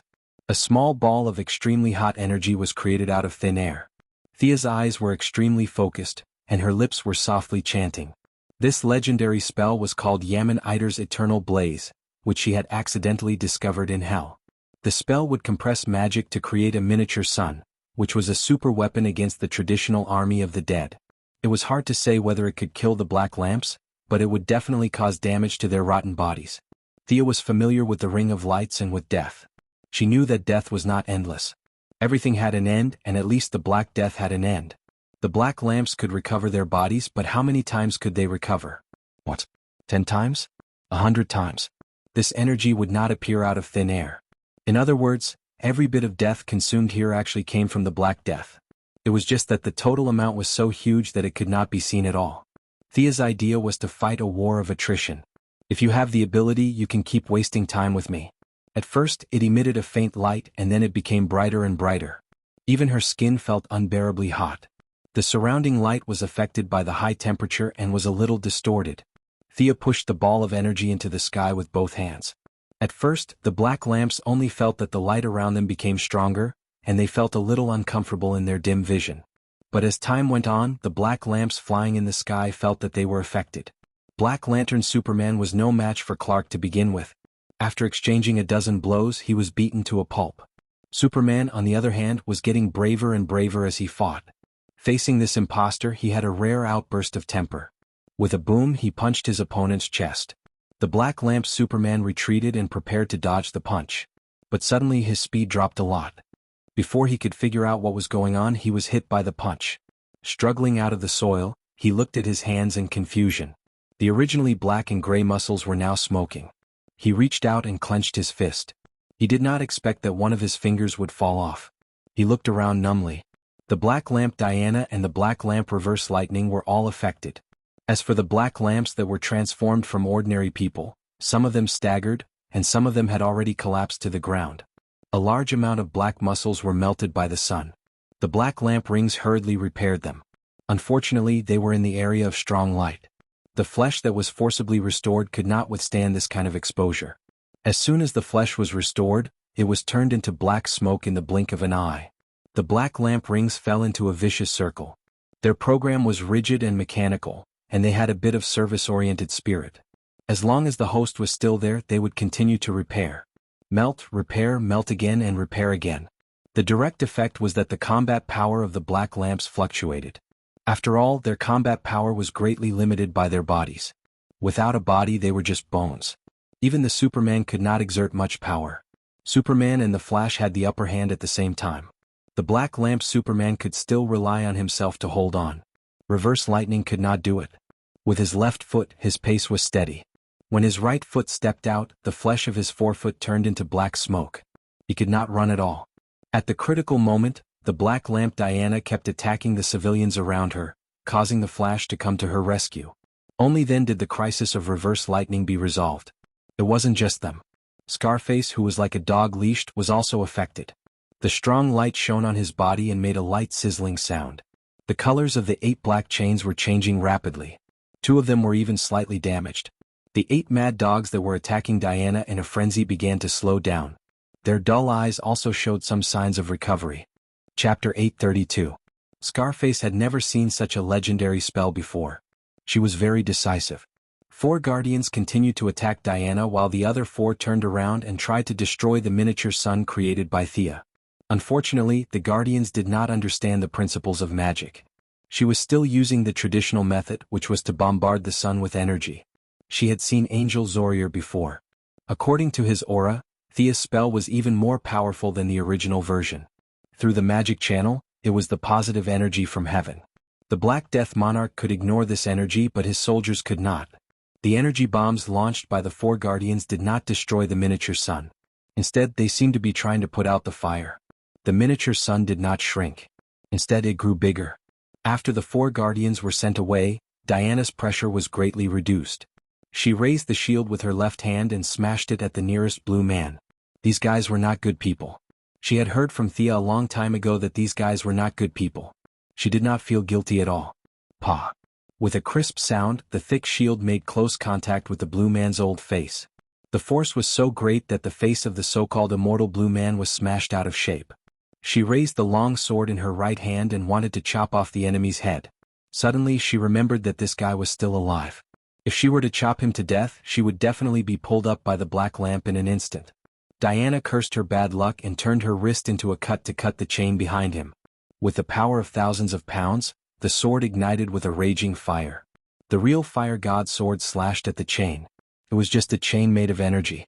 It could not block Diana's long-prepared attack at all. The chain was cut off. The guardian whose face was smashed out of shape instantly regained his senses. There were still benefits to being deprived of emotions. He glanced at Diana expressionlessly and then turned back to look at his former colleague, Scarface. He realized that things were not going well. They could not destroy the miniature sun, but they had lost one of their guardians.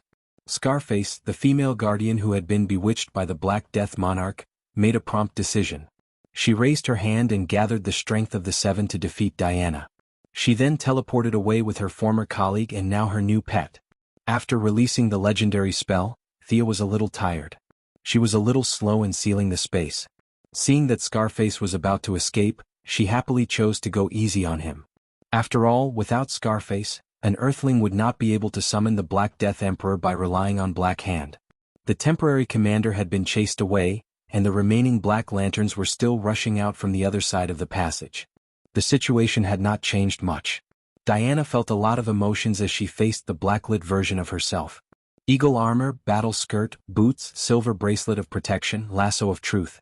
In the Black Lantern version, she only knew how to wield her sword blindly. There was no creed, no goal. She was lost and hesitant. Now that her soul had disappeared, only her body was pulled up by the Black Lantern. The Diana of this world? Wonder Woman? Ah, today you will die here too. A sinister smile appeared on the withered face of the Black Lantern Wonder Woman. The spiritual light in her eyes was sizing up Diana as if she was looking at a toy. I've spoken to your soul before.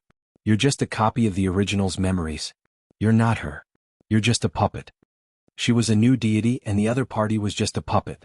There was a huge gap between their strength and speed. After hanging out with Thea for so many years, she was no longer limited to Greek martial arts. It could be said that she crushed the Earth's second version of Wonder Woman in all aspects. Diana raised her eyebrows and kicked the other party's shield away. She waved the long sword in her right hand and cut off one of the Black Lantern's arms. Under the strong light, the Black Lantern's recovery speed was greatly delayed. Diana's lasso of truth was tied up on her body. Even though she was a puppet, Diana still wanted to save her. The Valkyrie roared, "Speak under the lasso of truth. Who are you?" The Black Lantern Wonder Woman struggled violently, but it was useless under Diana's power. As the new deity poured her divine power into the lasso of truth, a force of rules firmly held her body. The Black Lantern struggled violently. Diana didn't know why the other party still had energy left. In the past, she would be subdued if she was caught by the lasso. This Black Lantern was the first one who could still resist. She didn't have time to think. The perseverance in her personality won out. She returned the favor. The originally golden lasso turned silver-white under the infusion of divine power. Diana's hair fluttered. Divine power surged all over her body. She used all her strength. On the other side, Thea hurriedly repelled a few small fries and teleported to her side to protect her. Her gaze was distant and deep. She was worried. Diana was too impatient.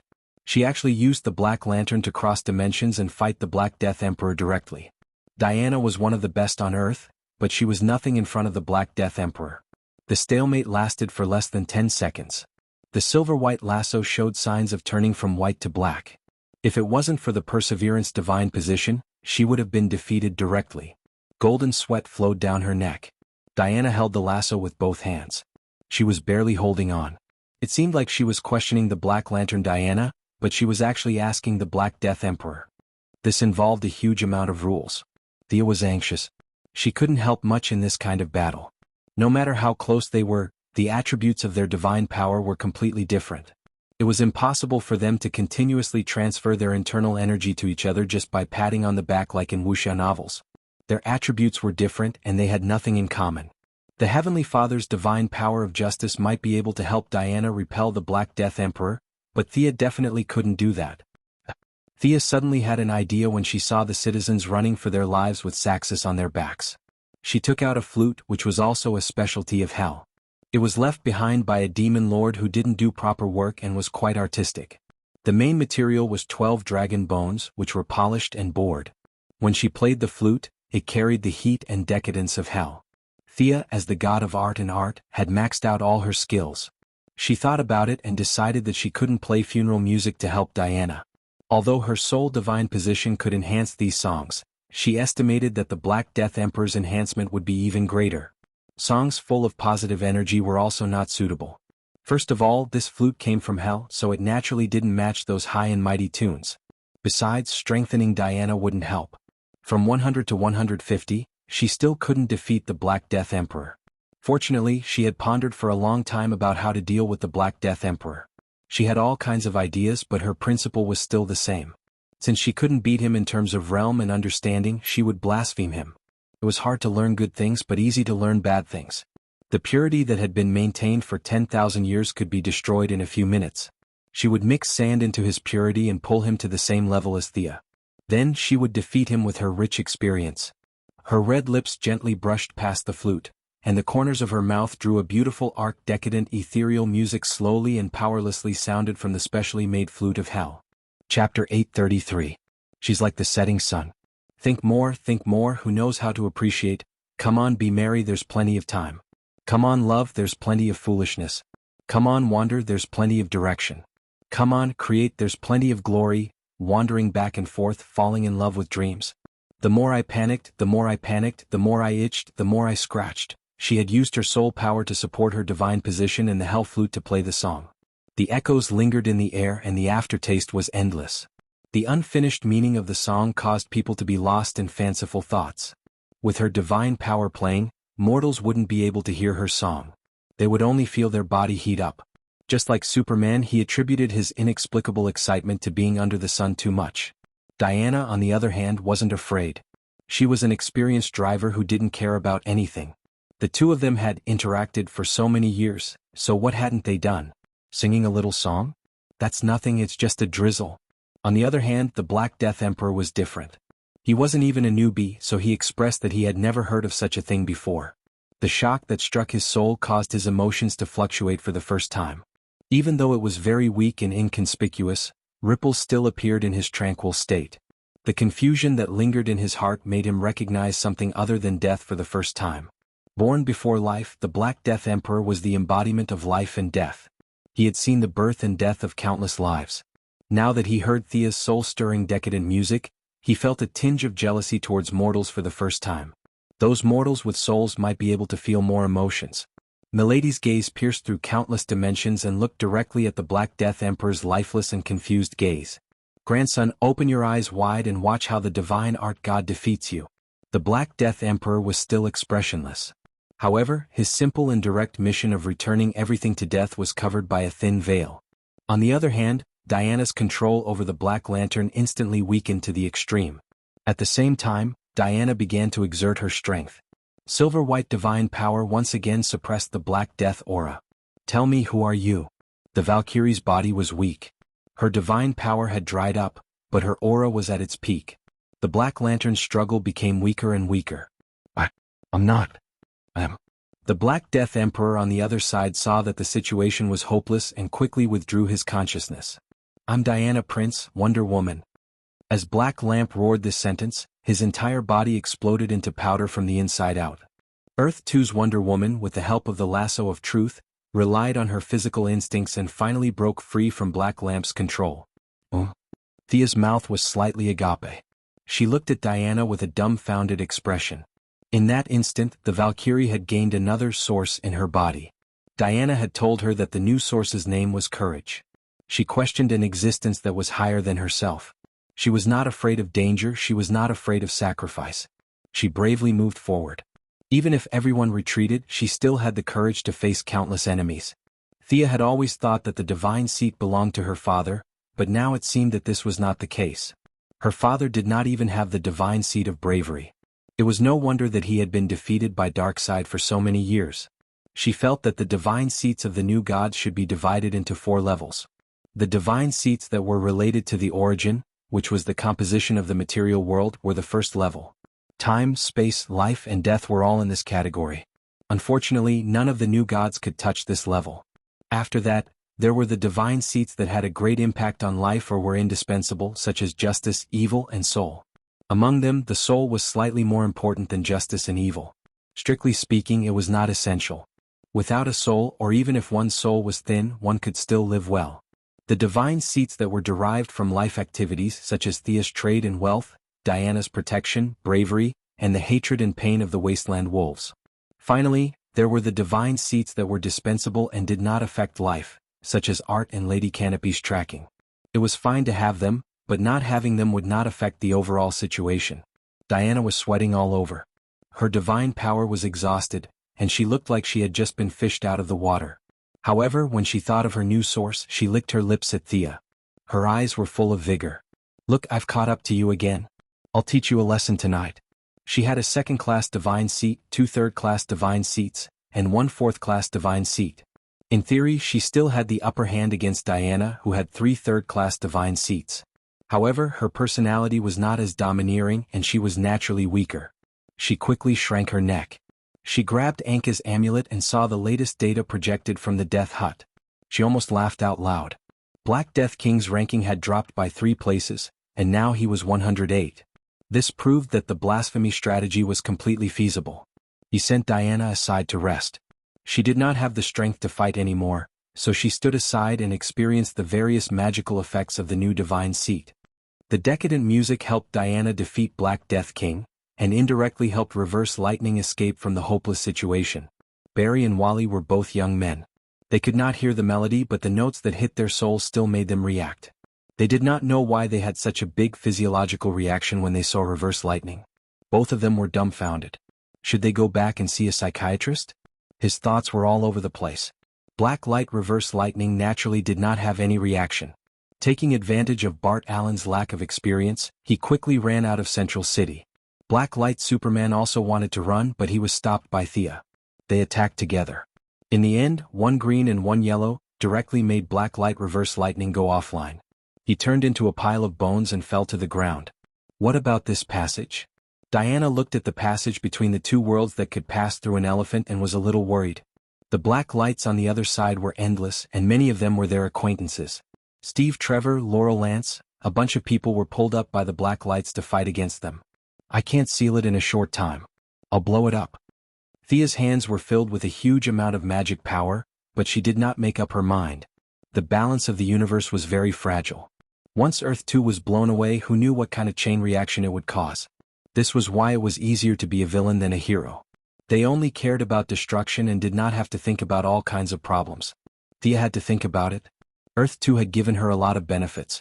Whether it was hope, emotion, or the divine position of the soul, they were all inseparable from Earth 2. Was it appropriate to push it away now? Fortunately, an acquaintance appeared and solved her problem. "Child, it's me." The old man who ran out of the passage saw her gathering power in her hands and hurriedly stopped her. "Old Robert, why are you here?" Thea was puzzled. After that, a large group of people flew out of the tunnel like defeated soldiers. Earth 2's Superman Farzad, followed by Dr. Fate Khaled, Green Lantern Alan Scott, and Flash J. Garrick all ran out. Chapter 834.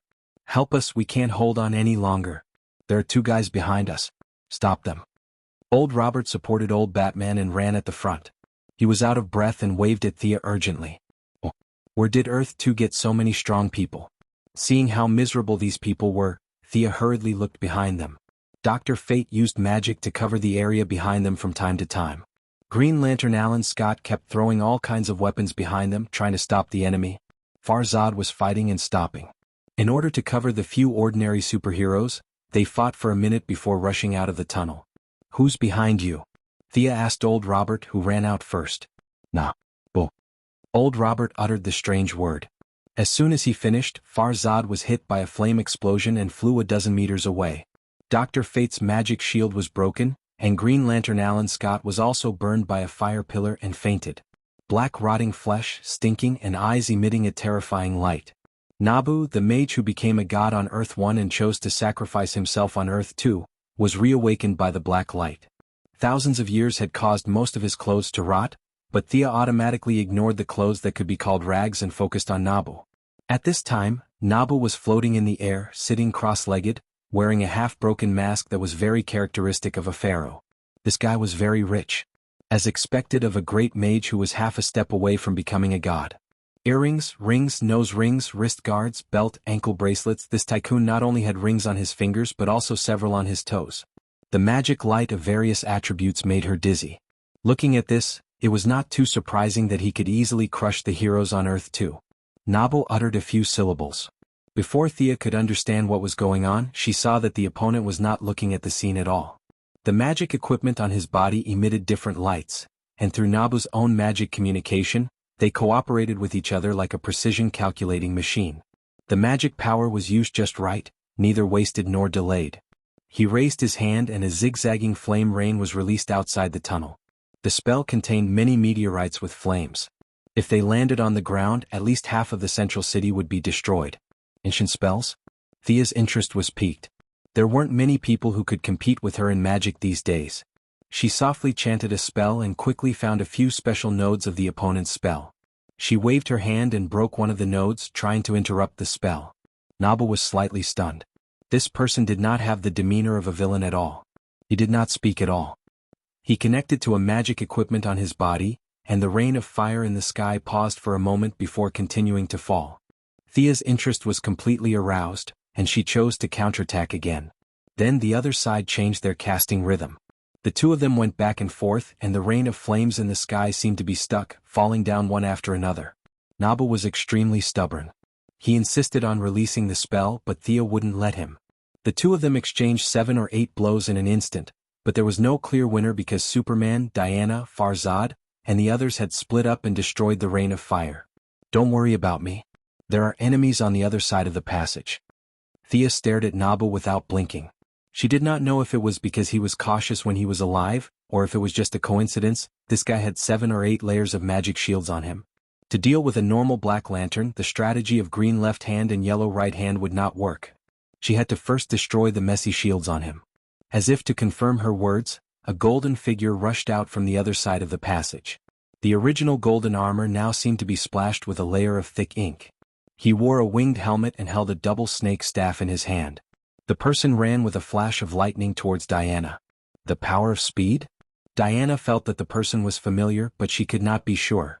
Her divine power had only recovered a little, but she was still a battle-hardened warrior. Her eyes tried to track the opponent's speed. She raised her shield in front of her.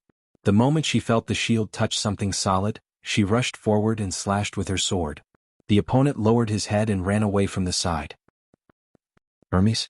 Diana looked at the new enemy. She was a little dizzy. His appearance was completely different, but if the rotten muscles were removed, he would be the tall and handsome god of speed that was recorded in the Greek classics. This guy is Hermes from Earth too. He is the fastest person on their side. Jay Garrick's power of speed was given to him before he died. Thea saw this scene from the corner of her eyes and explained without looking back. She had already fought with Nabu. Nabu's magic was at the peak, but she was not bad either. She was at a higher level, so it was only a matter of time before she defeated the opponent. Hearing that it was a fast person, Barry was excited and ran to support Diana. This run showed the difference. Hermes was too fast. He used the power of speed. The opponent was a god and Barry was just a human. Hermes could do many incredible moves easily, but Barry could not do it because of his limited body. The remaining few fast people were not as fast as Barry, so they could only be anxious. Earth 2 Sea King Arthur Curry came out. Atlantis did not sink to the bottom of the sea, but it was attacked by the Great Plains wolves in the first place. Arthur naturally died. At this time, Black Lantern Sea King was holding a trident, accompanied by Black Lantern Mela. Superman faced the two of them, but he was ambushed by Black Lantern Batman. A kryptonite dart almost killed him. It was Psyker, Caitlin, and the rest of the people who worked together to save the big boss of the Justice League. Seeing that the situation was not optimistic, Thea began to attack Nabu. This mage, who was only one step away from becoming a god, was unusually tenacious.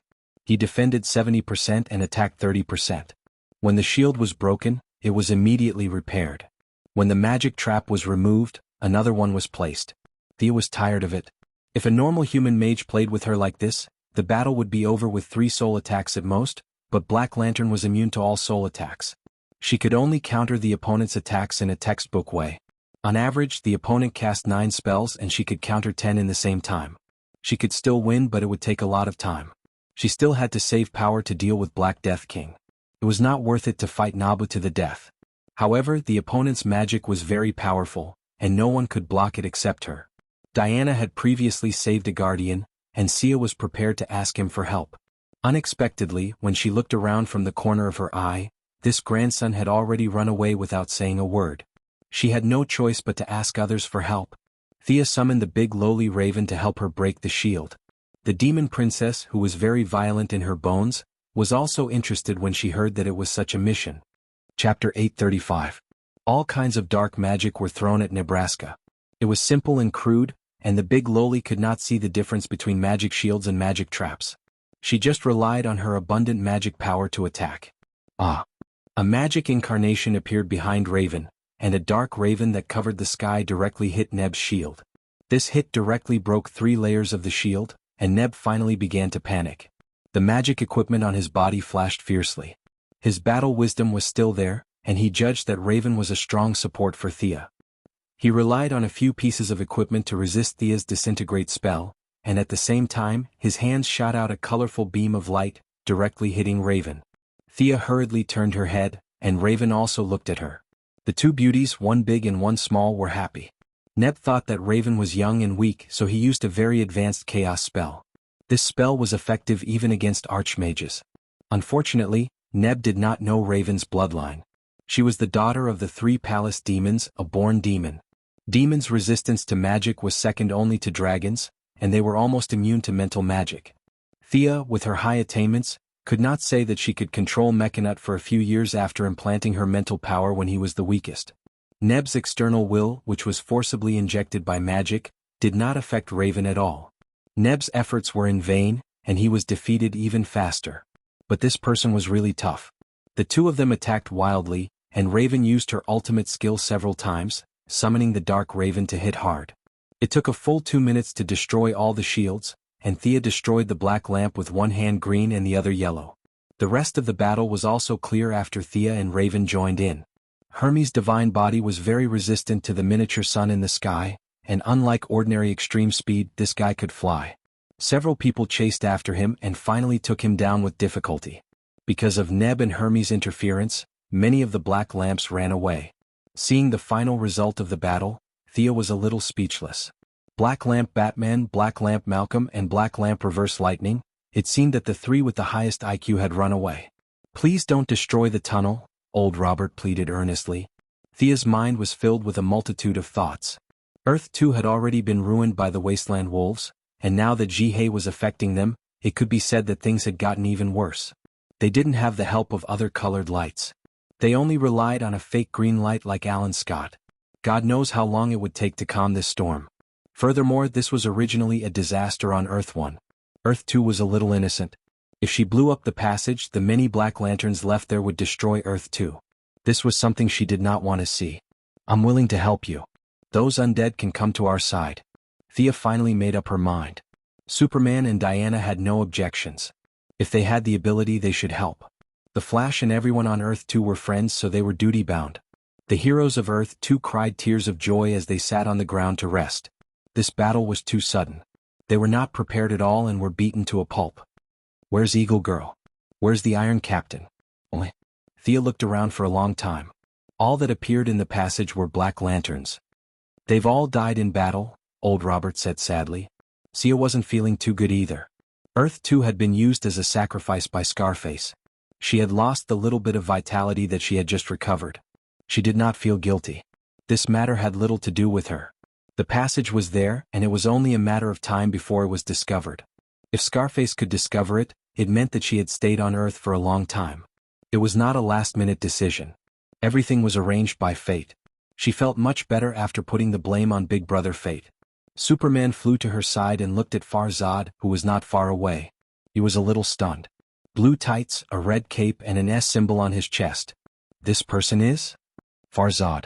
He's the Superman from another world. The Superman from before. Alright, it's the guy you knocked down just now. In their world, Zod is a refined scholar. Frankly speaking, Thea felt a little confused.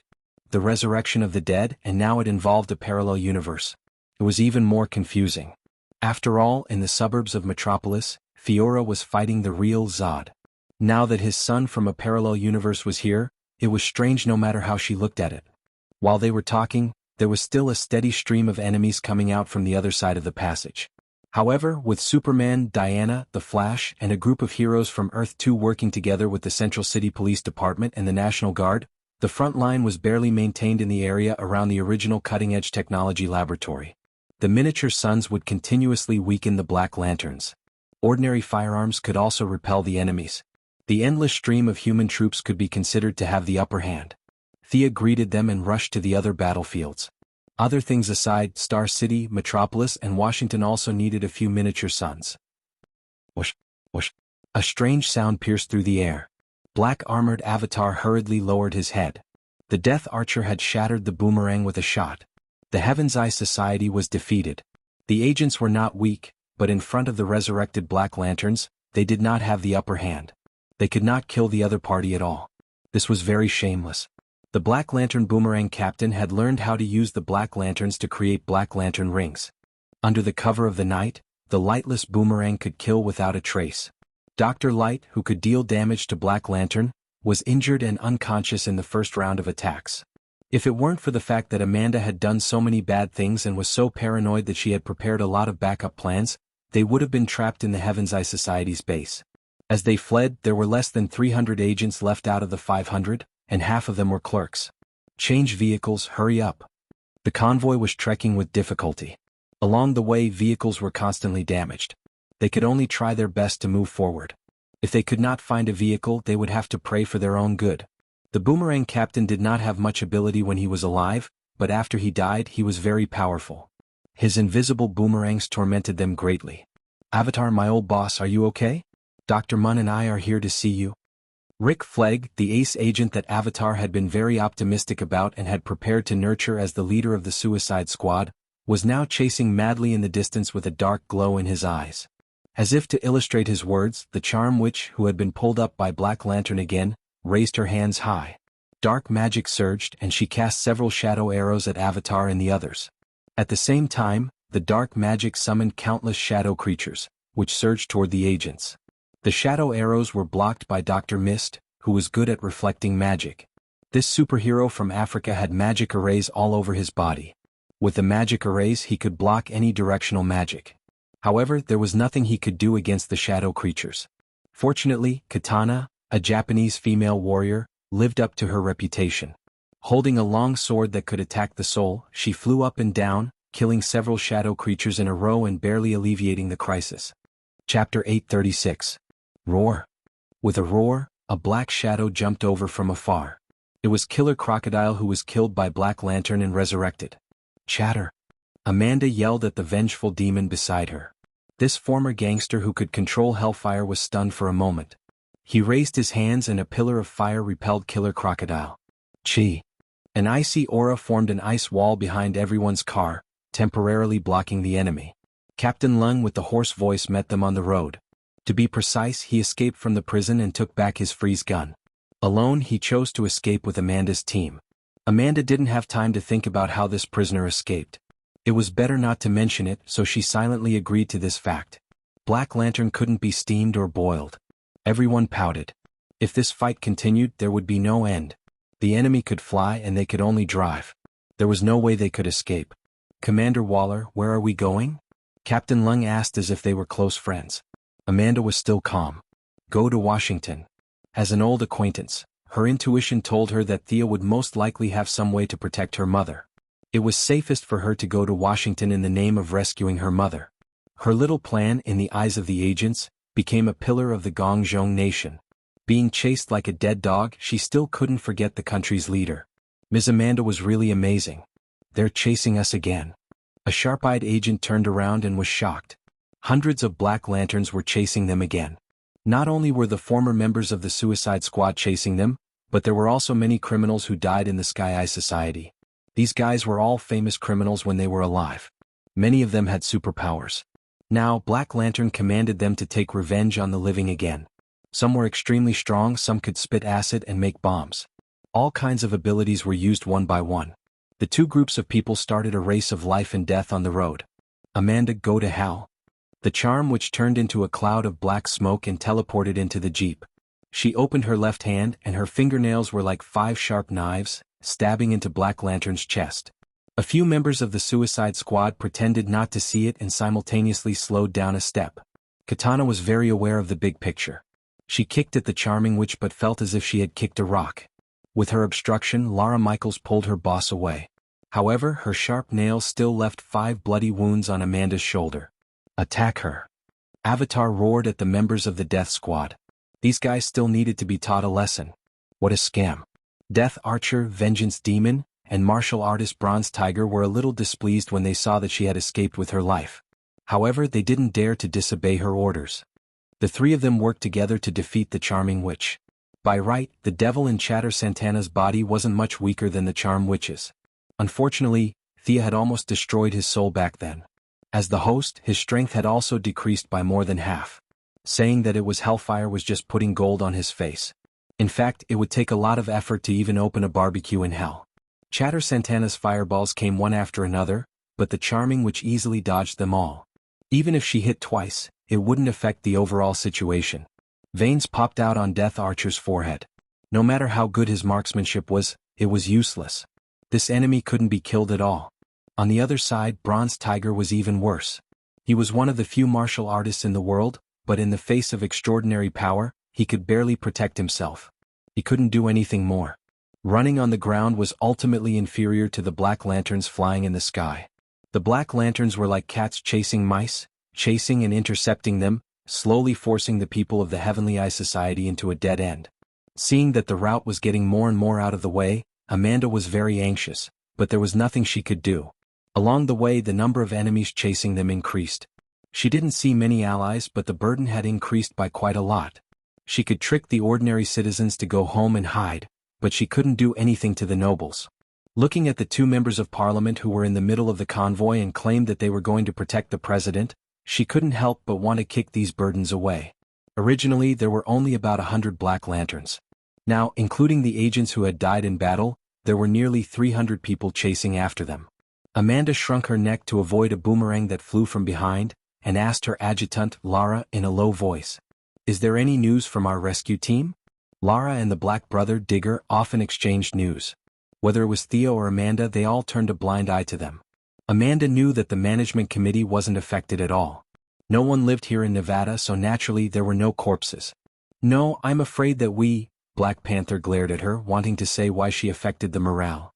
They're here, in the sky. Lara suddenly controlled the device on her wrist, looked at it for a while, and suddenly raised her head to look at the clouds. A huge mothership descended from the clouds, and countless weapons aimed at the Black Lanterns, firing in unison. In the original Green Arrow Iron Triangle, Thea's former bodyguard, the Black Brother, John Digger, was wearing a long black trench coat, his hands behind his back and constantly giving out orders on the bridge. Several high-tech weapons were aimed at the Black Lanterns, and their regenerative abilities were suppressed under the saturation attack. Today he was like a hero who had killed his way out of the clouds, and could finally hold his head high in front of his wife. The Black Brother was very satisfied that Thea had given this mission to him. Thinking of the suggestion that Thea had given him when she saw his outfit, he took out an eye mask and put it on his left eye. Looking at the mirror on the command deck, his face changed from an honest brother to an iron-blooded general. As a commander he seemed quite dignified. Not bad, not bad. The Black Brother was very satisfied, and was ready to show his wife his new look later. When the people on the ground saw the reinforcements, their morale was greatly boosted.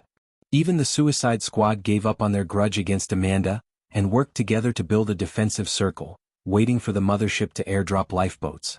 The mothership kept attacking the targets on the ground, and Firestorm and Violent Wolf Robber guarded the two sides of the mothership.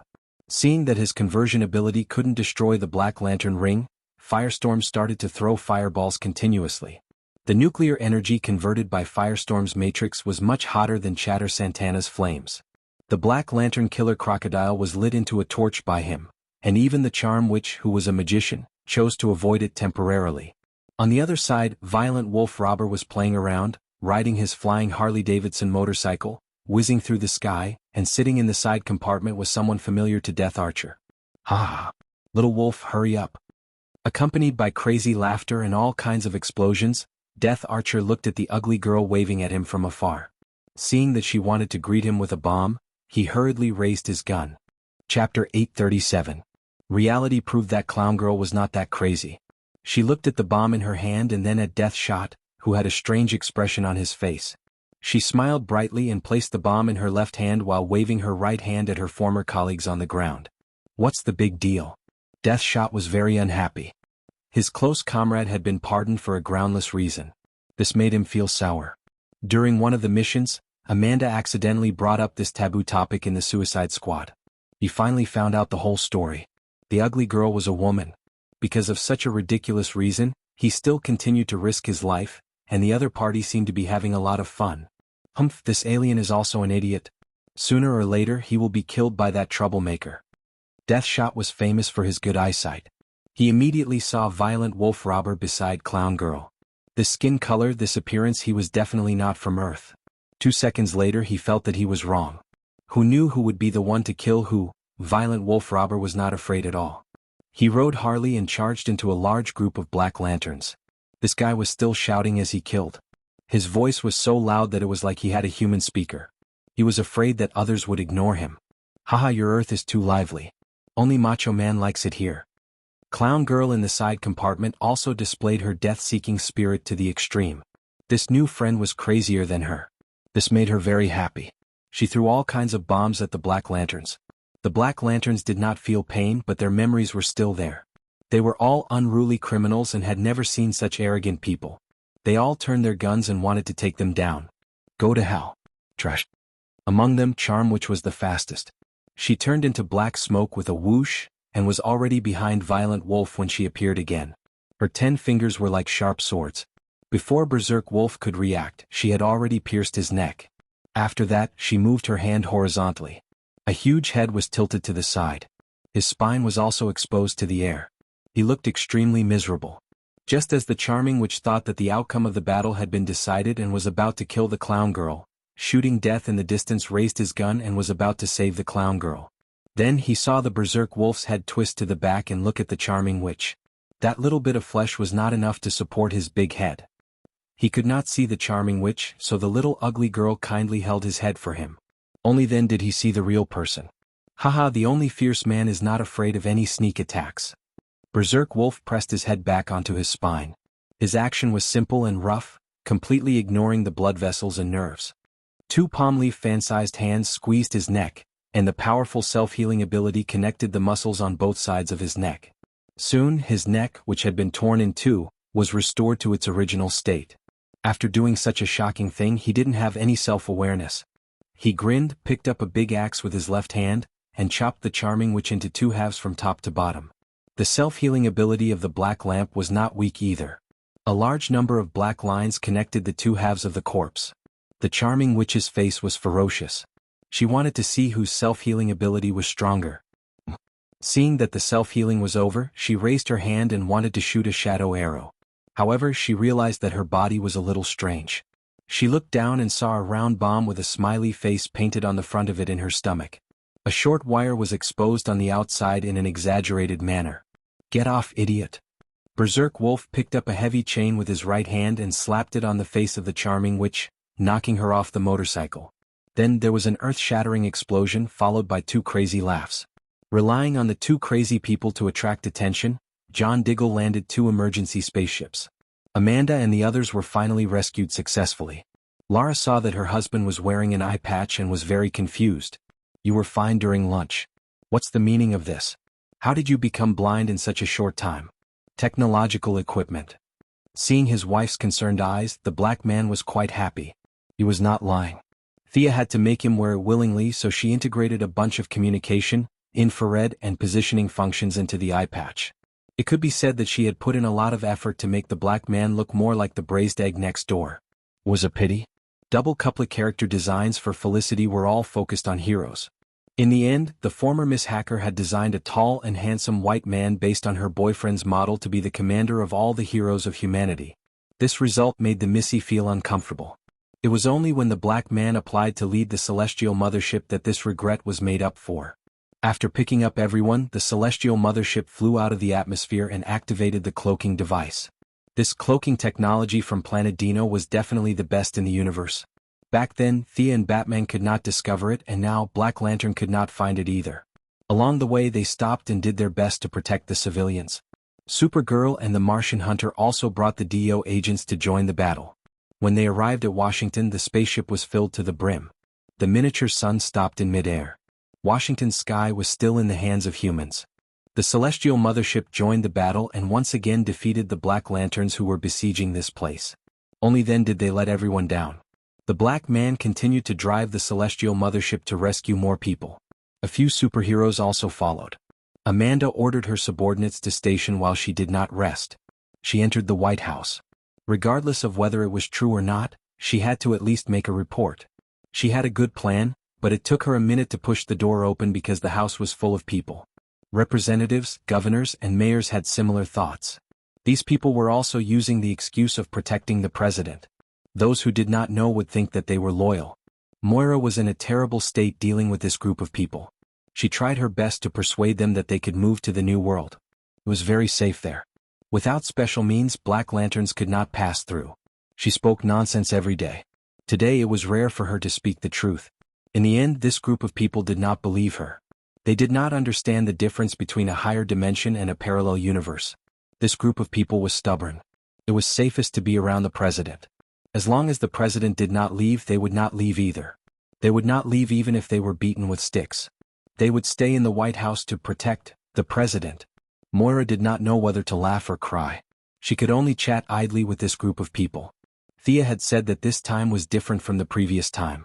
The participation of ordinary people was very low.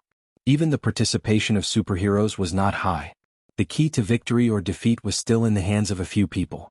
Moira was quite optimistic. Even when she saw Robert Quinn Sr. turn into a Black Lantern, her gaze narrowed slightly. She did not do much. She would observe the situation quietly. Everything would be fine after dawn. Ordinary people only needed to sit and wait. That was what Thea had told her. Chapter 838. 30 miles west of Gotham City, Tim Drake was flying at a low altitude. After the Battle of the Cape, he called himself Red Robin and left for a period of time. He had just returned today. Now he was using a self-made glider and looked like a big bird. If you exclude the boulders that were thrown at him from time to time, his posture could be said to be very elegant. For a normal person to be able to fly at this level, it was not something that could be described as very talented.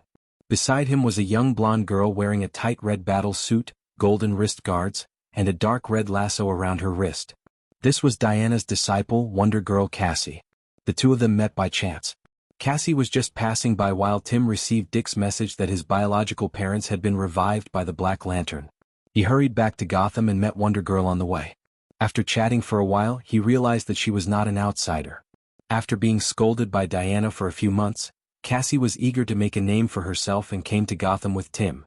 The ambitious miracle girl had been knocked unconscious in her first battle as a fledgling. Solomon Grundy had escaped. This huge zombie that Sia couldn't defeat back then had taught the magical girl a solid lesson. Her little bit of pride had been beaten back to Angkor Wat. If Thea was there, she would definitely ask the Black Death Emperor if Solomon Grundy's situation was really considered dead. He was still alive.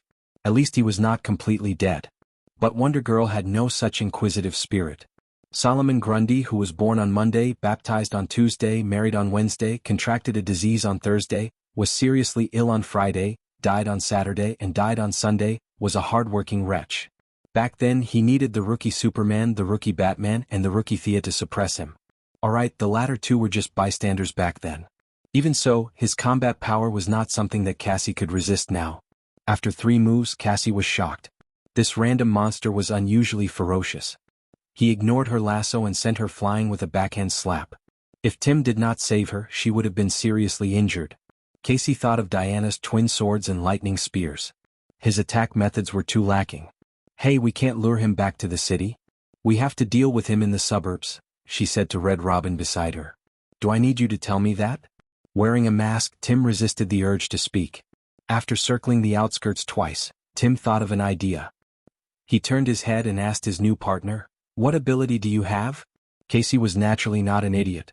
How could he reveal everything about himself when it was the first time they met? She chuckled and said a few simple words. Tim pondered for a while and asked, "Can you fly to the moon by yourself?" Casey was a little confused. She didn't know about that. Because she had never tested it before, why would she go to the moon for no reason? Listen to me, the guy behind us can't fly, but we can't kill him. Let's throw him to the moon and deal with him later. That's our only option now. Casey looked back and asked with uncertainty, "But I saw that those black lights can fly. How can this guy?" In fact, Tim wasn't very sure either. He hesitated and said, "Miss Thea said in her TV talk that the black lights copy the memories of the deceased. But according to our records, Solomon Grundy isn't dead. He might not be able to use the full power of the ring." Tim didn't know how trustworthy his words were, but he was a practical person and was prepared to give it a try. The two retreated and let Casey deal with the big zombie. Tim opened one of Batman's secret rooms. In the roar of fire, a space shuttle rose into the sky. The big zombie's intelligence wasn't high. Seeing that one of its prey had escaped, it didn't know that it had fallen into a trap and jumped into the space shuttle. Tim was waiting for this opportunity. He activated the mechanism and locked the big zombie in the space shuttle while he jumped out. The two watched from the ground for a long time. The big zombie struggled hard, but Batman's black technology was very powerful. It couldn't break free in a short time. It roared and was taken out of the atmosphere by the space shuttle that was set to enter the moon's orbit. After a long time, the guy didn't jump down. Tim was relieved and said, "He probably can't fly." Casey was a little surprised. This guy is quite resourceful. Such a troublesome enemy and he took care of it so easily? The two of them were very responsible. After waiting for a few minutes and seeing that there was no response, they went to Gotham together. Gotham was a mess. It had to be said that Batman's principle of not killing had a good effect. A bunch of criminals with ulcers on their heads and pus on their feet were living quite well. The two-faced man who had been hiding all this time even gathered his subordinates to attack the black lights. In his mind, Gotham was his territory. How could he let a bunch of dead people touch it? Most of the first-line criminals survived. Unfortunately, some of the second-line criminals who weren't very famous died in the fight. Now that they were all revived, together with Dick's parents and Tim's parents, the black lights turned Gotham upside down.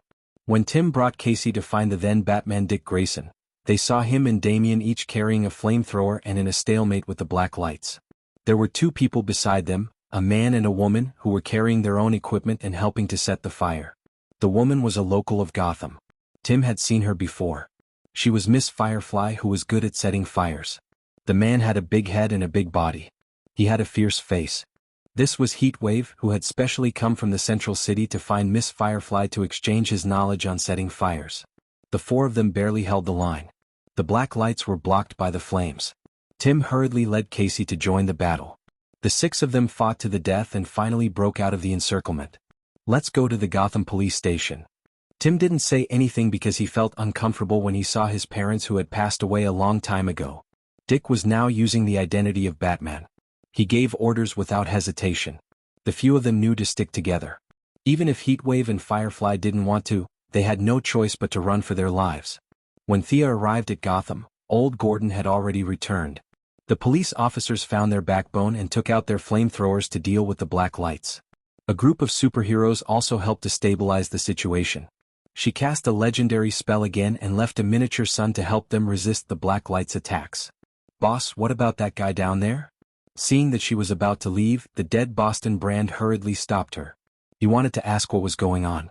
His own corpse was alive and kicking, killing people and setting fires down there, while he himself was still a lonely ghost. In fact, Thea couldn't figure out the situation of a dead person. Was he considered alive or dead? According to the Black Death Emperor's understanding, he was definitely dead. However, from the perspective of Thea's soul, the soul of the dead was still there. His consciousness was still there, so he was still alive. From this point, it could be seen that her definition of death was completely different from the Black Death Emperor's. "That's definitely not you. That's just a puppet. You must remember this," she said to the dead man very seriously. Thea was so busy that she didn't have time to give a long explanation. Seeing that the dead man was her lackey, she gave him a few simple instructions before leaving. The dead man was still very confused. Anyone who saw their own corpse wandering down there while they were floating in the sky would feel a sense of absurdity. He wanted to find out the truth. After visiting dozens of planets and seeing countless wonders in the universe, the dead Boston Brand felt more and more strange about himself. There was no special case like him who could wander around the universe after death.